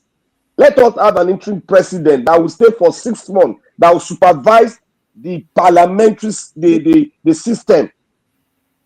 Is it not the same people that will talk, that are going to discuss on the are you going to suspend the party? You are not going to suspend it. They will bring this thing, the whole house, you go through the whole house for the state. Nobody is going to suspend anybody. They will bring down new constitution, they will debate on it, come out the one they want, come out, put the one they want to put. Then they pass it into law. Not dissolve the house because you want a new constitution. You know, that is what the mindset they want to put into you. Like this state police. You know that when they brought the first time they brought debate of state police, you know the mindset they brought forward. One of them is from Warri, that from a Delta state. One senator from Delta state. He said he was talking like a local farmer. He said, "Don't you think that my people?" He said, "My people, don't you think that if you set up a state police, our political opponent will use it against us?" That was the mindset then. People were looking at him and saying, "This one, it's something to worry about." We are talking about policing Nigeria very well. You are talking about your own individual stuff. That is the mindset they will give you when you want to form a constitution. They will say, "We cannot allow vacancy. You cannot allow vacancy." There's nowhere in the world where there will be vacancy in any system of government. Are you going to bring down the judiciary? They are the last. They are the last that's existing. You can't bring them down. They are still there. So when people come up with the idea of, there's no vacancy in any government, don't let them do you talk. There's no vacancy. Don't mind them. That's the only thing they will do. We need a new constitution. We have one already. we've already voted for it. It's not left. It's just a simple thing. Let it go through the House of Assembly. Then they now bring it to the Federal House. Federal House will now do what they want to do, where they don't adjust for state. They will not put it together and make it a law. No be a gragra what they do. What they do gragra anyhow. And come to think about it. Let me just round up. Look at what Agbado is doing. I'm not in Agbado government too, but what Agbado is doing is in line with true federalism. The tax law, the state police is in line with true federalism. When you change those two things, those two structures, then we are gradually moving. Those two structures are very important. Your security, then your tax law. That will erode that mindset of unitary system.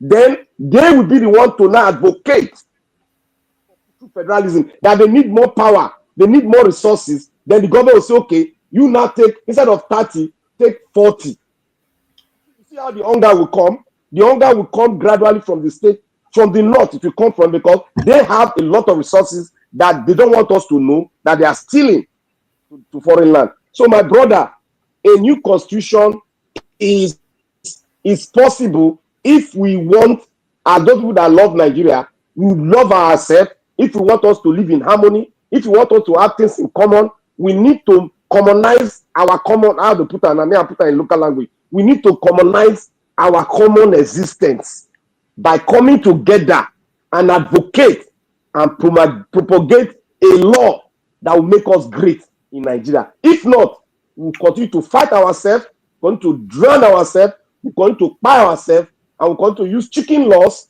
When people go steal a tomato, they will not carry and go jail. That is what we're going to face. And that is the lacuna we are facing today. Until we do that, Nigeria is going to be in that cocoon of trouble and trouble forever if we don't change it. It's only man that can change the state, not God. It's only man. Thank you. Yes, thank you, Black Panther. Now 1 minute then we give you before. Midwest people, 1 minute. Yeah, my brother. You know, the thing is this, I will commend Tinubu for this post step. because when Jonathan was there, he failed to do this.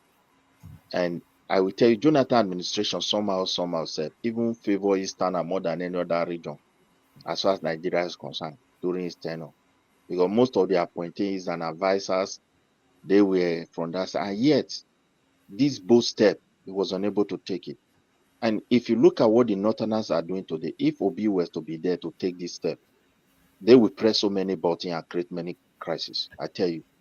But I feel because it's Tinubu that is doing it, they are not confused. I'm just telling you the truth. Because this is the only way forward. If they pass this law, I will tell you, the federal government will be forced to start putting strong measures in place for accountability. Because that's the only way they can get the remaining percentage they are hoping for. Even the state governor, there will be crisis as well. Some will tell you, no, I am expecting this amount. They will say, no, this is what you got. Then in that process, they have to check how those money are, how people collect that money. Because now, as it is, even the VAT we are talking about, the way they pay all of them is not meeting up with the world standard, where they say whatever you consume, you pay the VAT in where you consume. My brother, the businesses have no VAT number. That is number one. Company has no VAT number, most of them that are being, even though if they have number, none of them is linked to Ministry of Finance or taxation. So you can see the big challenge there. They have to fix all those things so that they can be able to really account what belongs See, to everybody. in Midwest people, if we to run federalism the way it should be, federal government has no business knowing what the federation unit is doing with their fund. You have no business. You have no business because the federating unit will generate the money and pay what they call tax to you. You don't have to say me, Bayelsa, you've been drilling your Ogoni. Why? It doesn't concern you. You are the federal. Now then they give you. No, what I'm. No. See, Mr. Dr. CM, Listen. we Hold on. can set a law like that. Listen. Also set a law like that, just to be different. It is because in the First Republic, the West will cultivate their cocoa, sell it, use it to build University of Ife. They are not accountable to the federal government. All their destiny is what they give to the federal. Because the West has got their own ambassador to Britain to maintain. You know that? The Southeast has their own ambassador or high commissioner office. In every region has their own. Every region, yeah. Every region. So this idea is over. That's why they say Nigeria is operating. What is it called? Instead of democracy, we are operating. What is they call it? Caticus Christi. I don't know they call herself. I know I don't bite my tongue. Whatever it is. What make people that means if that's what we go to practice. Exactly. Listen. Because because if that is the meaning of restructuring, a federal, you can't be overbearing on the federating unit. No, it's not done. It's not done. I will use even Spain as an example, or even this Scandinavia where I live. Look, there is no way you run money without letting the federal to know what you are doing, because at the end of it now, you will definitely let them know, because one, you are not going to run your own central bank. It's still one central bank. You can see how connected we are. Midwest. No, Midwest. You don't put it like that. That is contradictory. Midwest. And before you continue, may we clarify. No, Midwest, may we clarify. No, it's they talk. And Sweden, no be scatter jackets, no be they call them for Sweden. It's scatter jackets. The way they work with this, for Sweden, every product, everything, any tax where you pay will get code. Everything will go scatter jacket hand. Yes. Yeah. So from there, now then go share and go give the normal people. But what will they talking? That one not be parliamentary. That one not be federal system. That one not be. Now still the same thing they operate for Denmark.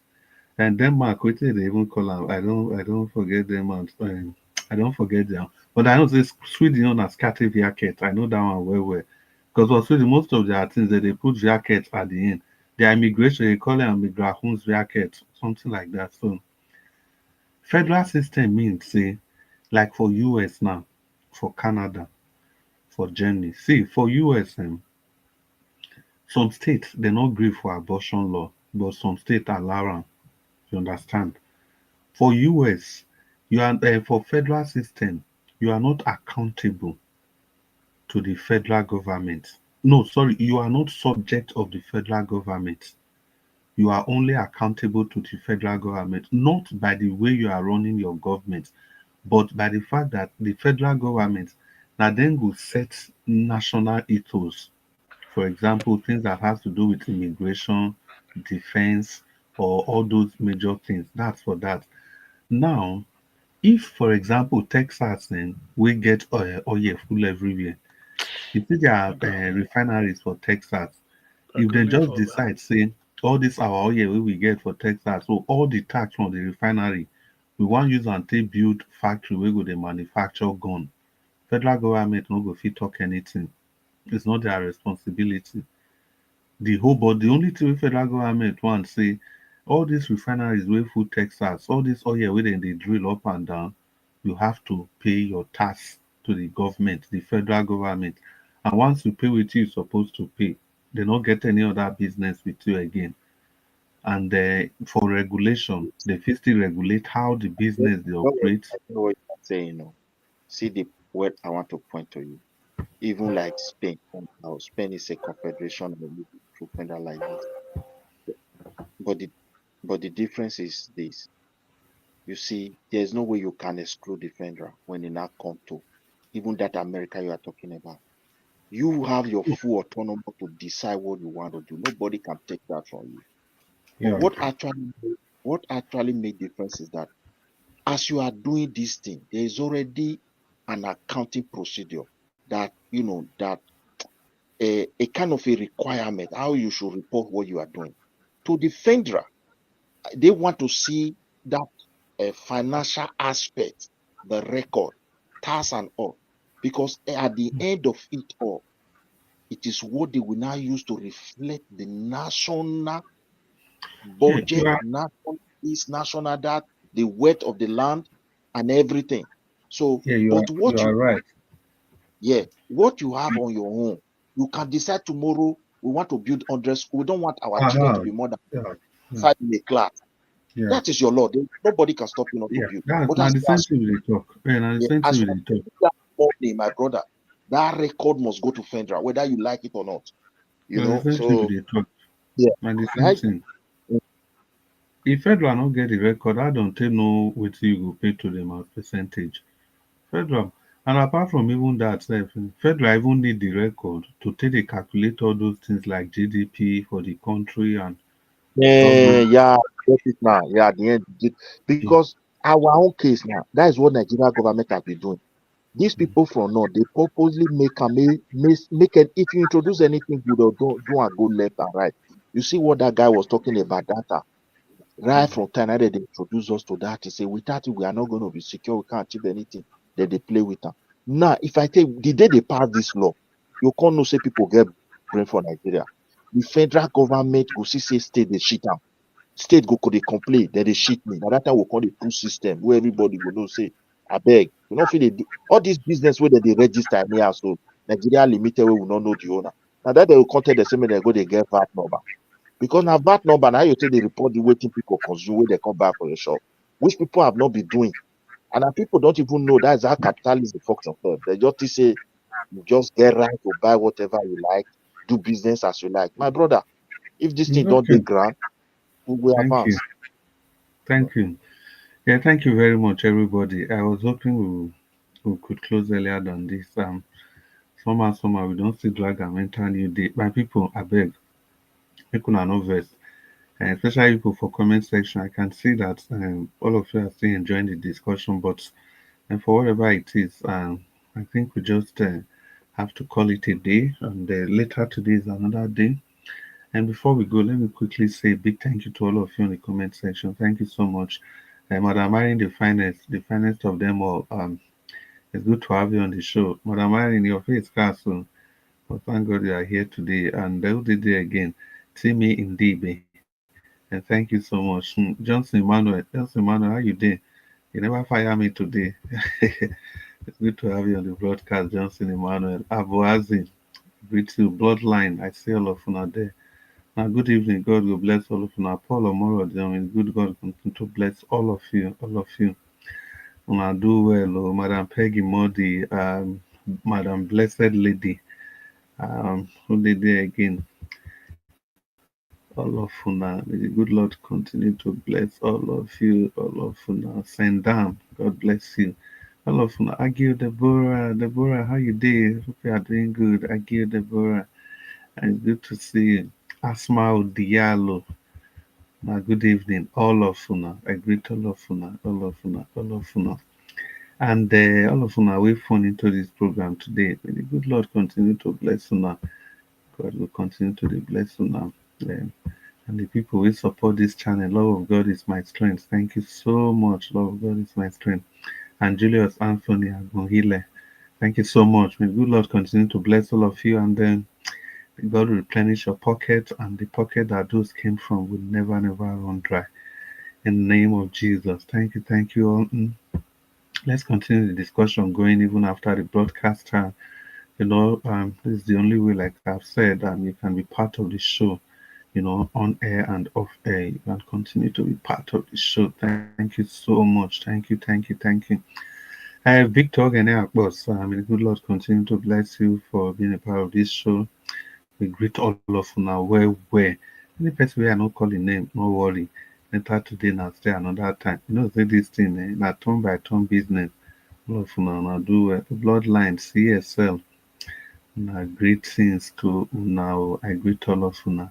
Yeah, and people will phone in. I don't greet you before, and people will make and reach the panel. Oga CM, I greet you, Midwest people, Black Panther, and Alex were here before. My brother Alex, I greet you. Oh, again, where I miss. Any person where I miss now, no, send me now chronic late comer. Sometimes before I come, some of I don't go. Now do where God will bless all of you now. And Mr. Nanjawatch. Mr. Nanjawatch, sorry, I was really hoping we'll leave here by 12 today, at least before 12. But man, it's 34 minutes gone past the hour. Well, Mr. Nanjawatch, hopefully we'll do better tomorrow. Thank you for your understanding. Yes, and may the good Lord continue to bless you and give you the strength to continue to do this. And despite the opposition, how will I have the frustration with the things that are going on in the country. Having said all this today, it will appear that everything is okay. If they break now, more and more will still come again. That's the problem with the country. Different drama. Whoever thought say somebody will now person with a sentence to death because of chicken, I will go they discuss today. Whoever thought tomorrow. Yeah, nobody now with the problem now with the frustration. Later today now another one will still come. Just like that. Well, Mr. Watch, God will bless you. God will give you this assignment, will give you the strength and the encouragement where you go take finish and not be waiting people they talk with mouths. It's easy to say God will bless you, continue. And the challenges are there and they are just doing it, and we hope and we know and we pray and we believe that the good Lord will continue to give you the guidance, the knowledge, the wisdom, the foresight to be able to continue to do this every day. And Oga Pansat, it's good to have you on the podcast. I know you were here before, and once again, thank you for coming in the other day. And we are going to the airport. It was really painful for me that I didn't allow you to speak before you leave. I know it can be very frustrating, but when you came back, it really made my day because I was feeling very guilty. Thank you, Mr. Pansat. And Timmy Indibe, you scared so well. It's good to say we get you today. Now, so we say, make no worry. Later today, we'll continue the discourse. Make una pardon us. I know say they spent too much time here. Yesterday night, about 2 o'clock, we take come out. So, Nigeria, I tobale for you. And make I use this opportunity greet mommy diaspora. No, as I do am now. Once I greet mommy diaspora, I finish. I know they greet any person again. I know they talk to any person again. The only thing I go do now to invite Nigeria was me come close the program. So, mommy diaspora, I want to say thank you so much for all you do, and really appreciate you from the depth of our heart. We know that you are the beacon. You are just the support behind the scene, on the scene, during the broadcast, after the broadcast. We know the kind of service that you provide to this station, you know the kind of service that you provide to the personnel. I myself have been a beneficiary of your advice of one or two things to quickly do to remedy very tough situation. I can imagine how much more of this that you do on a daily basis. With Diaspora, you are indeed a jewel. You are a treasure in the savannah for all of us. Thank you so much. We appreciate you from the depth of our heart. And we pray that the good Lord continue to bless, guide you, and protect you, and meet all your expectations far, far, far beyond whatever you wish for. Thank you so much. And we know and we believe that we are never going to get tired doing this, not until we completely free our nation from the shackles of those that are holding everybody down. Thank you so much, Mommy Diaspora. And let me use this opportunity to invite Mr. Nanjawatch if he's available immediately, but if he's not, ladies and gentlemen, let's bring the broadcast to an official close. Good night and God bless you all.